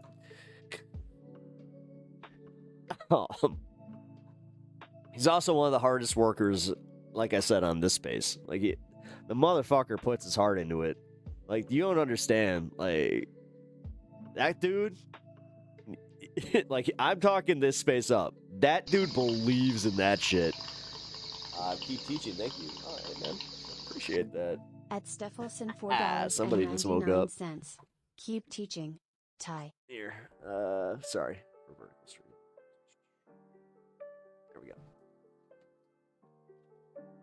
You just got $4.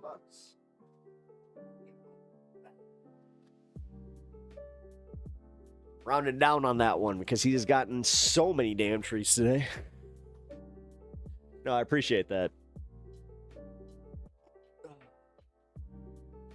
Keep teaching.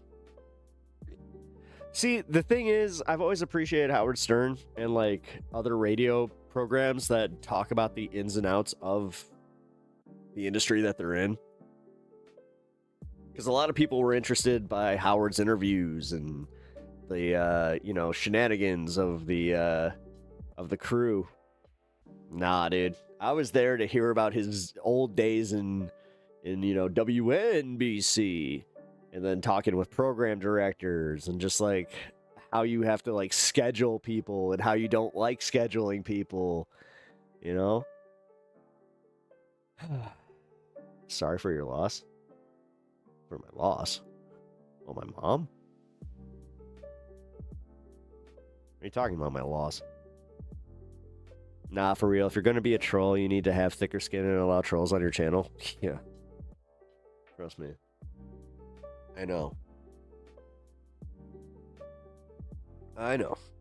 He's a shenaniganizer. A tomfool. When they say tomfoolery, they're talking of him. I like that. That was a long time ago, but thank you for the loss. Or thank you for... Yeah. No, thank you.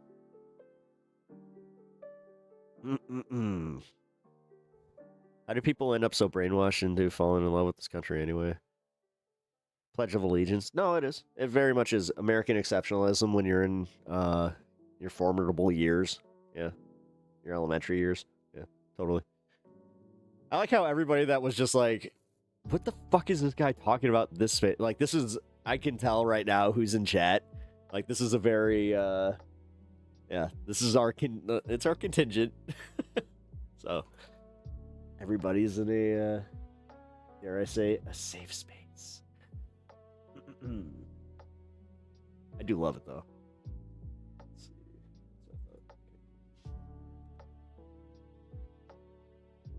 see. I'm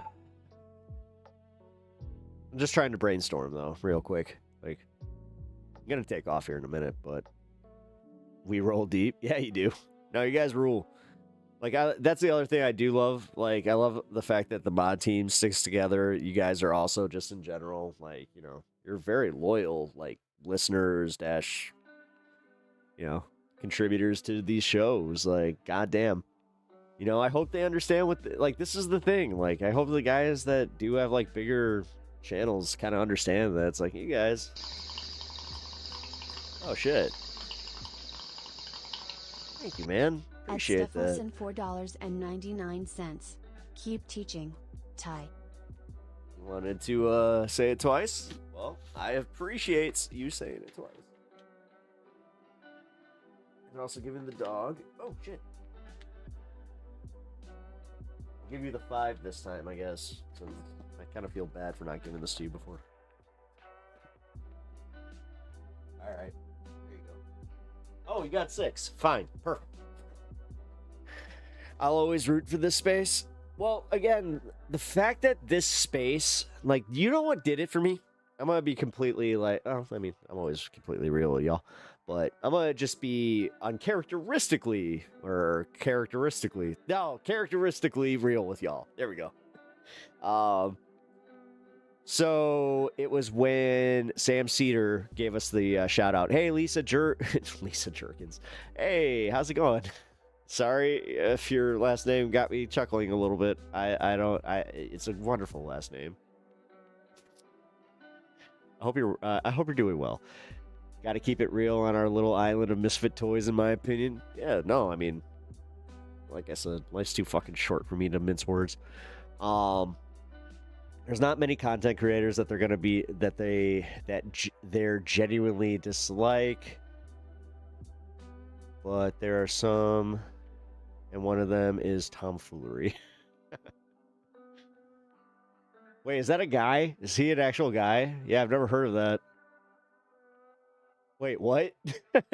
I don't know who tomfoolery. Oh, I thought that was maybe not some. Oh, never mind. I don't even care.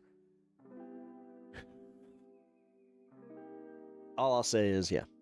Just realized I couldn't see a good amount of the chat. 2 streams. Yep. I don't know who Tom is. Don't you think that it's more likely that the next president will just do whatever he... I don't know. I honestly... Josh, with all due respect, like, I'm talking about something different. But, no, it's okay, man. Like, I don't know. Maybe. Sometimes goes by Pickles GG or something like that.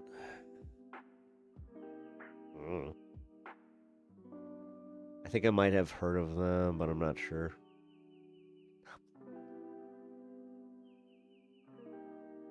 Is that like Turkey Tom? No. I don't know. I feel like I've... No, now that you say it, I feel like I might know who it is.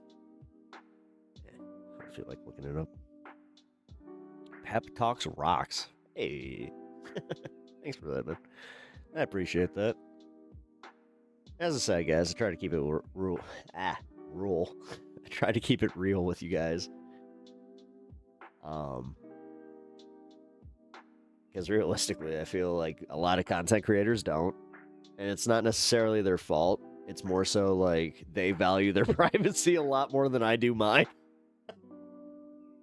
Or it's just like, fuck it. Like, dude, seriously, I don't care. There's a few things that I keep private, obviously. But when it comes to talking about this kind of stuff, I'm like, fuck no.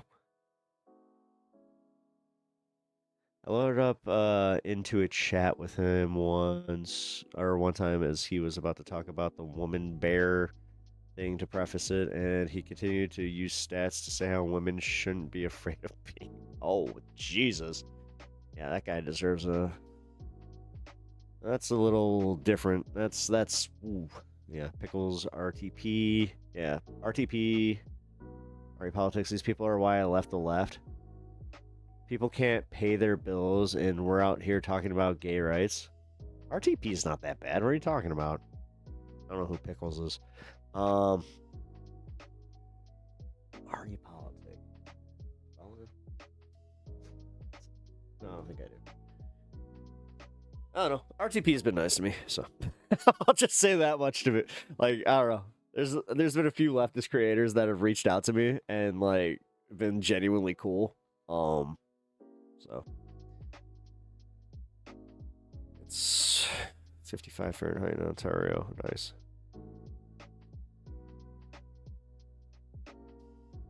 You're right. RTP isn't that bad. He doesn't. I don't know. I've not. The thing is, I haven't watched a lot of RTP.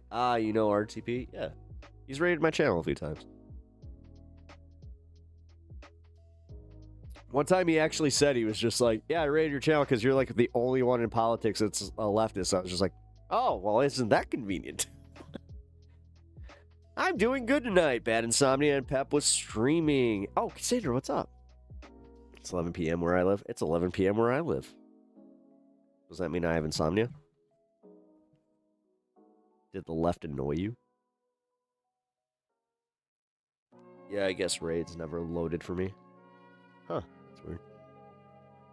If you're going to say how someone has problems, say what they are. Yeah, please do. Yeah, I do kind of want to know like what your problems are with the content creator.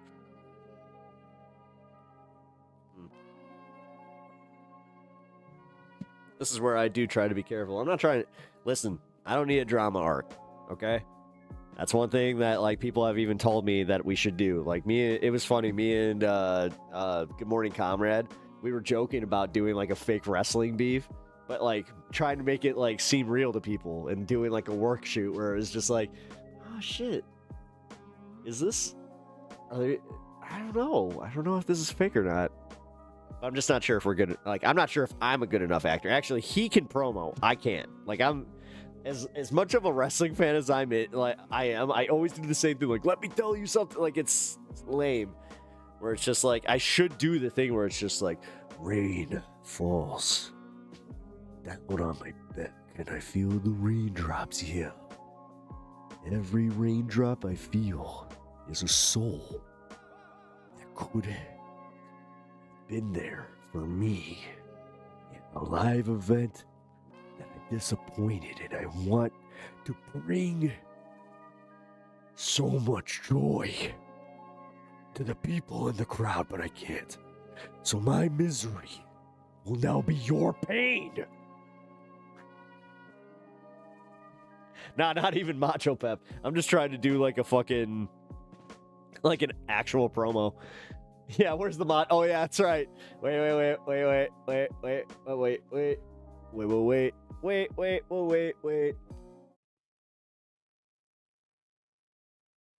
Who the heck is Pep Talks? That is not it. Who the heck is That Pep is not it. Talks? Stop it!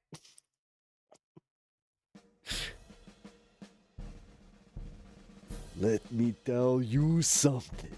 This guy doesn't know how to tell you anything, yeah. This guy knows how to tell only lies. Only lies.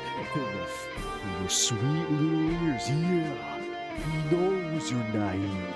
But I know that you're smarter than that.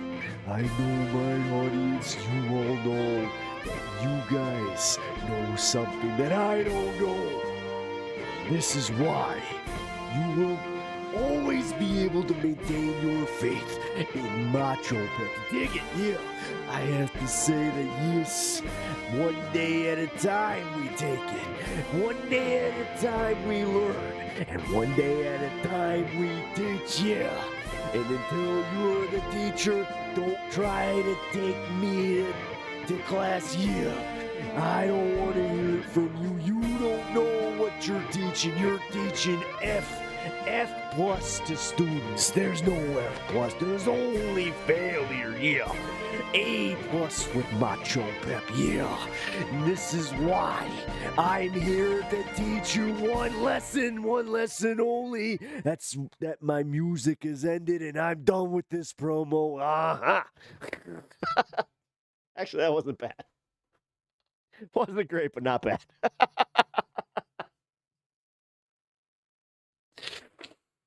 Yes. You guys can thank Mr. Donald James X in chat here for that wonderful rendition of Pomp and Circumstance. I love it, dude. It really does add to it. I told him to find God many times, that I entirely gave up on religion and became... Wait, what? I left the left because I found some of them to be annoying and not like me is usually what happens because people who left the left typically aren't leftists in their principles. Yes. Yeah, no, yeah, that's actually fair. Hey Ken, how are you doing? Thank you.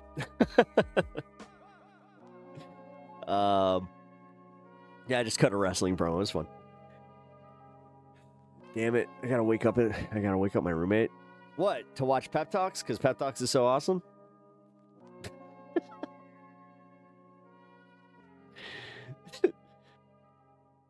Lesson 1 in confidence. Say something with a little bit of ego and then laugh because, you know, that totally doesn't ruin it. It's aesthetic and it isn't a cold, I swear. It's about recognizing yourself as a person, respecting others and yourself. First tenement is have empathy for all creatures within reason. Yeah, maybe I just want a reason to leave the left when they find one, or they, yeah, many. I thought you said you. I was like, what? I don't think you could get me to leave the left. The left, I don't know. I feel like people want me to leave the left sometimes because they just get annoyed by my bullshit, but Sorry, you ain't gonna get rid of me. Gonna continue with my empathy for others, my need for socialized medicine, and just overall, yeah. Trying to be a little bit nicer to each other. Can't get rid of this rad dude. Guided by empathy. Wait, that's fine, Josh, as long as you're not thinking of those at the expense of others. Oh yeah, yeah. That is always a bad thing. Don't do that.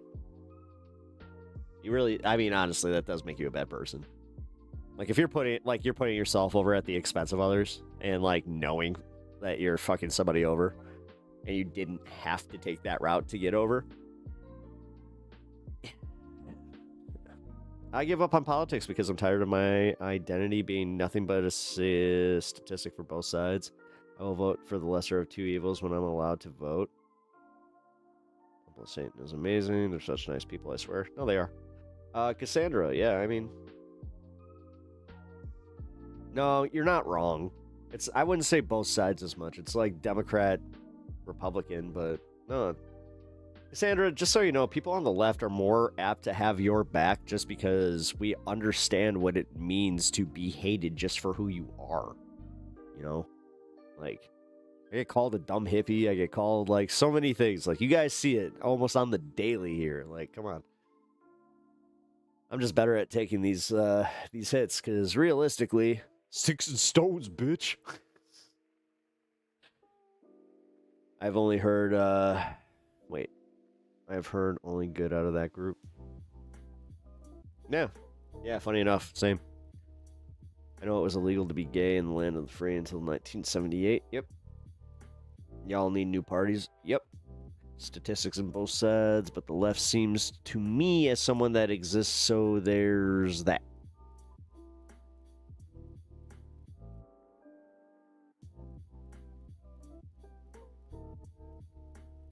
Okay.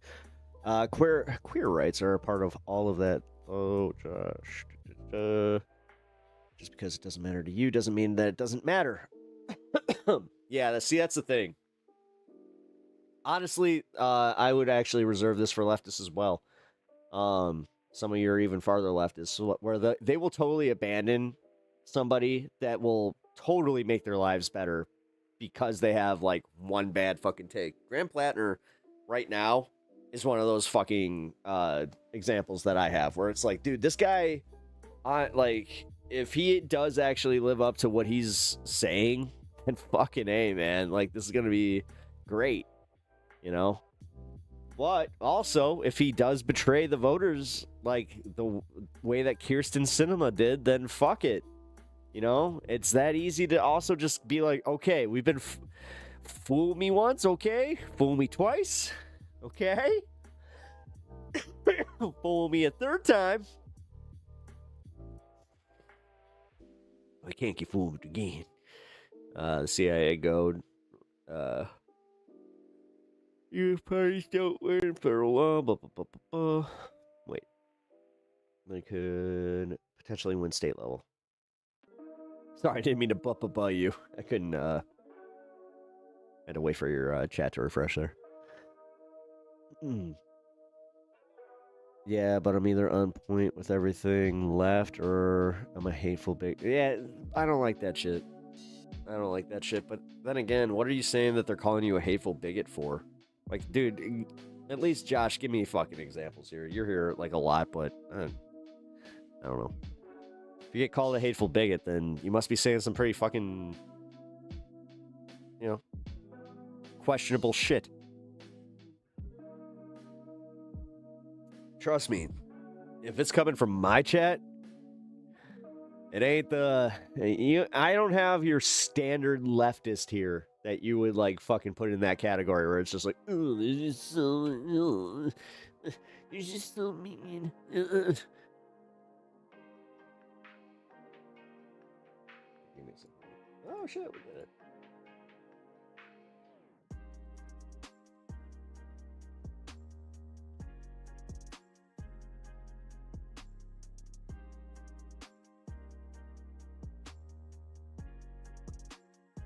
All right. I'm a crybaby about that kind of thing, too. Wait, someone has called me the T-slur publicly, and I didn't even consider them a hateful bigot. All right, so the T-slur, I have actually had brought to my attention that is what they apparently used widely in the 70s, not necessarily as a bigoted term. So I tried to explain to this person that I was just like, yeah, but now they do. So can you just not? And can you just call him trans? And he was just like, I guess. It's such a fucking... That's your average interaction with a lot of this stuff. Be considered a marginalized community service. That's all you have to remember as a leftist. Stop and listen more. Yeah. I commented on a BE post that was bashing Graham Plantner. BE. Telling them that they are acting like right-wing ops because they are basically ensuring that the Zionist candidate wins. Yep. This is where there's this "fuck you, I got mine" attitude with the right, very on brand for them to rally against around a narcissistic sociopath. Yay. Hey, what up, Sam? Good to see you. Someone called me a T-slur. All right, now I've caught up to chat. Woohoo! Sorry, guys.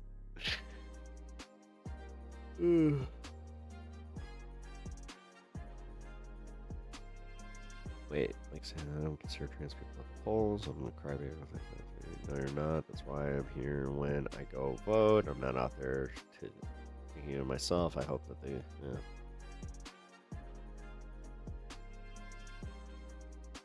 Yeah, but that's the thing. You're making it dude, this is where single issue voters, they tend to kind of miss what they are also voting on. So then they're the ones that get surprised when all of a sudden it's I voted for what now? It's yeah, you voted for that because that was on the ballot. And they're just no, I didn't. It's did you vote yes? Yeah. It's okay, then you voted for new taxes on you. But they said no taxes. It's on them. But they said no taxes. I'm on them. Trust me, this just happened to us. Mitchell, one of our main scientists running it, fell out of a window, but after he was found out to be unconscious at the time of his death, after a second autopsy, the CIA probably did it. Yeah.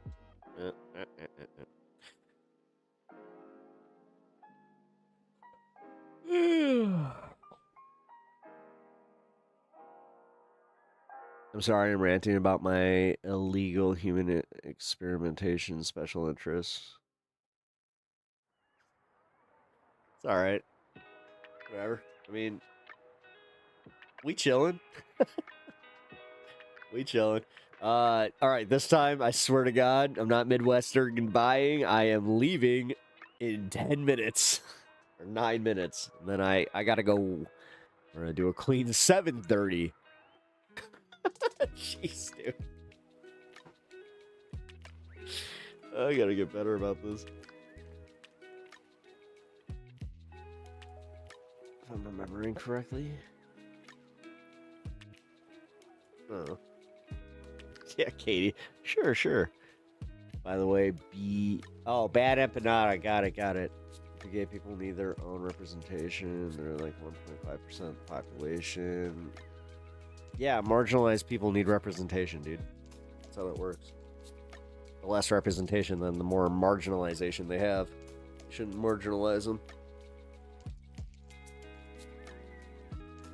We get it, dude.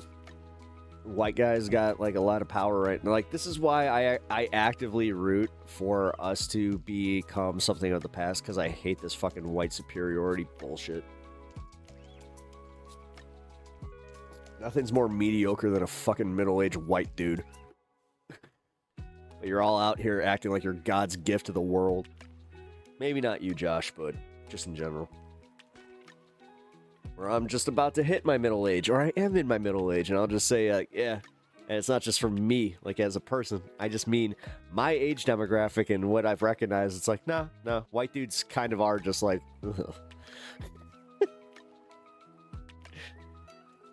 ugh. Unethical. What? Good reflective discussion here for real. I like it.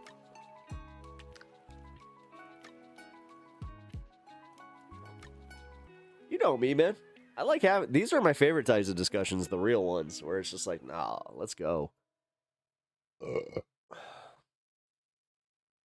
Because imagine what they destroyed before the Freedom of Information Act. Yeah, everybody knows that. Nobody in America is really looking at the CIA going like, yeah, I totally trust them. You feel quarter age sometimes, probably because I am. What do you mean quarter age? Oh, like, oh, got it. Are you? Really? Fuck. Stop. Stop with your existential bullshit. You're not even 40 yet. You don't get to have that. I'm gonna just say it right now. Existential. You don't know what existential is.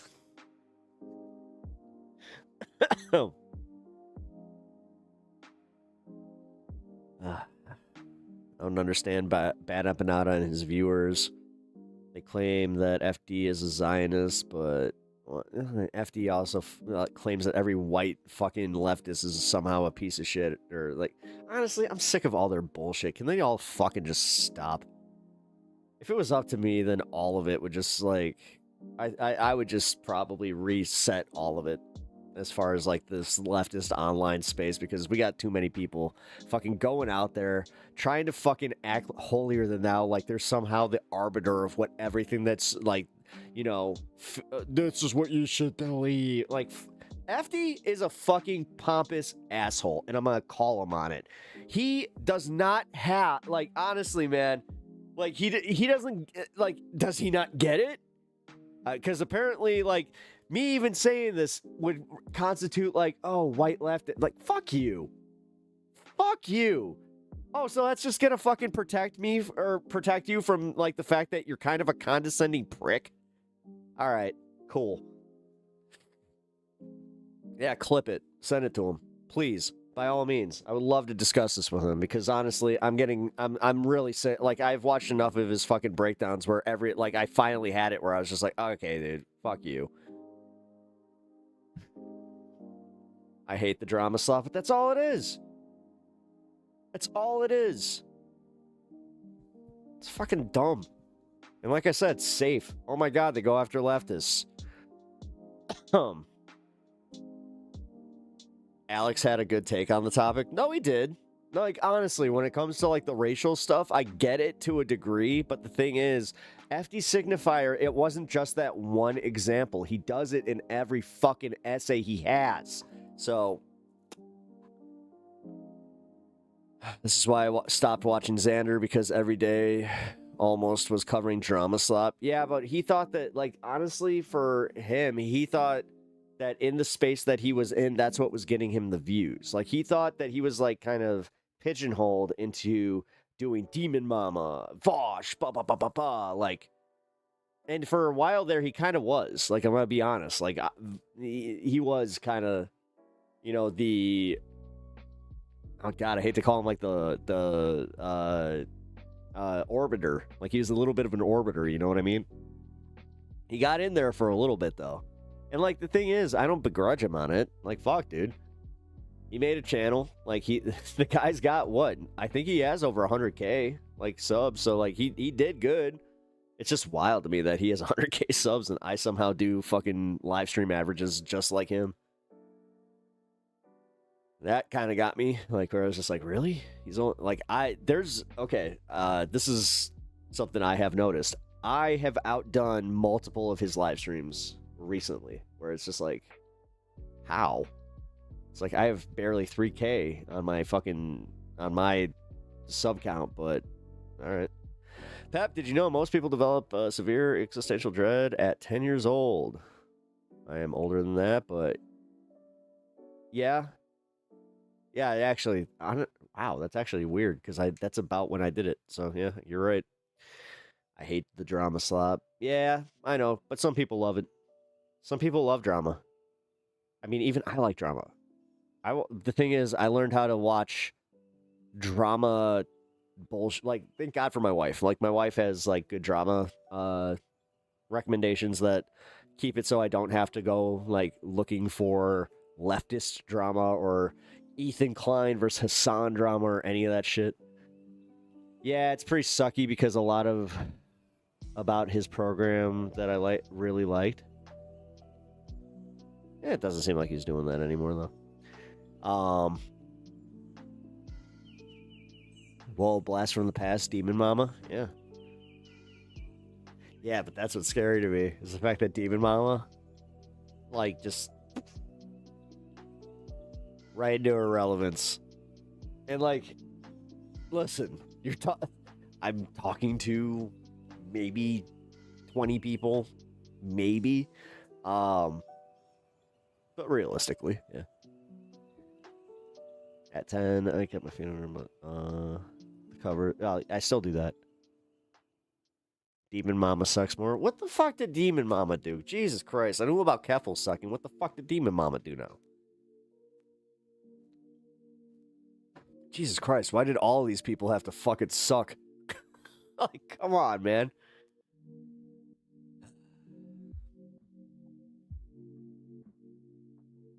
If it helps, I have no idea what that is. At 10. Wait. See ya? What?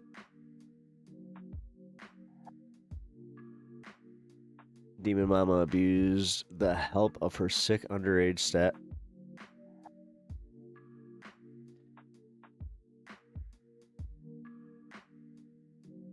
Well. I had never heard about that. Not that I care, because honestly, I'm not a Demon Mama fan. I'm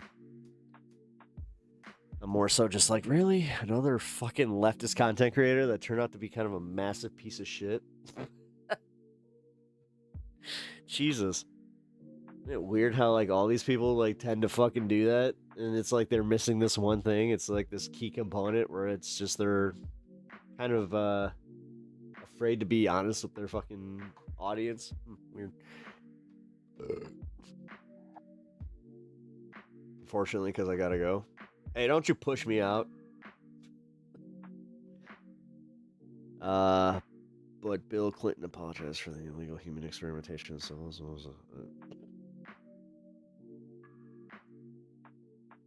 I'm focusing on Demon Mama right now. No. I don't care if I end clean anymore. Like, you explain this Demon Mama thing. Then I'll go. No, for real. I'll go in a minute. I'm not really, like, racing anything. It's more so, like, I'll finish this, and then I'll end stream. How about that? Sarcasm? What's sarcasm? Let's go. Nah. Well, I do have to... do gotta get some sleep so I can do the PEPAGANDA tomorrow. I also gotta... Shit, I just realized I gotta... Oh my god. I totally forgot to do something today. The Chicago goodbye. No, it's alright. Pep going overtime. Yeah. Who could have seen this coming? I know.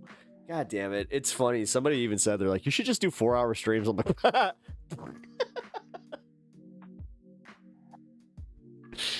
and then, as I said, one of the coolest things that somebody said to me was just like, how do you do that? Like, that was really cool. Did I get here late? Yes, you did, Cassandra. You got here near the end of stream. I've been here for 7 hours tonight. 7 hours and 31 minutes. 32 minutes. There we go. Manipulating. Wait. She had a kid that was doing art for her and her thumbnails for her, editing for her, and she was underpaying the entire time and like holding things above their head, manipulating him into doing more work, and then she effed off with that money to get a tongue split instead of paying him.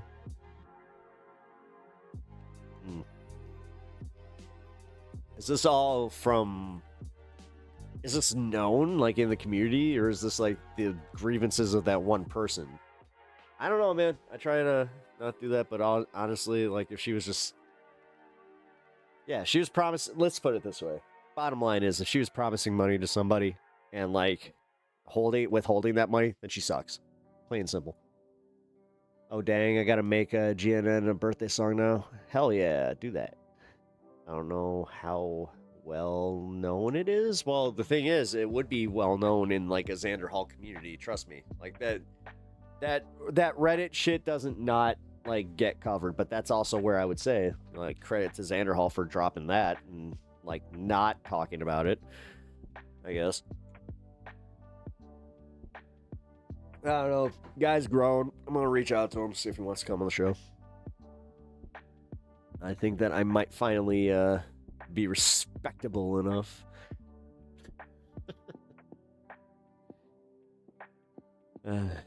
Just because I'm not in that chat and I left that community soon after the drama. Oh, okay. Xander watched the interview of that person on screen or on stream. Oh. No, I do remember this. Okay. Yeah. Yeah.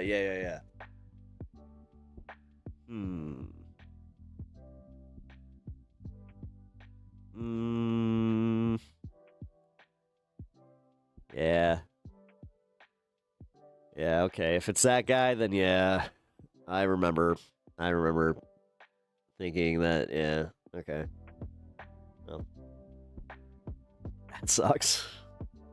God damn it, dude. Well, that explains, like, why that side of the internet kind of died off, and then, yeah, you had Vosh with his weird shit, then you had Xander Hall, funny enough, burning all his bridges. I'm pretty sure that Xan has, like, a real job now. Like, I know that he moved from Seattle. I'm not sure if he, like, just moved to a different house in Seattle, because I know he moved back in with his mom for a while. I don't know, the quail arc was kind of stupid. I'm gonna be completely real. Like, his whole, like, I'm gonna raise quail and, like, rent a house. Because every time he said get a house, he meant rent a house. I was like, no. Well, no. I mean, I don't know, man. He's the perfect example of how fickle YouTube can really be. Where it's just like, God damn, dude. Quail arc? Yeah, he was gonna... yeah. Wait, corrections? His mom moved in with him. Oh, really? I didn't know that. Oh, shit. So, so he, like... Okay, so he bought... Wait, did he actually get a house then? Like, did he buy a house? Like, that's the thing. I was always expecting him to actually go buy a house. Because he kept talking about how he had the money to do it. I was like, do it! Testimony about the CIA is so interesting. I can tell if he's lying. I don't know. Like, Cassandra, all due respect, I'm not really interested in the CIA. Not right now. I don't care. I really don't, because it doesn't impact my life right now. And honestly, it was just whatever. No, it was renting, but I think it was a pretty high rent. Yeah, no, I know that. Like, when I found out how much he was renting for, like, in that basement, or, like, for that, the place with, like, the wooden basement that he had, I was like, hey, that made me appreciate what I got. He was spending most of his money on those bills, which is why his room was very bare. Yeah, that makes sense. Yeah, this is where, like, dude, I got a friend that's doing this, where he's, like, about to buy a house, and he's just, like, he's gonna overspend, and he doesn't get it. Like, I'm like, dude, you got a kid? Like, what are you doing? Like, you got a wife and kid, and you know what, fuck it. His wife doesn't work, so...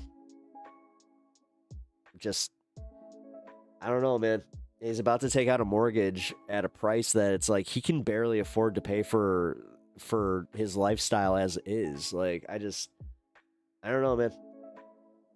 When I see a friend doing this, it's a little bit different than my family, where my family, I could tell them. Like, my sister, I could totally tell her, where it's just like, no, you're a fucking dumbass. But I would also appreciate if a friend, like, stepped in and told me this, where it's just like, hey, man, have you considered this? You know, like, I have that. Like, I'm lucky. I have a friend that big brothers me, where he's just like, no, dude. Like, here's the facts of how this will work. Uh-oh. Yeah. Uh-oh. flood the ad zones. You bet. Oh, jeez. Yeah, sorry, I had to turn ads on. I saw an advert on Times Square the other day, Statue of Liberty in the background, American flag, and next to this Israeli flag in the bottom right. Yeah.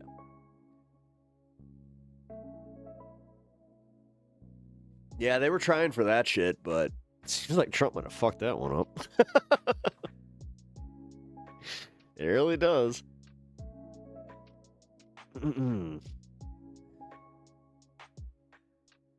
Wait, I really respect his ethic in paying artists because he pays artists like 5 times the amount that most people would. Yeah, no, I know that what he was paying his thumbnail artists for, which now I notice that he's doing his own. Except for his edited videos, which I'm not sure if he's still paying an editor. Like, I don't know, man. I use him as my example as like, yeah, don't quit your job. And also, yes, I need a better job. Fuck. I hope the job market turns. I really do. Anyway. For all of us. Like, seriously, for everybody. Like, this is... It's fucked out there, man. You understand that if Trump just did like a fucking a national minimum wage of $20 or some shit like that would just be like undeniable. If he did that and then he did socialized medicine, it's just like, wow.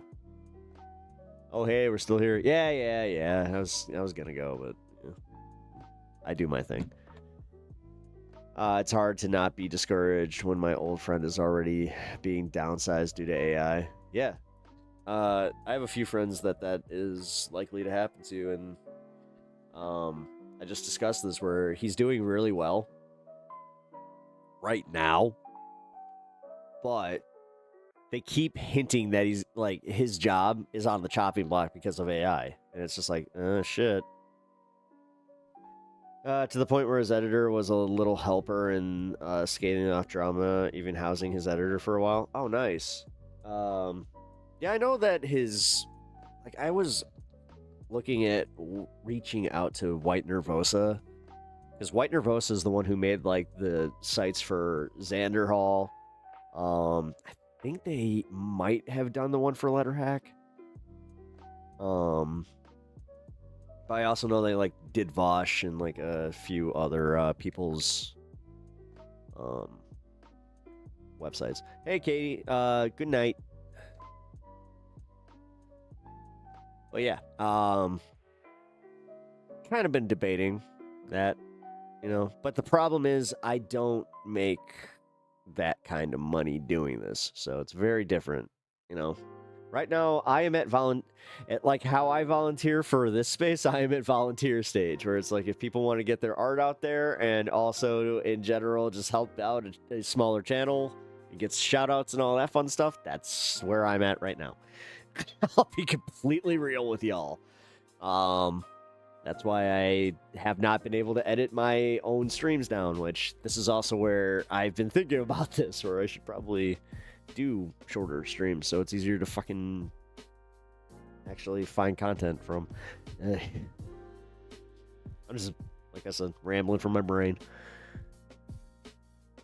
This is stuff I've been thinking about for a while.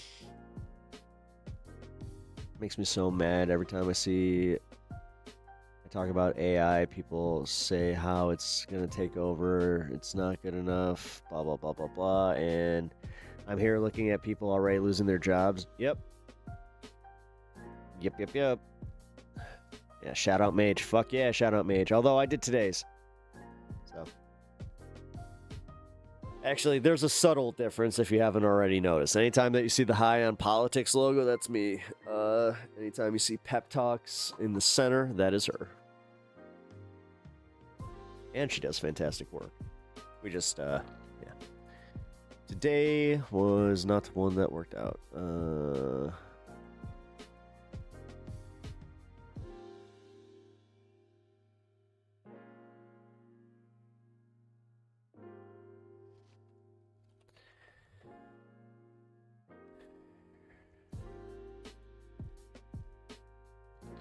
Good thumbnail today. Thank you. Thank you. No, see, I liked it. I thought I did. You know what's weird? I did that in like, so I was gonna go live at 4. I realized that I didn't have my thumbnail at 3:56. So I was able to go live and have that ready by 4 o'clock. So yeah, it was like literally just, oh shit, click, click, click, click.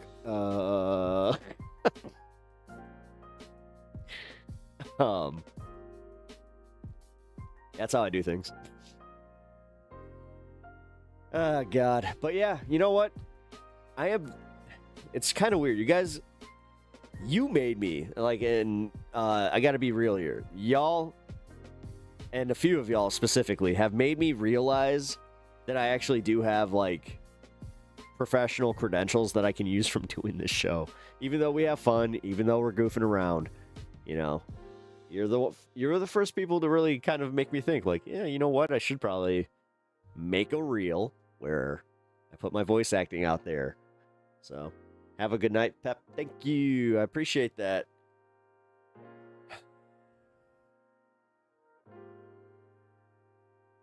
Flood outlook. Shit.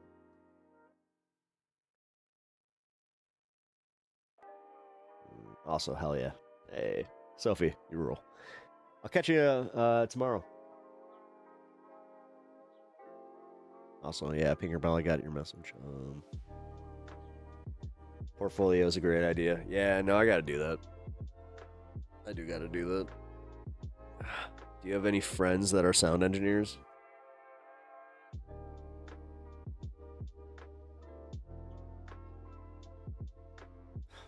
Not really. Not anymore. Not that can do, like, YouTube. Wait.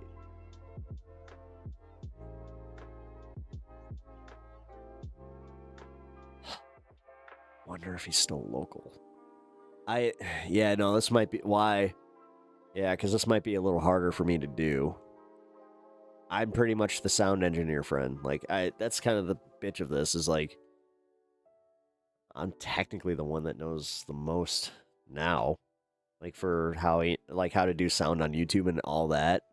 It's a little bit different. Hey, what's up, Matt with 2 T's? Good to see you, man. Thanks for popping in. We're just chilling. Having a good time. Doing the thing, you know. Darn sound engineers usually have scripts that they've been given. Oh, that I got that. No, I do have that. Like, all right, so for instance, one of my friends is like, he was a DJ for, 30 plus years, on multiple radio stations. You guys, you've probably heard his work in different, various commercials. The big one is EA. It's in the game. It's one of my friends. So the thing is, he doesn't know what he's doing when it comes to this. Like, he doesn't know how to do sound engineering from like a PC or any of that. He knows how to use it with like a soundboard. If you need PC tune-up, I can do that remotely. You can. Oh, shit. All right, Etch, thank you for that. You know what? I'll keep that in mind. Seriously, thank you for that. Mat tat tat tat tat. Oh, I like that. Mat tat tat. No, it's mat tat tat tat. I like that. E in the E. Nice.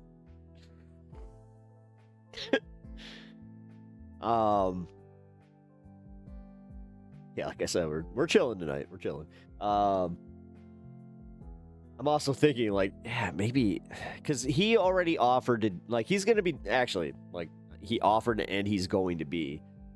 He's gonna be doing some of like my bumpers, like that I'm gonna be doing more of, and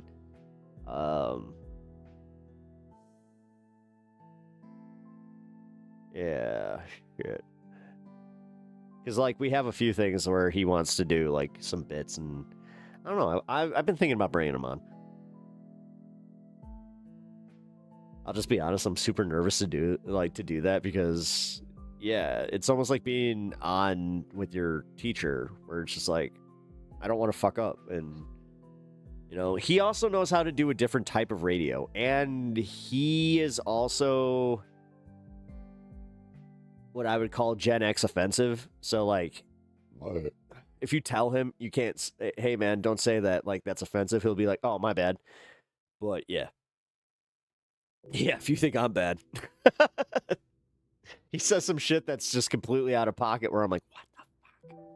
But then again, he's a professional, so he knows how to turn it off. I'm all good. Nice day off. Nice. Hell yeah. That's okay if he doesn't know how to do this. You just need the scripts to sift through for which ones you're... So, like, for instance, the ones that will really help me are the ones where it's just like,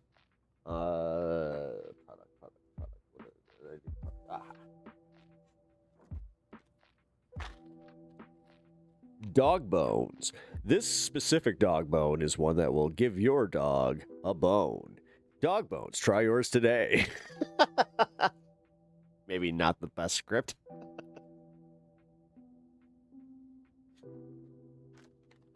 Pumpkin seeds. If you guys enjoy pumpkin seeds, then you should consider trying some sea salt pumpkin seeds.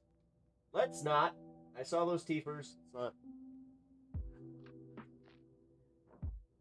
How does he do it? I run heavy equipment, masonry, sprinkler system, installs, and a 4-man crew. Props to Pep Talks. I could not talk coherently for this song. Really? Oh, thank you for that. How does he do it? I don't know. I don't know. I don't know. I really don't. My brain is weird.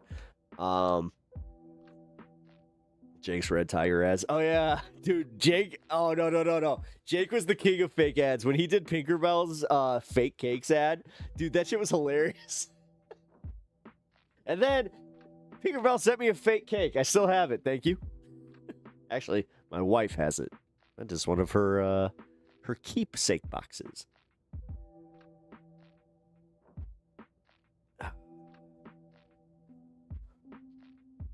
Every dog is weak to butt scratches. It's funny. He does this like weird dance where he's just like, yeah. I remember there was one time I need to do this. Wait a minute. I just figured out that this is probably something I should do for YouTube Shorts because it's easy. Like all I have to do is hit that one spot and he just does like, why do I worry? Why do I care? Just do the song from fucking Oliver and Company. It's just like, yeah.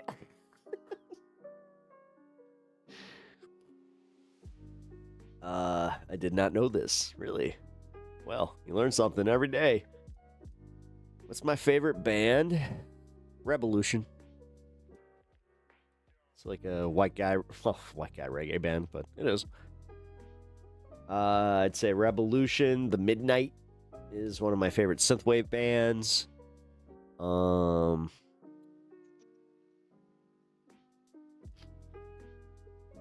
of my favorite artists right now, though. Like who I listen to the most, Bad Bunny. It's like a 2-year thing I've been on. He keeps releasing new shit, and I'm just like, and I barely habla español, but whatever. Songs are fire. You grew up on Oliver and Company? Hell yeah. If this is torture, chain me to the wall. Dude, when I grew up, that was so funny. It was one of those moments in a movie where I was just like, oh, fucking A, Tito. No. Monrovia. No, I have not. I went and saw The Midnight in Colorado a few years back. Great sax segment. That's what that is. That poster right there. I got that from the tour where I saw them at the Vic. I had to miss this year. They were at the Salt Shed, but I've seen them almost every year for the past 4 years. I am in the promo video for the one that they did with Chromeo. It was called, Chrome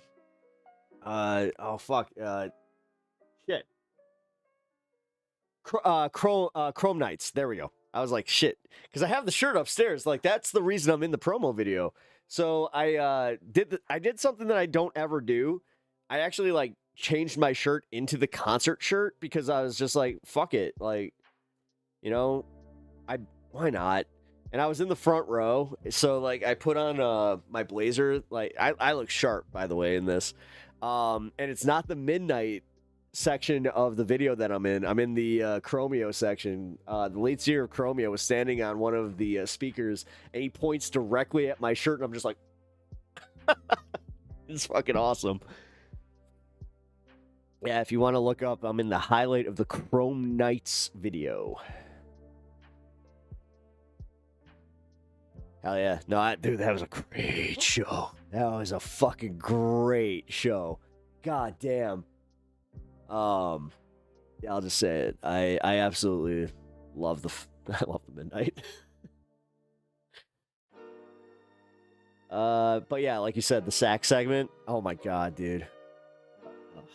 They have a legit saxophonist. Like, one of my favorite sets that they did, I saw a Halloween set, and a few of them were dressed as characters from Stranger Things, and I was wearing my my Eddie costume, and they pointed to me. I was just like, yay! I wasn't in a video for that one, but I was still like, yay! Tinkerbell's fake cakes look delicious. Hell yeah, they do. Dude, the icing. I'll just say this much. Tinkerbell, it's the icing. It's the icing. You fucking nail that icing to the point where it's just like you want to stick a fork in the wooden box and you're just like... like, I'm not a big fan of fondant, but every once in a while it's just like, but that one looks tasty.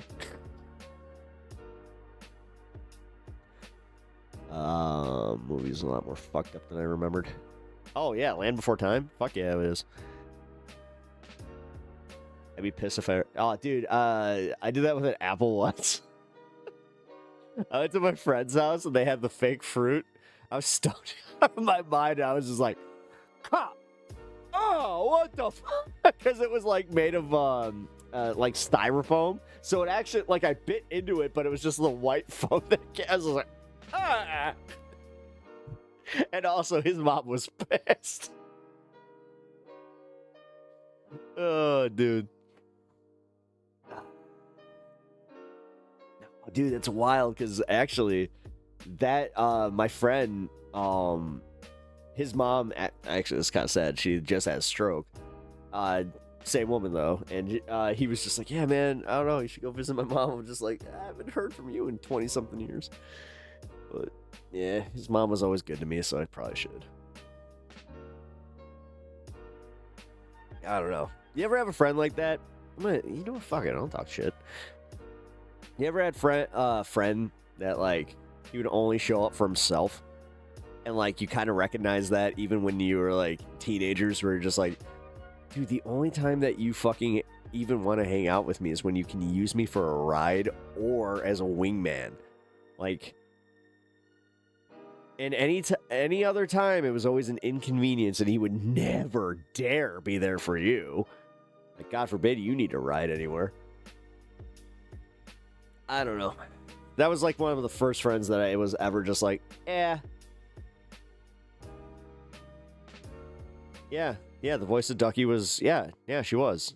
She was also the voice of the girl in All Dogs Go to Heaven. Yeah, she was like, I think 6 or something like that. Yeah. Her dad Kate her in a divorce dispute. Sad.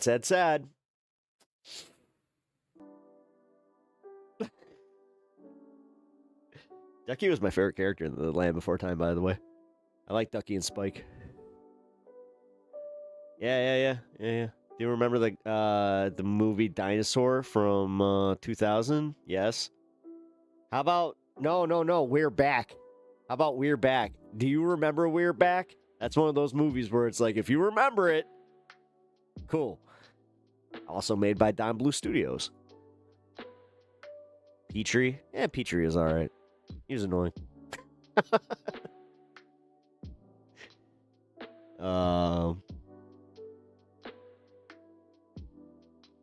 We're Back was the fucked up movie? Yeah, it was.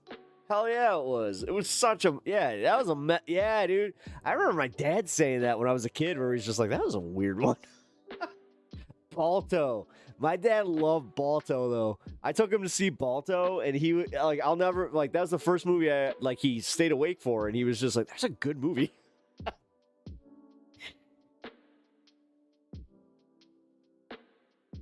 Ducky set me up for liking Jar Jar Binks.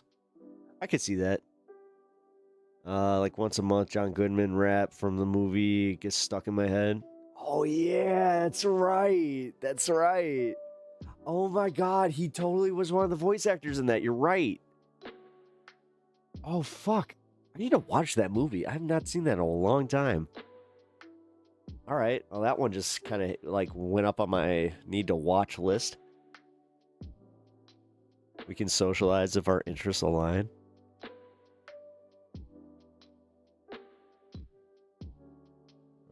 I call those people associates, not friends. Associates? That's a weird way to put it. Acquaintances, maybe. Like, acquaintances is what I call them. I got plenty of acquaintances, and I got friends. I used to almost cry when they when they went to the circus. Yeah. Well, yeah, because it was implied that was them losing.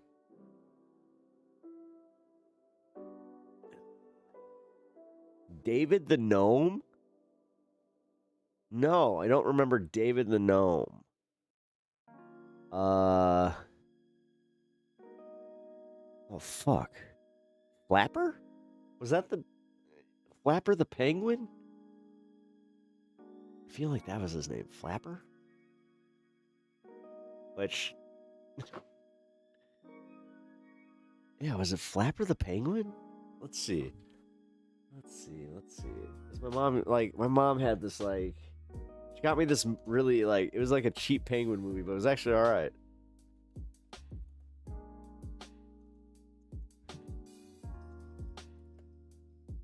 No, it's Flapper the Penguin. It totally was. Yeah, this is him.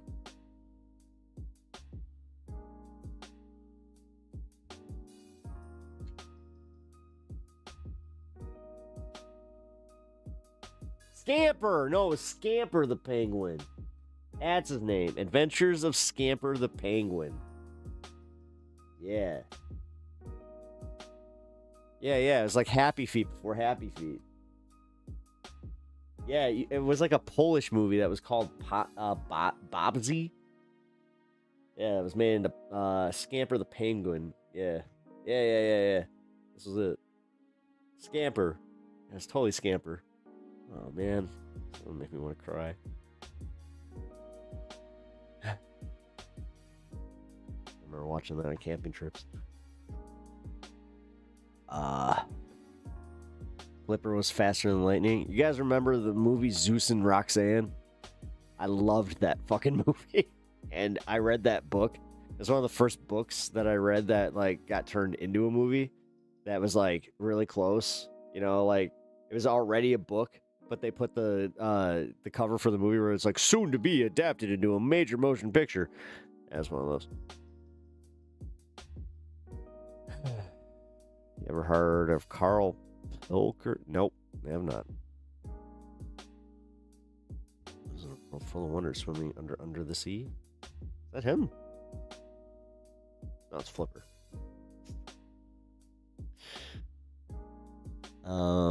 My wife's favorite movie is The Last Unicorn, though, which is made by the same studio.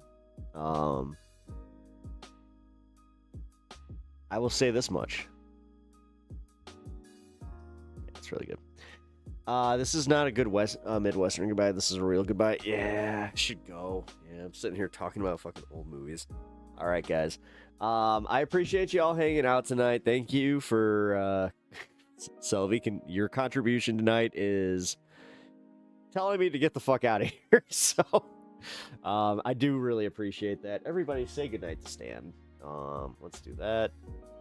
Let's see. All right, say goodnight to Stan, and then end poll. Pep's outro is so bittersweet. I know. Well, I've been on for 8 hours, so it's time for me to go. And also, yeah, everybody contributed tonight. Yeah, dude, this was fun. It's a good stream. And honestly, like, I'm glad that we got to talk about the This Space stuff. It was cathartic. It really was.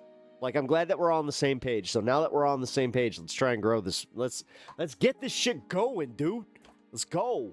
And be more honest with, like, or more honest. Just be honest with, like, the other content creators on This Space and, you know, let's get some fucking weight behind this, because I'm pretty sure that they will understand if, you know, at least a quarter of the audience is saying the same thing, where it's just like, let's do this. Like, I believe in this shit, so. Fun to talk positive things. Fuck yeah, Coheed and Cannabis. It is. I'm going to hit this, and then we're going to go, so. Alrighty. I hope you guys are ready for tomorrow.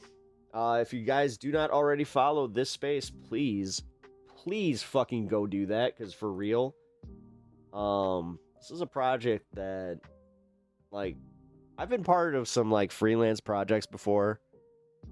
This shit, no, like, this is it. Like, Letterhack doesn't, like, I hope he understands that, like, this was a great idea. And realistically, like, my only gripe is, like, it's like, God damn it, why did you get burnt out now? But I get it. Find your local zoo. It's very easy for me. Can I film in the zoo? I'm gonna have to figure that out, because maybe I can. If I can, then maybe... I know I can Lincoln Park, though. Ooh. Anyway, content ideas. All right, guys. I will see you guys tomorrow. Appreciate you all hanging out. And I will see you tomorrow. Redundant. Good night.